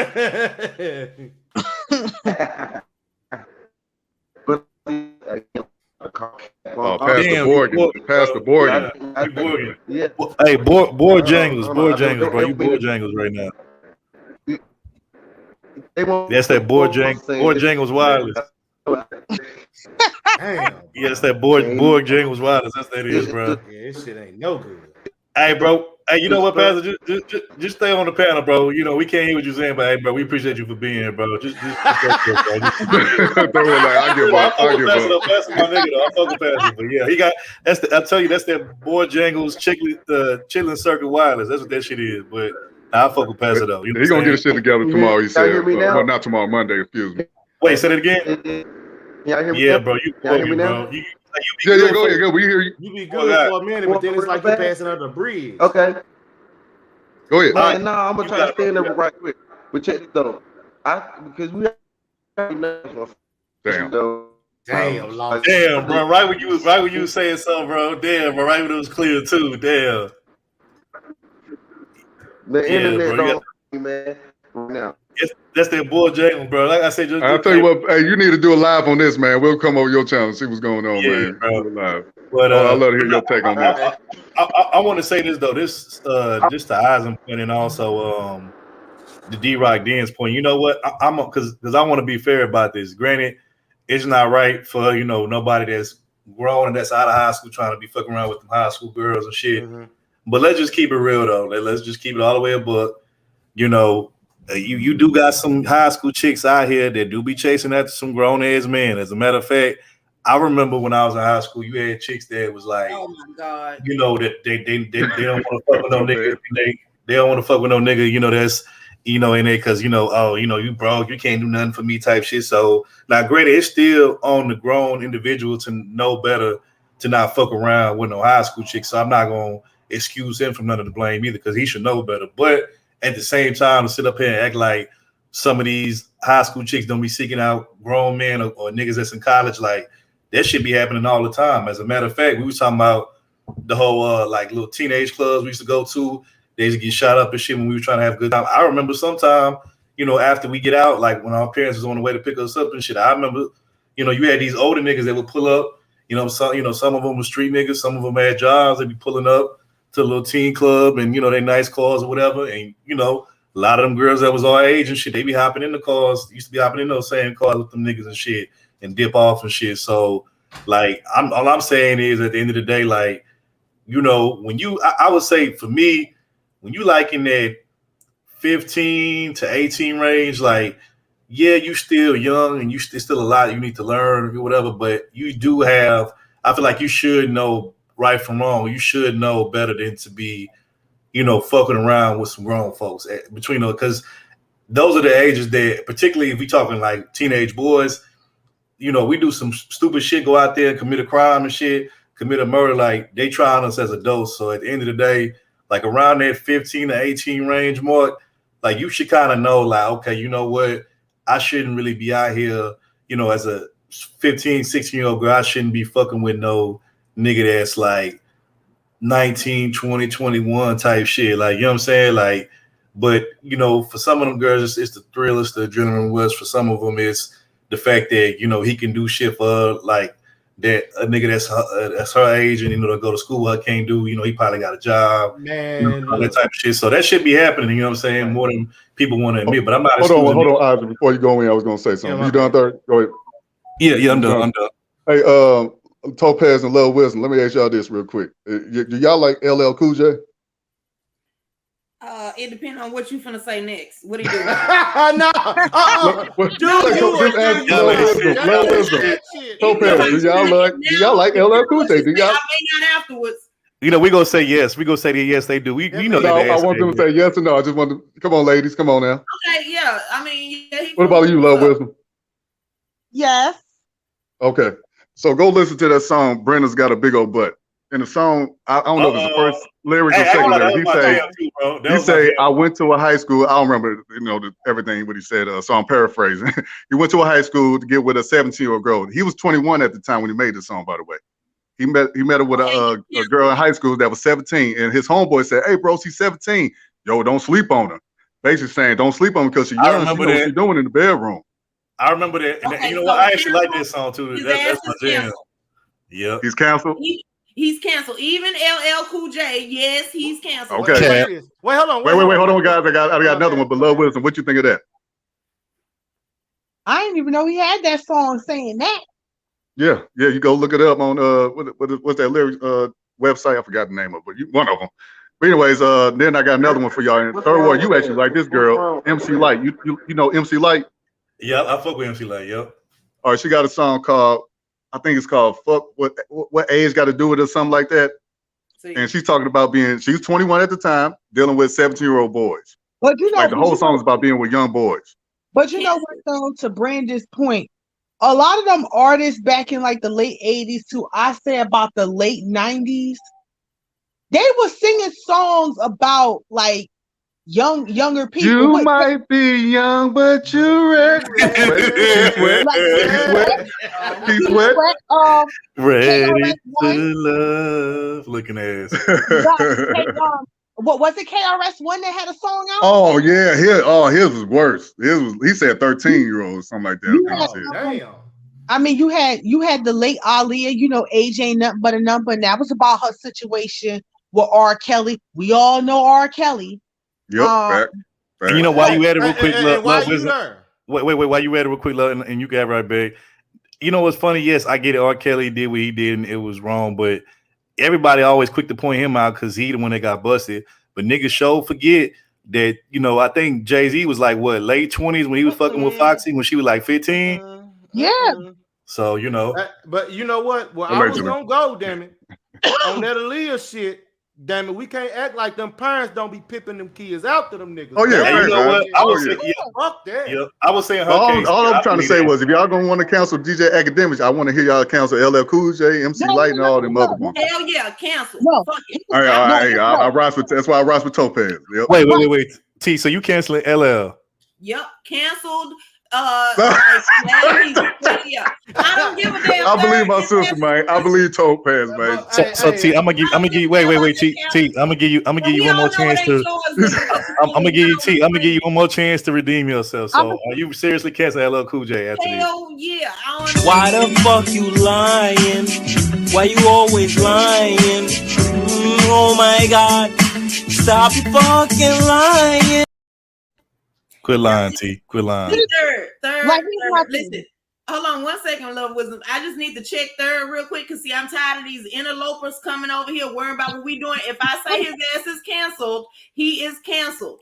Out of black people business, stay the fuck out of black people business, stay the fuck out of black people business, black people business, black people business, stay the fuck. Okay, we can keep going now. Now, Lil Wisdom, you cancel LL Cool J too. But matter of fact, do you feel like DJ Akademiks is a pedo? You think he is? No. Listen. Here, I look at it like this. People tell on themselves. You telling yourself, I ain't gotta rock with you on that. That's how you feel, bro. That's just how you feel. I ain't gotta fuck with it. That's just me. If I cancel LL, that means I gotta cancel Aaliyah. I gotta cancel MC Light. I gotta cancel Rick James. You ain't gotta cancel Aaliyah. Wait. Aaliyah good. She was young. She was the victim.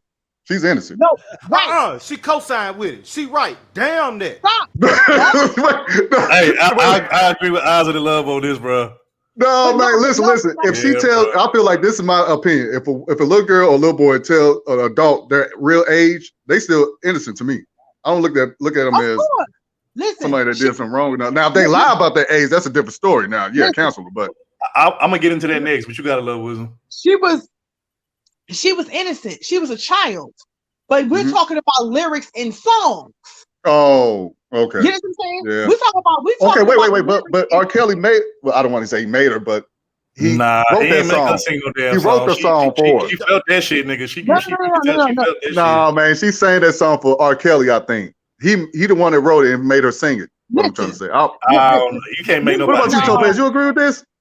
Okay, no, R. Kelly did write the song, but my question to this is, why the fuck did Aaliyah parents let her sing that song? Because I'm telling you, I'll be more mad at the parents than Aaliyah. Right, but you can't force nobody, bro.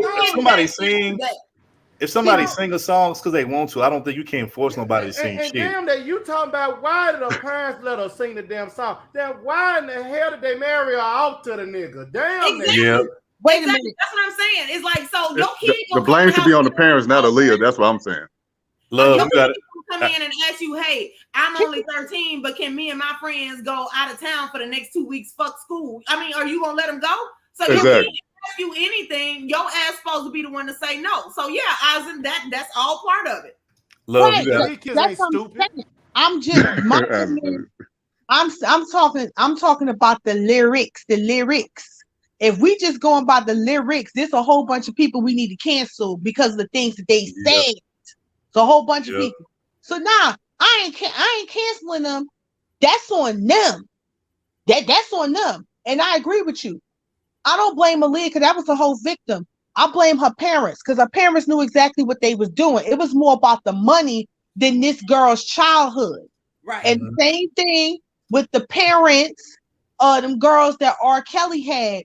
You was more concerned about getting out the hood and stardom than what this man was doing to your child, and you knew what he was doing. So the parents, at the end of the day, play a crucial part in what goes on with these kids.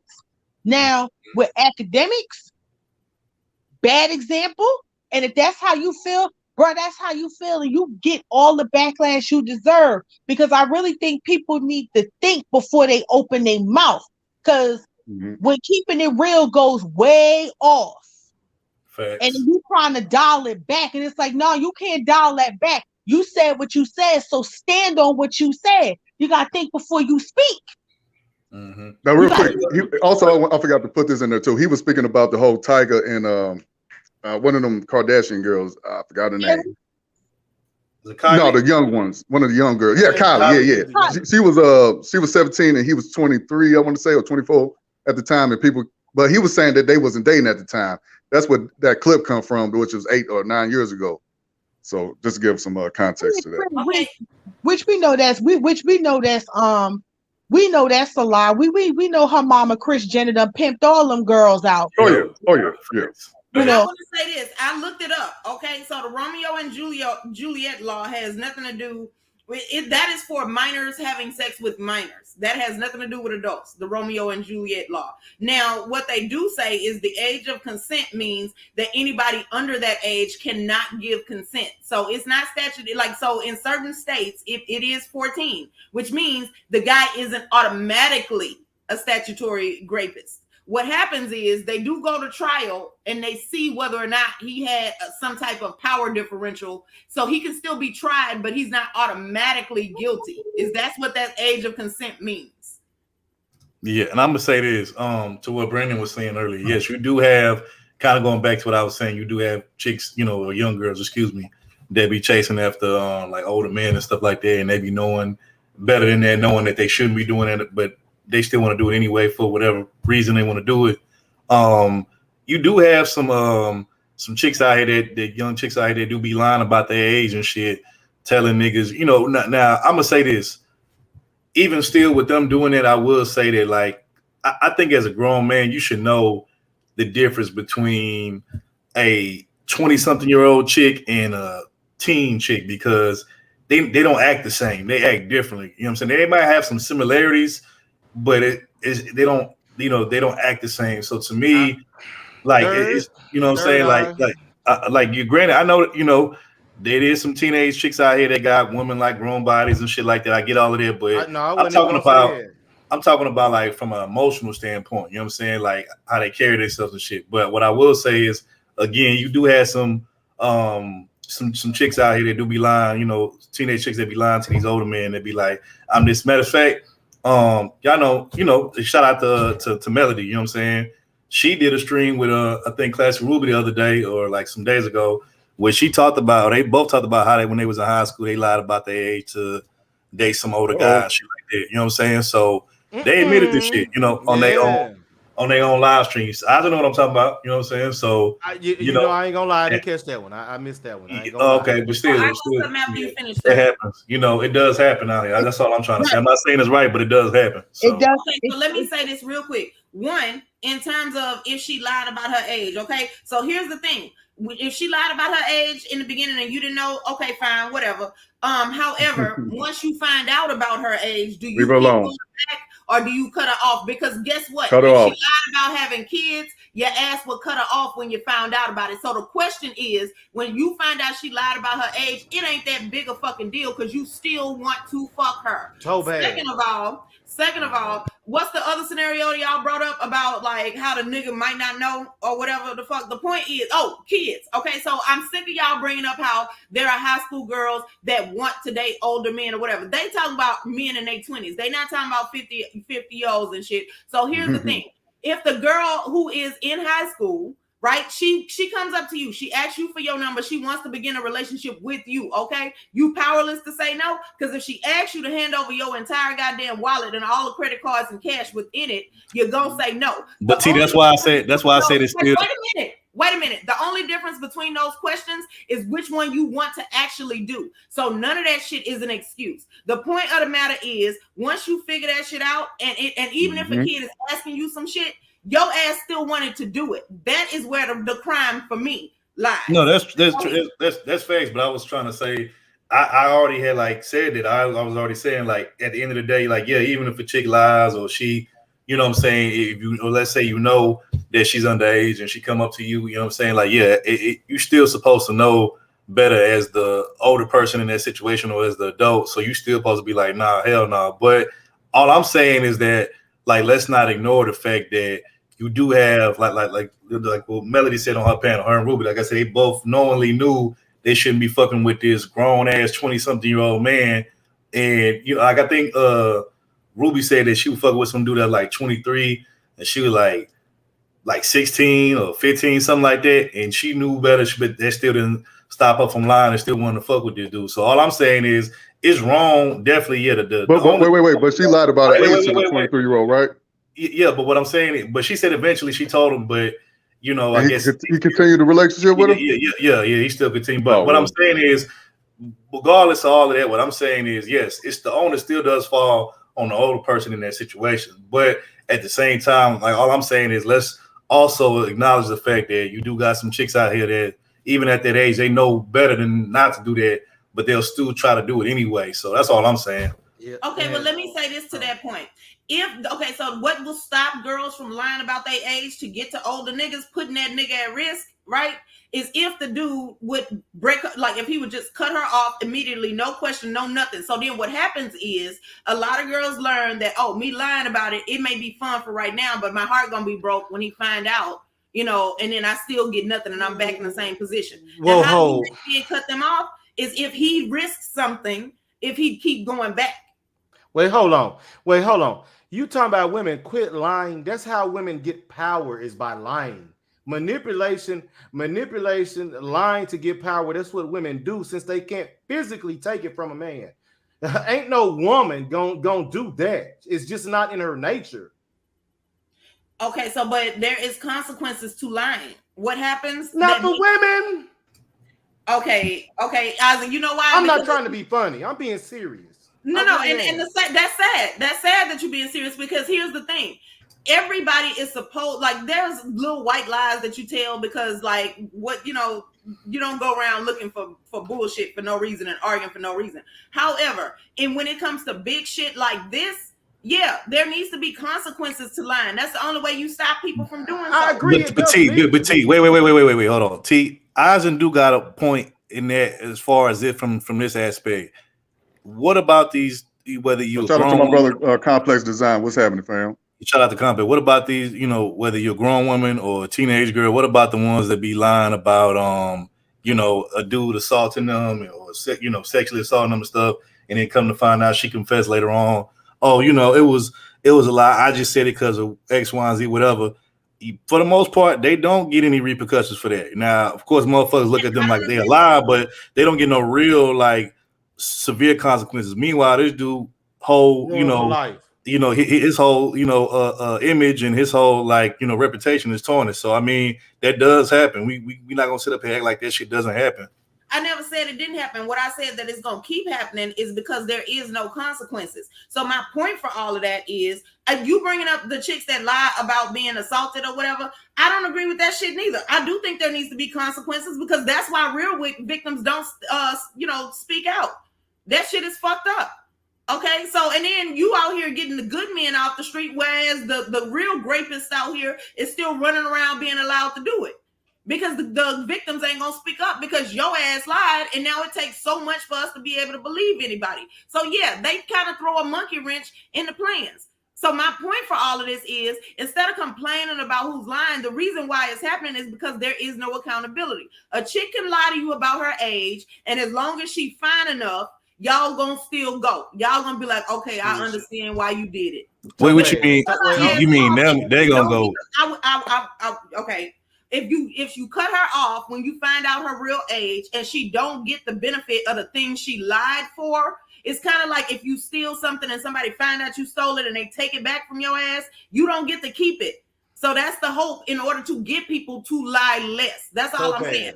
Topaz. All right, go ahead. Throughout human history, women have been lying about other shit. These niggas ain't cut them off yet. That shit ain't gonna ever happen.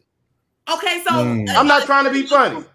It sounds like you agree with me, and that should happen, right? But it ain't going to. It's a very small percentage of dudes that will actually leave some pussy on the table. Let's be real.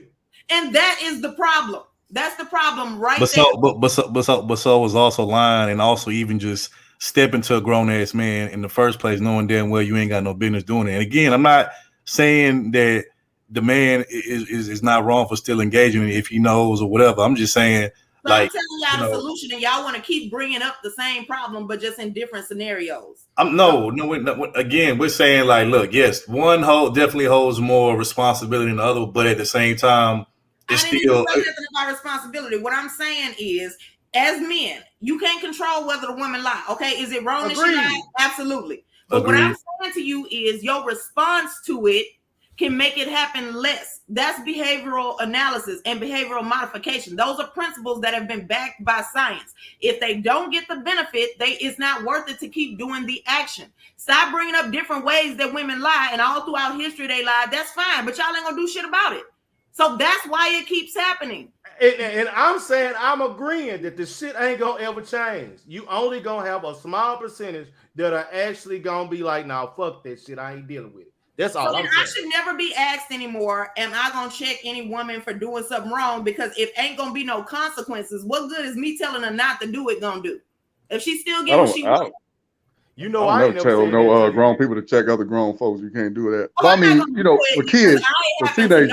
I got my own shit that I'm going through, but I'm just saying, like that conversation that keeps happening. That's why. There's no. They won't listen. Them dudes that say that they ain't gonna check Pookie and Ray Ray, they ain't finna walk up to them. So I would never tell somebody to do something I ain't gonna do. And I don't blame them because there's no consequence. As long as women still lining up to fuck them, why would these dudes go get a regular ass job? So no, until people are willing to provide some type of consequence to the undesirable behavior, it's gonna keep happening. Yeah, no complex. I did not say that. See, I want to hear. Wait. Love been on mute for a while. I know she probably want to add to what we were saying. So you got it, Love.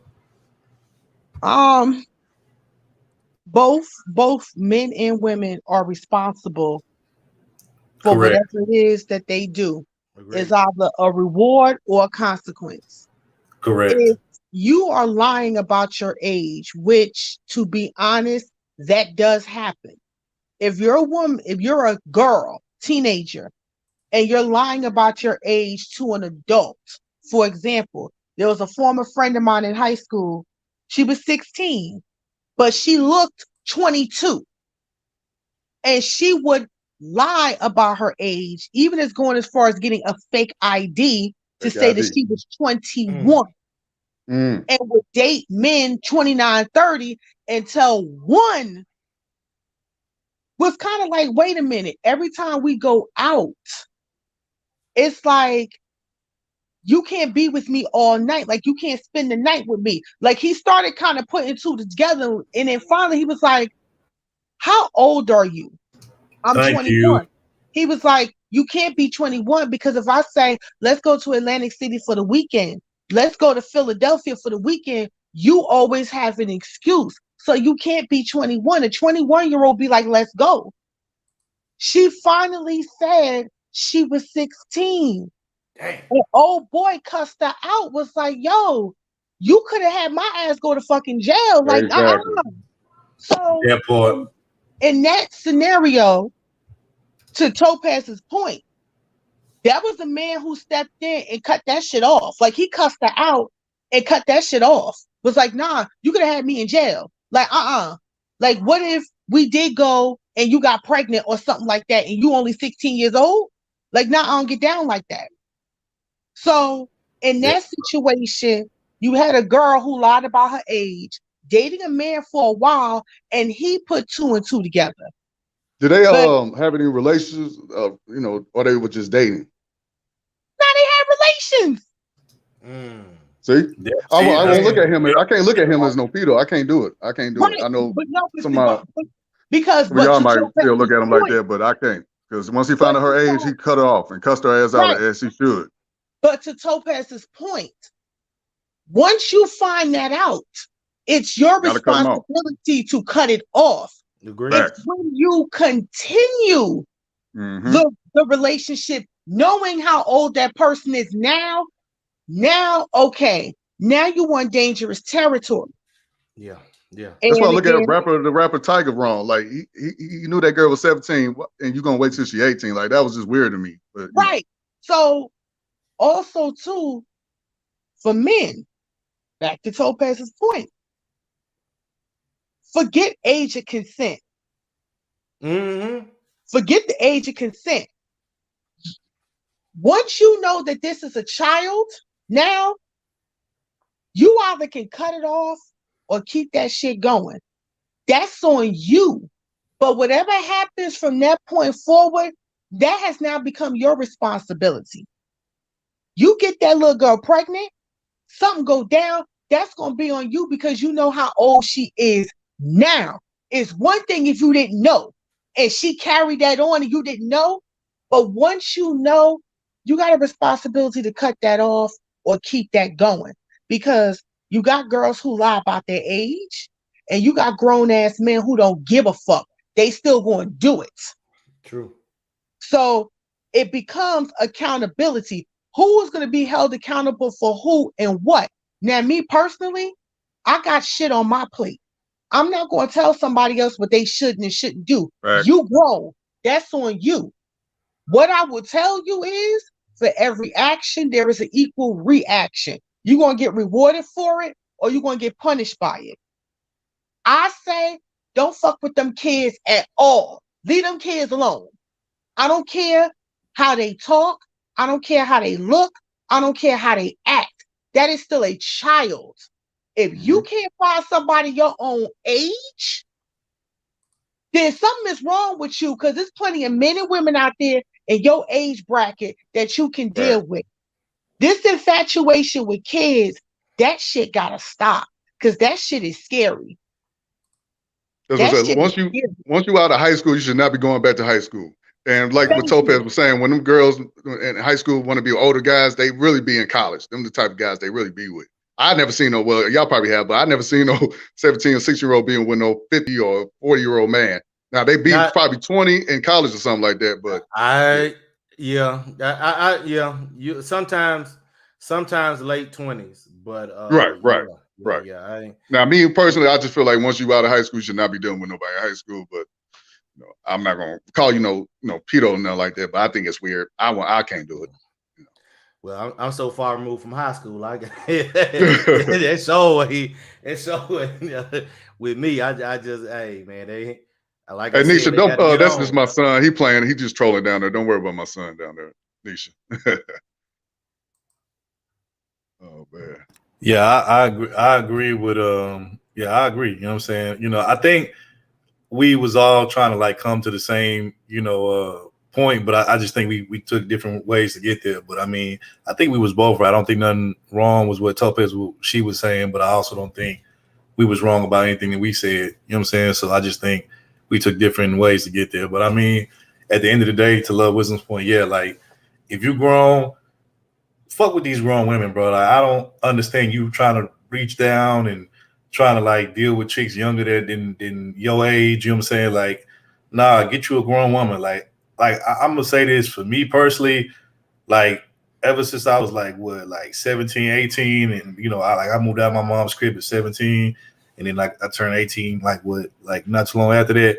like my thing is, bro, from there, I ain't never dealt nothing with grown women. I never dealt with any chicks like that was younger than me, you know, like once I moved out and once I got, you know, grown, paying my own bills and shit. I just felt, it just something about that felt weird to me. You know what I'm saying? Like, nah, you know what I'm saying? Like, I'm gonna deal with chicks my age or up. It ain't finna be no, I'm, you know, I'm moving out, got my own spot, and I'm dealing with chicks that still living with their parents and shit. Like, nah, fuck out of here. It ain't finna be none of that. You know what I'm saying? Because I don't need none of these chicks accusing me of some shit that I didn't do. You know what I'm saying? And then, you know, they gonna look at me like I'm the problem, regardless of, even if I'm not in the wrong. You know what I'm saying? Because they're gonna be like, you should know better. You older. You know what I'm saying? So, yeah, don't put yourself in that position. If you an older cat, deal with a chick your age, you know what I'm saying, or older. Now, if you're going to deal with a chick that's like a little bit younger than you, like, let's say, like, it's a dude that's like maybe like 27, 28. He deal with a 25-year-old, 24-year-old. Okay, that ain't that bad. But, you know,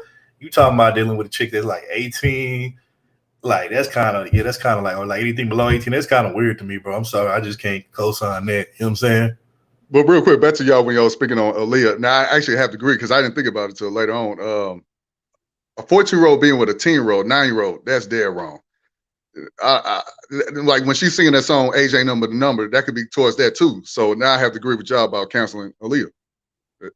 Because that, you know, even though I put all the blame on R. Kelly, but shouldn't no 14, 15-year-old be dealing with a, you know, 9 or 10-year-old? Oh, don't get me wrong. I don't put all of it on R. Kelly. I put more of it on the parents.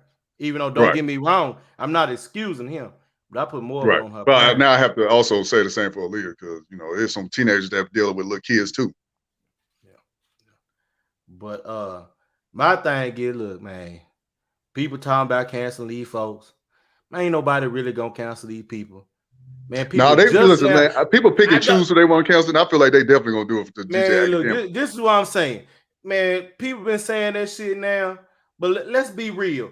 Niggas knew about R. Kelly and that shit a long time ago. Damn it, it was still playing that damn shit. That's true. But like, that's true. And my thing is, again, R. Kelly's wrong for that shit.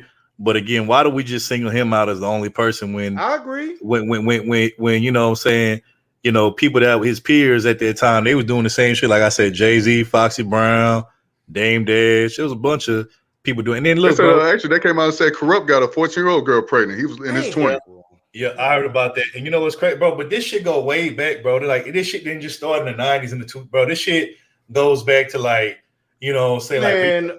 Like this shit go back to like Aretha Franklin days and shit. I was just about to say that third. Yep. Before that, like you even talking about, I mean, I know people don't like to, you know, step into Caucasian territory, but it's like, you know, Elvis Presley, Woody Allen, Woody Allen, yep. We brought them up. We brought them up many times over here. This shit been going on throughout human history. Yeah, throughout human history, this thing with children, teenagers, etc. This has been going on for such a very long time that, I mean, you even have a whole group called NAMBLA. Like, you got a whole group of NAMBLA, which is an organization where it's okay to love little boys. So it's like the thing with children, it's a global infatuation with children, period. Like, even how they want to adultify children. Like, you go to some of these clothing stores and it's like, that's what you want to put on a child? You know what I mean? So it's like the way they want to, you know, you talk about beauty pageants with toddlers and shit. Got the toddlers looking like they 7 and 8. Hey, we did a story where mother tattooed her little what was he, like a couple months old little boy? Gave him put all fake tattoos. A year at the most. Right, year at the most, but you know, there was fake tattoos, but still, like, you make these little kids grow up too fast. That's not right for a child. So, and it's, you know, then again, we talking about, you know, twerking. Hey, twerking, you know, little girls 5, 6 years old twerking. So it's, what I'm saying is what's being done is being mirrored out. And children are innocent. You know what I mean? We all been through those phases in our teenage years. We finding out who we are and all of that other stuff. But it's like, as we're doing that, then there's also people looking at us, watching us. and not watching us in a protective way. They watching you in a sexual way. Oh,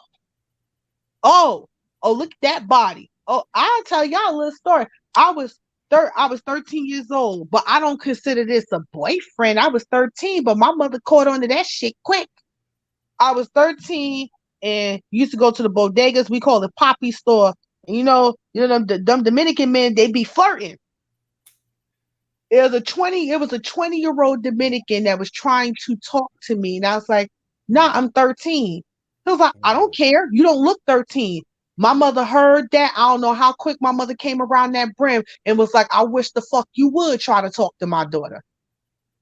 So hey, salute to mother wisdom. That's how you do it. You 20 years old? You can't find nobody your age? And it was another situation.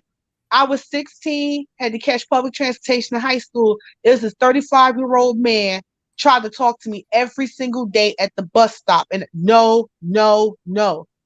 One day, he gave me a diamond necklace. Like, I want you to be my girlfriend. I went back home, told mother, this man got me a diamond necklace, want me to be his girlfriend. My mother walked me to the bus stop the next day with an aluminum bat and was like, point him out. I pointed him, she almost knocked that man's head clean off his shoulders. And hell hauled the police down, was like, this man is trying to talk to my daughter. He's 34 years old. He done brought her a necklace. Like, no. That's right. No, that's how you do it as a parent. No. So it's like, it's rough out here. It's rough out here with kids. And you got kids sometimes who they want to be a little mischievous. You know what I mean? But they still children. Lying about their age, getting involved in stuff they have no business doing. You know what I mean? But then you have grown people who know this and they'll take advantage of that. So it's like, if you got kids out here, you got to be careful. You got to be careful with the babies, man, because you got predators out here. And then you got to watch out for these lying ass parents too, because see, some of these parents be knowing and they don't give a fuck. Because it's like, especially they get money out of it. If they get money out of it, they're good with it. Right. And not only that, Brandon, you have parents where, and it's a community issue, where they would see like a young girl being harassed by somebody older. And this is particularly with Black women, and Black women ought to be ashamed of themselves, especially older Black women. Oh, little fast tail little bitch. And it's like, why are you not getting at the man that's trying to talk to this little girl and she trying to go home? Little fast tail ass girl. So what, you mad because he ain't talking to you? Like, this a little girl here. Like, instead of you calling the police or be like, get from around here, you gonna sit here and call a girl a little fast tail, pissy tail bitch. So it's like, even in the community, like, sometimes it's protection against like those who have predatory tendencies. You protecting them and you demonizing the kids. I'm gonna add on to that, Love Wisdom, because see, first of all, kids are not born fast, as people, in quotation marks, the word fast. Kids are not born that way. If you got a daughter that's in, or a young woman that's around you and you're calling her fast, it's because she's seen you do some shit. Okay. That's where she got it from. Second, second unpopular opinion, if she fast, the answer to that shit for a reasonable adult ain't just to sit there and then watch the shit, snowball in the chaos. Why, if she that fast, why don't you pull her to the side and make sure you help her understand why she shouldn't be doing this action? So, like, the hoes like that get on my motherfucking nerves, and I'm gonna call them all kinds of hoes I can think of, and they ain't gonna do shit but be mad. So every time I hear a woman calling a girl fast, I don't give a fuck what she was doing. She's still a kid. That's why kids can't sign agreements. That's why kids can't enter into legal binding agreements. Okay, because they don't have the good decision making yet. It takes time to develop that. And this child is supposed to be under the rulership of some responsible adult. The other thing I wanted to just say, and then I'm gonna go back on mute, is, so when we think about these laws, I want y'all to know that the law says, did you know, or would a reasonable person have known? Okay, so you don't get to just say, oh, I didn't know, and then that's cool. what the jury's going to be doing is figuring out if a reasonable person in your position, an adult, should have known. Would a reasonable person who got the time to talk to this child would they have been able to tell that this is a kid? That's why all kinds of different stuff about the kid's personality and their interests and shit, that's how that gets introduced in the court. But I've sat in on family court cases. I've sat in on abuse cases, for work. So I've seen the questions and what they're allowed to introduce and what they not. So, whatever, don't at me. But I'm gonna go back on mute. No, it's real. No, it's real out here. It's serious. That's why when it came to academics, it was just like, bro, come on, man. Like, But it's also a good conversation to have because it's a lot to unpack. It's a lot to unpack on both sides because it's like you push children to grow up so fast, and when they do something that adults would do, they get demonized for it. You know what I mean? And then you have those who have no business entertaining and engaging in these types of behaviors with children. They somehow get a pass. You know what I mean? And that also becomes problematic because when does it stop? When does it stop, and who's protecting the children? You can't watch. My hat goes out to parents. Because I can only imagine the stress that they go to. Because you're not with your child 24/7. You can only teach them and guide them. You know what I mean? On how the world is, and you can only hope and pray that they come home safe. But you're not with them 24/7. And they have friends, and they got social media, and they got other shit that could influence them, peer pressure like a motherfucker, that can influence them to do things they normally wouldn't do. So it's like, where does it stop? Where's the balance? Because you got to get the predators off the fucking street. But then you also have to tell your kids, listen, certain things, certain places, certain people you ought not to be around. Like, yeah, stranger danger. Real quick, I want to ask y'all this. So I get why Topaz, and if you feel like there's love, why some women feel strongly about the whole fast as a little girl, fast as a little girl, because I used to hear that coming up for certain women in my family stuff. But what I want to ask y'all is this. So, like, fast is like, okay, so my thing is this, I've seen parents tell their daughters or whatever, like, don't hang with that girl because, I want you hanging with that girl because she a little bit too fast. She be too out there for my liking. I don't want her rubbing off on you. Like, do you think that the parents are wrong for telling their daughter that about a particular individual? No. Here's the thing. I don't think the parents are wrong for telling their child that. But my question is, now what are you going to do? Because this is still a kid in your village. Maybe you need to talk to the parents and say, hey, I don't know if y'all know y'all child are doing this. Or if you are qualified, maybe you can just talk to the little girl and, don't come off as judging her because she's a kid. If she knew every goddamn thing, she wouldn't need parents. So, and the point I was trying to make, Rick, real quick, is that, like, we all had people that our parents would approve us for hanging out with because they know they on the same type of shit we on. They, just trying to do normal kid shit at their age. But then also with some people, we'd be like, can we go hang out with them? They'd be like, hell nah, they do too much. You know what I'm saying? So that's kind of like the point I was trying to make. Okay, but then the point I'm trying to make is that the adults that are around that see this kind of stuff, like, you have a choice. You could do something that would make your environment better, or you could just go home and complain about the shit. See, my problem is any adult that wouldn't just pull the little girl to the side. Like, you can tell your daughter not to hang out with her because you're supposed to know your kid personality and what all they can handle, right? But if you telling your kid to not hang out with her and then you just watch the child just descend into chaos, that's going to be somebody that's still in your environment when they get older, and then you're going to be questioning why she doing the shit she do. You had a chance, but you could have stopped that shit in the beginning. I just really don't like old grown ass people complaining all the goddamn time.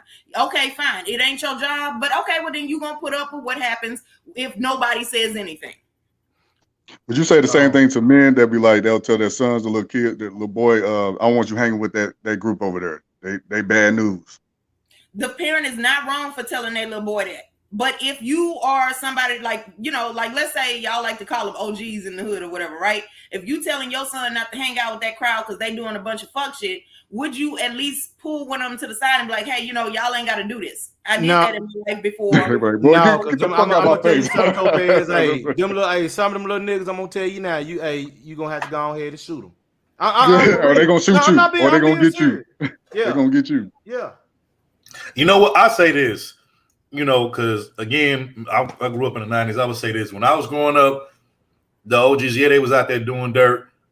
But I will say the OGs back then, they used to tell, niggas like myself and other niggas in the neighborhood that wasn't on that type of shit, like, look, you don't need to be around us because we be doing too much bullshit. Like, nah. Damn, you had that? You know what I'm saying? Like, they used to be telling us shit like that. At least, and mind you, these are the OGs from back then.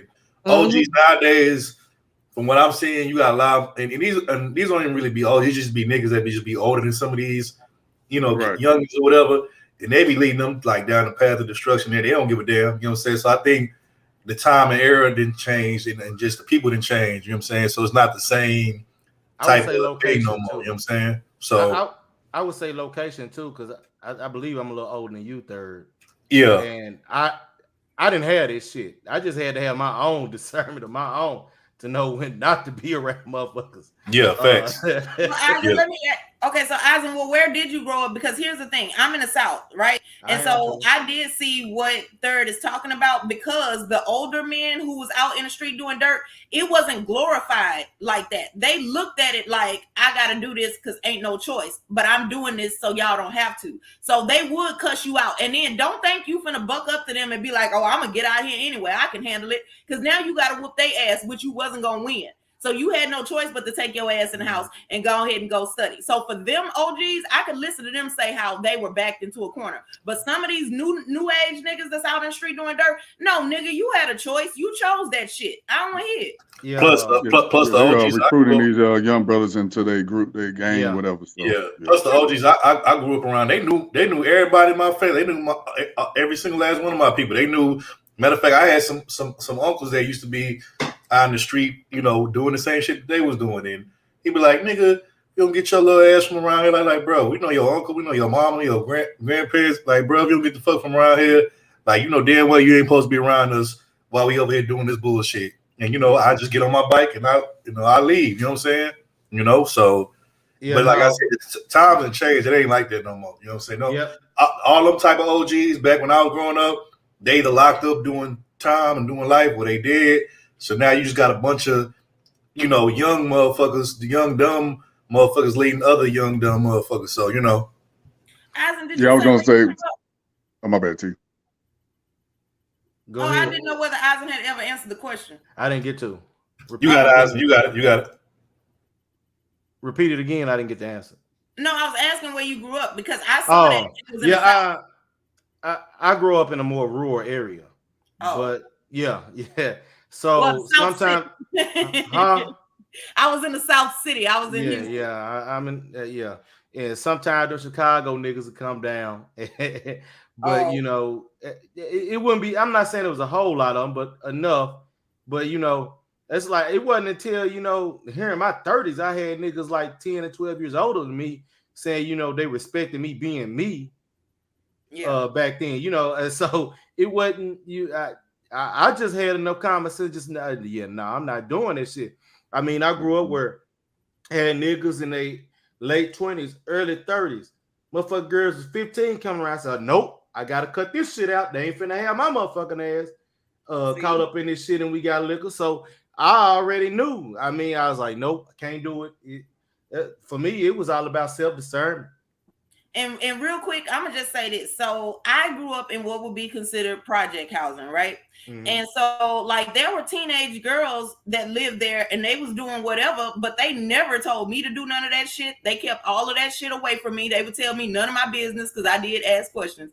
And they'd be like, none of your business, go sit down somewhere, and I would set my ass down somewhere, like they would have times where they would come out and they would hang out and play with the younger kids or whatever, but they would never let us be around the extra shit that they was doing. We just would hear about it from the adults.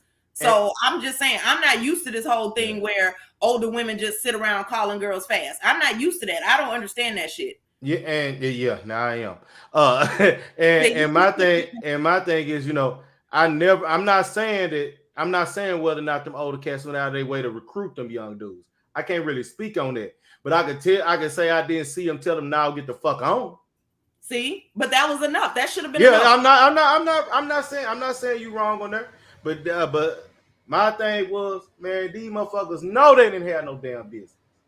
Yeah, and I knew it. They knew it too. That was in the I'm project. not absolving the kid of any responsibility. What I'm saying is, a kid gonna do kid shit. They don't know everything, and sometimes when you a child, you feel like you invincible enough because you haven't learned true fear yet, and so you gonna make dumbass choices. You gonna want to do stupid shit.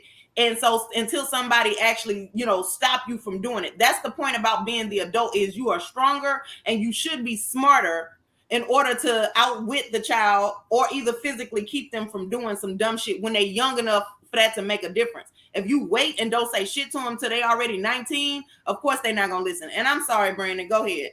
No, you good. I was going to say, you and Love Wisdom get together, boy. The conversation get real deep. But Isaac, I want to ask you this.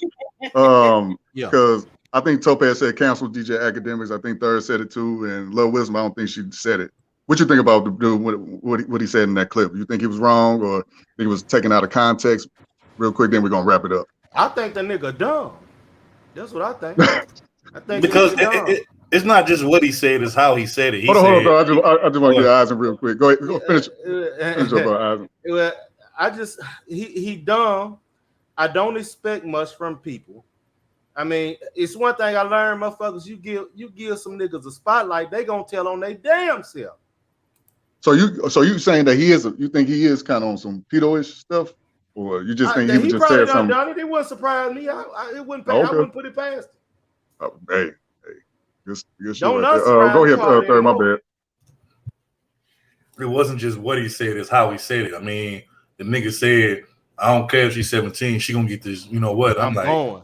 Like, bro, like, come on, dog. Like, bro, it's just like, bro, like, it's kind of like they're saying where it's not what you do is how you do it. Now, granted, he shouldn't be doing none of that in this case. He shouldn't be fucking around with no 17-year-old. But it's like, bro, like, you were just so vulgar with the shit, bro. You didn't even give a damn. You just was like you was talking as if like she was like a grown chick, like she was like a prostitute off the street or some shit, bro. Like, yeah, the part when he said if she's 17, I don't care. But what he was saying was in school and college, like. Well, he worded it wrong. Definitely did that. I think he tried to. He's responded to everything and said, "Nah, he didn't mean it like that."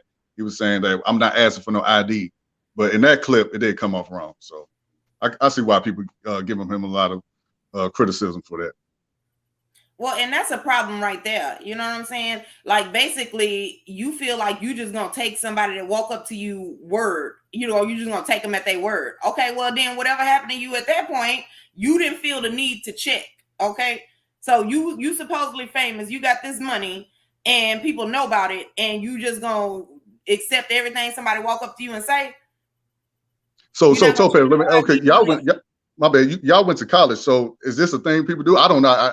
Well, I went to college for like a month, but my job called me up and said, "Hey, we hiring," and I started working. I was going to Rankin. I was going to Rankin in St. Louis. I was supposed to go there, but the job hit me up. It's never too late. You could go back and right. finish. You ain't lying to you ain't lying. But so I don't think because that's why I brought up high school. I'm not asking no girls about their age and nothing. I'm just assuming we all the same age or a couple years apart or something like that. You know what I'm saying? I don't think no 12-year-old, 11-year-old be in high school. So is it fair to say like ain't nobody in college really doing the same thing? Ask for IDs, they just assuming we all the same age? But here's the thing about college parties, right? So yeah, it would be nice if they checked college ID at the door, and the good party throwers, they do. So it's certain college parties you can't get into. But if you got like a friend or older cousin or something that is like the one that knows the person checking the IDs, they'll let you in anyway when you in high school. Now, I never did that shit because I didn't understand, like, why do we need to go on a college campus? But and then also, if it's not on the college campus, if it's thrown at a place that's off campus, shut the fuck up, Third. If it's thrown somewhere that's off the college campus, then they don't have no control over that. So it just kind of depends. The point is, you never know. And in college, you could get set up for a whole bunch of shit. People ain't necessarily acting very moral when they're in college. So why even put yourself in that predicament? Like, if I could tell any people in college, I would say still check IDs anyway, because you never know. Don't throw your career away before it even starts. Why even give somebody a chance to do that? I'm gonna say this right here. Look, You got the last thoughts done, and then we're gonna close it out. hey, All right, go ahead. motherfuckers ain't even checking it behind if these hoes got disease, and then telling the motherfuckers that are burning. So I really don't. I don't think they ain't gonna check for no damn IDs, let alone that. No, it ain't gonna happen. No. I will say this. Consequence: if you don't check to see if somebody is clean before you fuck them raw and you catch a disease, then guess what? Your ass now got a disease. Okay, so my thing is, that's the point, is there's consequences to you not checking. Why even just y'all motherfuckers ain't got no self-love. I feel like that's what I think is happening. Hey, you know what? You absolutely right. don't. See, if I get a disease from a girl I've been laying with, it's my fault because I didn't take her to the clinic and say, make sure she's clean and I'm clean, make sure we all good. I was just having sex. So you're right. Ain't wearing no rubbers. Ain't just going up. Well, I'm strapped up, but Damn, I never took a girl like on the first time we having sex, took her to a clinic or nothing. I never done that before. Well, and I want to say this real quick. I promise. I always do this, and I got told that I was fear mongering, but it needs to be said. Y'all know people wasn't necessarily giving a fuck about like latex condoms. You know, they had other condoms beforehand, before AIDS started. Okay, so what y'all gonna do when the next mutant ass disease come out and latex ain't enough? You know, like it's gonna be a bunch of motherfuckers that got to catch that shit before y'all niggas say, you know what? I guess we just need to go get tested first, bitch, because you got me fucked up. So Topaz, every guy you lay with, you took him to the clinic first? Now, if you don't want to answer, you don't have to answer. My whole life I have not, but that's the thing though. Okay. Like, you know, Okay, like everybody has to be, I can recognize that, and I do going forward. Yeah. Like, you know, you make dumb decisions when you younger, but if you get grown and you could reason like this, I'm saying we all need to change our attitudes about sex. It ain't need to be like this. You ain't shit, Darlo.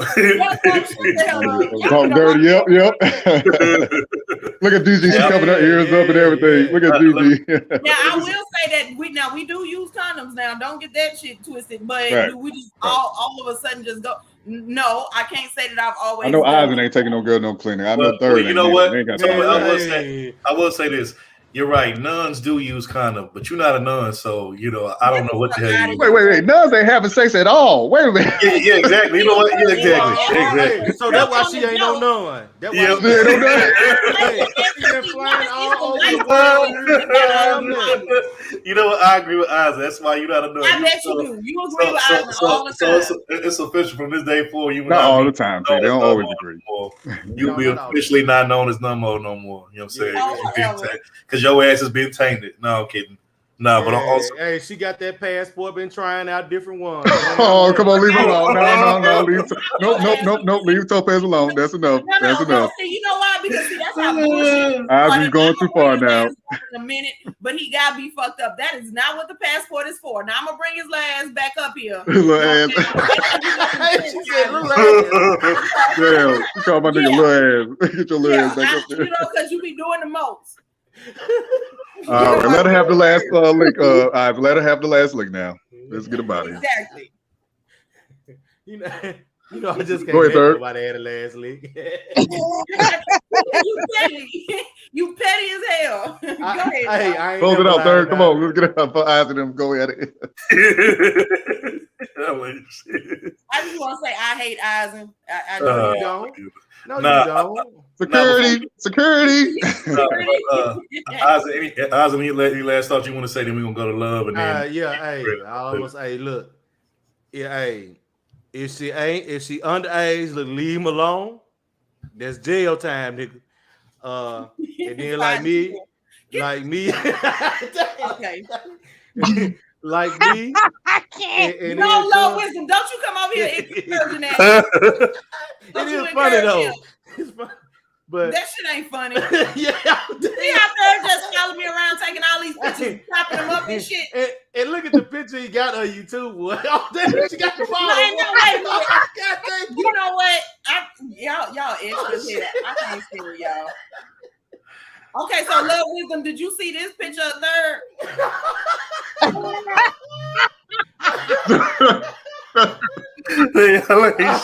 See, I told y'all. Come on now. Come on, man. I didn't do this. That was Third and Island. They did this. I'm not mad at you, Topaz. He started it. I told him. Hold on. And hold on, because they also Love shit. Wisdom. Third ain't tell you about the time when we said we was gonna kick his ass out the show, and this how he was gonna be listening the next week. All right, Third, leave alone. This is it. She got you. I mean, y'all got each other. Y'all won. Okay. Everybody wins. So Love Y'all the Wisdom, family. when he gonna be over here, this is what Third do, and so that's why I have to get in his ass So, a little so Eisen, did you finish your final thoughts? I was just gonna say, like we say, Brandon L, you know, ain't no more that box eating in 2022. Oh no, it's over. It's done. Yeah, nope. Hey, here go Third. Look, Eisen, here come Third. Well, I'm gonna do it. I'm gonna do it. Hey, look, hey, y'all can do what y'all want to and take a chance. That's y'all. You know what I'm saying? No, not y'all. That's him. I'm with you, Eisen. No eating the box. 2016 was the last for me. I'm done with that shit. Yeah, y'all. I'm punishing you women for the old women mistakes. That's not fair. Third said y'all speak for yourself. It ain't just old. It's all kinds, boy. See, that just seems so bitter and unfair. You know what I'm saying? Y'all need to Now, Eisen, she was just speaking on STDs and all this. Now she okay. Now you know it's weird. It gets weird. First she was making a case for me. Now she trying to say, no, you got to take that back. Exactly. You can't be that way. But once y'all both safe, then going on in, dive in. Hey, look, I might not be God, safe. Here we go. Hey, look, these women got more than one partner. And I'm not going to try and SBE these women into why it should only be me. Damn that. All right, Lil Wilson, you got it. Meanwhile, we got Topaz Security L on the panel. Oh yeah, Eisen, come this way. Come this way. Yeah. Come this way. Hey, we gonna have a shot partner. No, I'm kicking you out. I gotta throw you out now. You've been messing with my Topaz for too long now. I gotta kick you out now. Follow me. Come on. Follow me. Man, no, stop resisting. Get a gun. Not a player. Shoot him. Y'all stupid. All right. Okay, come on, for real, y'all. Oh, here go Third. Look at Third and Topaz. Oh, they went out. No, see, because look, when everybody stopped, then this is what Third does. Hey, this is what. Wait. Brad got something to tell you, Topaz. Look at Brad in the chat. Hey, look. This is look. This is what divesting with Armando looks like from a nun. You know what? Third got that picture from his cousin because that's who he sent out there. Okay, like that. First of all, this is entrapment. Okay. Hey, you must have been having a good old time with Armando. That nigga got you to put the sombrero hat on and everything. All right, y'all. Love Wisdom. I want to hear your final thoughts, and we're gonna get back to this. Oh my God. They're not gonna stop. You just gotta talk, Love. Go ahead while they doing their little games. Oh Lord. So I appreciate y'all as always. It did feel like old times. I had myself a good time on the panel tonight. I appreciate you. This gentleman, Eisen, is that how you pronounce your name, yes, sir? Yes, ma'am. Eisen, yes, ma'am. Eisen, yeah, I enjoyed you. Hey, you know what? I enjoyed you too. I'm glad you got to enjoy me. I try and liven it up, but my bad. Let you go ahead. I appreciate. We had a very good discussion. I'm gonna sure be on here a little more often. And now, if y'all talking about y'all ain't eating the box, we ain't rocking the mic. Okay, fair exchange ain't no robbery now. You right? Hey, I agree. I'm eating the box. Hey, I'm eating the box. I'm eating. I'm delivering that motherfucker. Hey, Love Wisdom. Hey, look, if she won't serve. Hey, if she won't serve, she better have the paperwork on hand ready at all times. Okay, but so it's a possibility though, Eisen. That's all I'm saying. Look, if she got the paperwork, if she got up-to-date paperwork, she got a chance. Damn it. And got Guy's signature, and she got Guy's signature saying this is the truth. First of all, God is like, if she ain't got the good Lord signature, I ain't believing it. She ain't got the good Lord signature, Brady. I ain't believing it. But no, I'm gonna say this. We definitely appreciate you for coming up on the panel like you said. Yeah, Love Wisdom. Yeah, man. Don't be a stranger no more. Pull up on us and help out Topaz. She needs It did feel like it did feel like old times because man, she's the same way she lit up the panel today. You know, she's be doing that when we first started. You know, that's why I call her the fire spitter. But yeah, you more than welcome to come over here whenever you want. So you know. It's Azina. Gigi ain't shit. Oh my God, Azina. Y'all ain't shit. It's Azina, she said. Stop emasculating my brother, man. Come on now. Stop doing now he gets roasted too. So Gigi, now be nice now. Y'all ain't shit, but BL. I'm just in the audience now. You be having your ass up here, so don't. I appreciate. Hey, I get them in now. I get them in.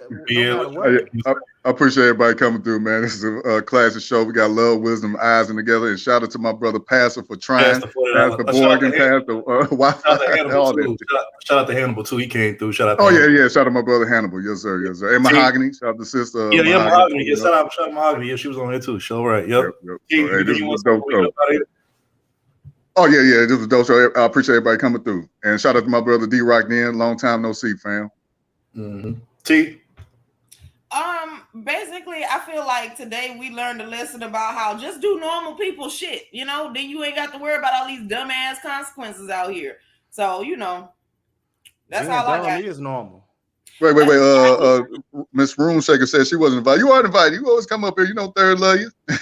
Hey, look. When we dropped the link earlier, you wasn't in here next because we finna shut it down. We've been on here for a minute, but next time when we go live, when we drop the link, if you in here, you know you're more than welcome to hit the panel and.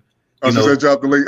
She gonna hit the snuggles on this. Right. But no, she even had some of the people she invited over here that clicked the link and got on the panel too. Yeah. Oh yeah. Shout them out, Third. Damn, bro, what's that name? Okay. I put your my bad. Shout out to SLK. He was on here earlier too. You know what I'm saying? Shout out to him. But Roomshaker, you know it's all love. You know what I'm saying? Like I said, you're more than welcome to come next time. You know what I'm saying? And hit the link. You know what I'm saying? Like I said, we finna go ahead and shut it down. But anything else, Tito? Or was that everything? No, that's it. In Roomshaker, we go live every Saturday, 15 minutes after Third Ward say he coming up. Whatever the fuck that be, you know. So she got a real quick message. All right. This, you know what? We're gonna be simping. Let's simp real quick. We finna simp on. you ain't shit. Nah, you know what? You know what I'm saying? We'll drop the link. We'll drop the link for you, Roomshaker. You know what I'm saying? And next time, you know, hopefully it'll come up, you know, in the beginning when we drop it. But you can come up on here, and then we're gonna get up out of here. Well, Azina and my bad, I didn't mean to call you Azina. Azina is going at it. Azina, you ain't shit, boy. Gigi got you saying the shit down, bro. You ain't shit. No, I remember I was like, they getting your ass Bitcoin, they flaming you. I was like, damn, bro, I thought we were supposed to be. I was notifying you of what was going on in case you didn't know, being you was up there on the panel, dog. What's going on, Roomshaker? Appreciate you for coming through. What's going on with you? Good. Hey, salute to the panel. I just want to send a message out to the women and to some of these men. We got to do better. I'm not going to say my location, but I was at a party last night, and I just found out from strangers at the party that took my information to be in contact with me that one of the ladies was raped. It's like I just did a live about it. Some type of way they trying to blame her because she was too intoxicated and got left behind. But at the same time, just because I got too intoxicated and got left behind, they give you the right to violate me. Right. So when it comes to other women, when we see women thrown off their square, even if we can't, it ain't gonna hurt to at least offer to make sure that woman's straight or make sure she get out that situation. Cause I just feel some type of way finding out. Well, hold on, Roomshaker, you say she got left behind, so she was there with some people and they just left? Well, basically, the dude that bought her left her. So I told her when I leave by her being a woman, I'll take her out. She went downstairs to talk to one of the dudes. One of the ladies came down and grabbed her by the hand and took her back up there. So I told her I was finna go. And then down the aftermath, she wrote me a whole long paragraph. It was like, I should have left with you and told me about the ordeal. So since a lot of niggas exchanged numbers with me, I hit them up on my live. And it was like, well, she knew what type of time it was, who gonna get drunk at strangers' house, and they was groping and touching all over her. But still, as a man, I felt like it was more you could have did. He said, well, I sat there to 6 a.m. Then when he walked outside to smoke a cigarette, they locked the doors and then went up from there. Wow. And you know what? See, and that's my thing is like now your ass finna get, brought in the court. Hopefully she pressed charges. Hopefully she got the support system that could be there for her, because that is a fucked up ordeal, And some victims choose not to say nothing, and that is their right. But I will say, I hope she pressed charges on them niggas, because see, why, if you know the chick is drunk, why would you even want to sleep with somebody that's drunk? Like that's not a fun time.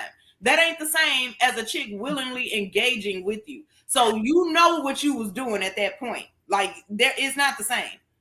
But her thing is she's not pressing charges. Okay. She's from Atlanta. She's in somebody else turfing on their land. And basically she's being threatened. So all she's trying to do is make it back home. But I feel bad because the nigga brought her down here from Atlanta and dropped her off on somebody else's turf. And now this happened to you.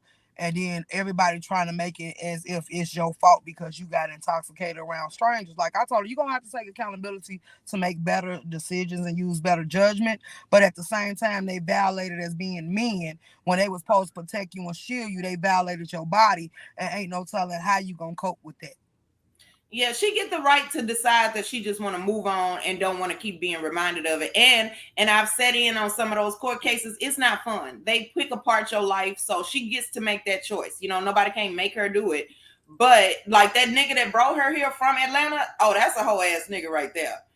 That's why every girl I take on a date, I make sure they go back home safe. Whether I get someone else, whether they be drunk or not, or tripping, I still got to make sure they home safe because I brought them out. So. Yeah, my cousins even said that because they was like, I don't want nobody put no blame on me if something happened to her, so that's why I do that. Exactly. They was like, I'm the last person she was seen with, and so if I take her out, I'm gonna take you back to where I got you from, and then what you do from that is on your own. So, like they said, that was just to protect them at the very least. Absolutely. Yeah, man, that's unfortunate. That's fucked up. And like you said, we definitely got to do better. You know what I'm saying, on both sides. So. Definitely agree with that, and definitely agree with you on that. But appreciate you for coming through earlier in the chat and bringing your people over. We appreciate that. Anytime, I'll support you. Yeah, we appreciate that. You know what I'm saying? Like I said, next time, hopefully come on the panel a little bit earlier when we first get started. But appreciate you for coming through anyway and sending your people over here nonetheless. So we appreciate it. Drop your link. And do you have a wrench? I think I saw you modded up. She got a wrench. If she want to drop a link to her channel in the chat, she can. So, you know what I'm saying? So, all right, I will catch y'all in the next live and I will hit y'all. Appreciate you, Shaq. Appreciate it. Were you on the road or no?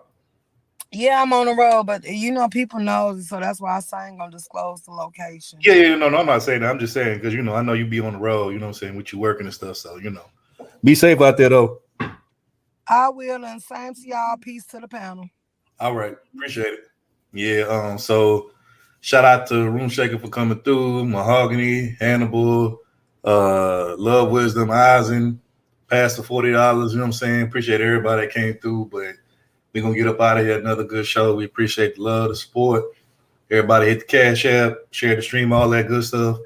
And we will definitely see y'all next week. Y'all have a good weekend. Have a great next week. And, we'll see y'all next week. But we out of here. Peace. Everybody.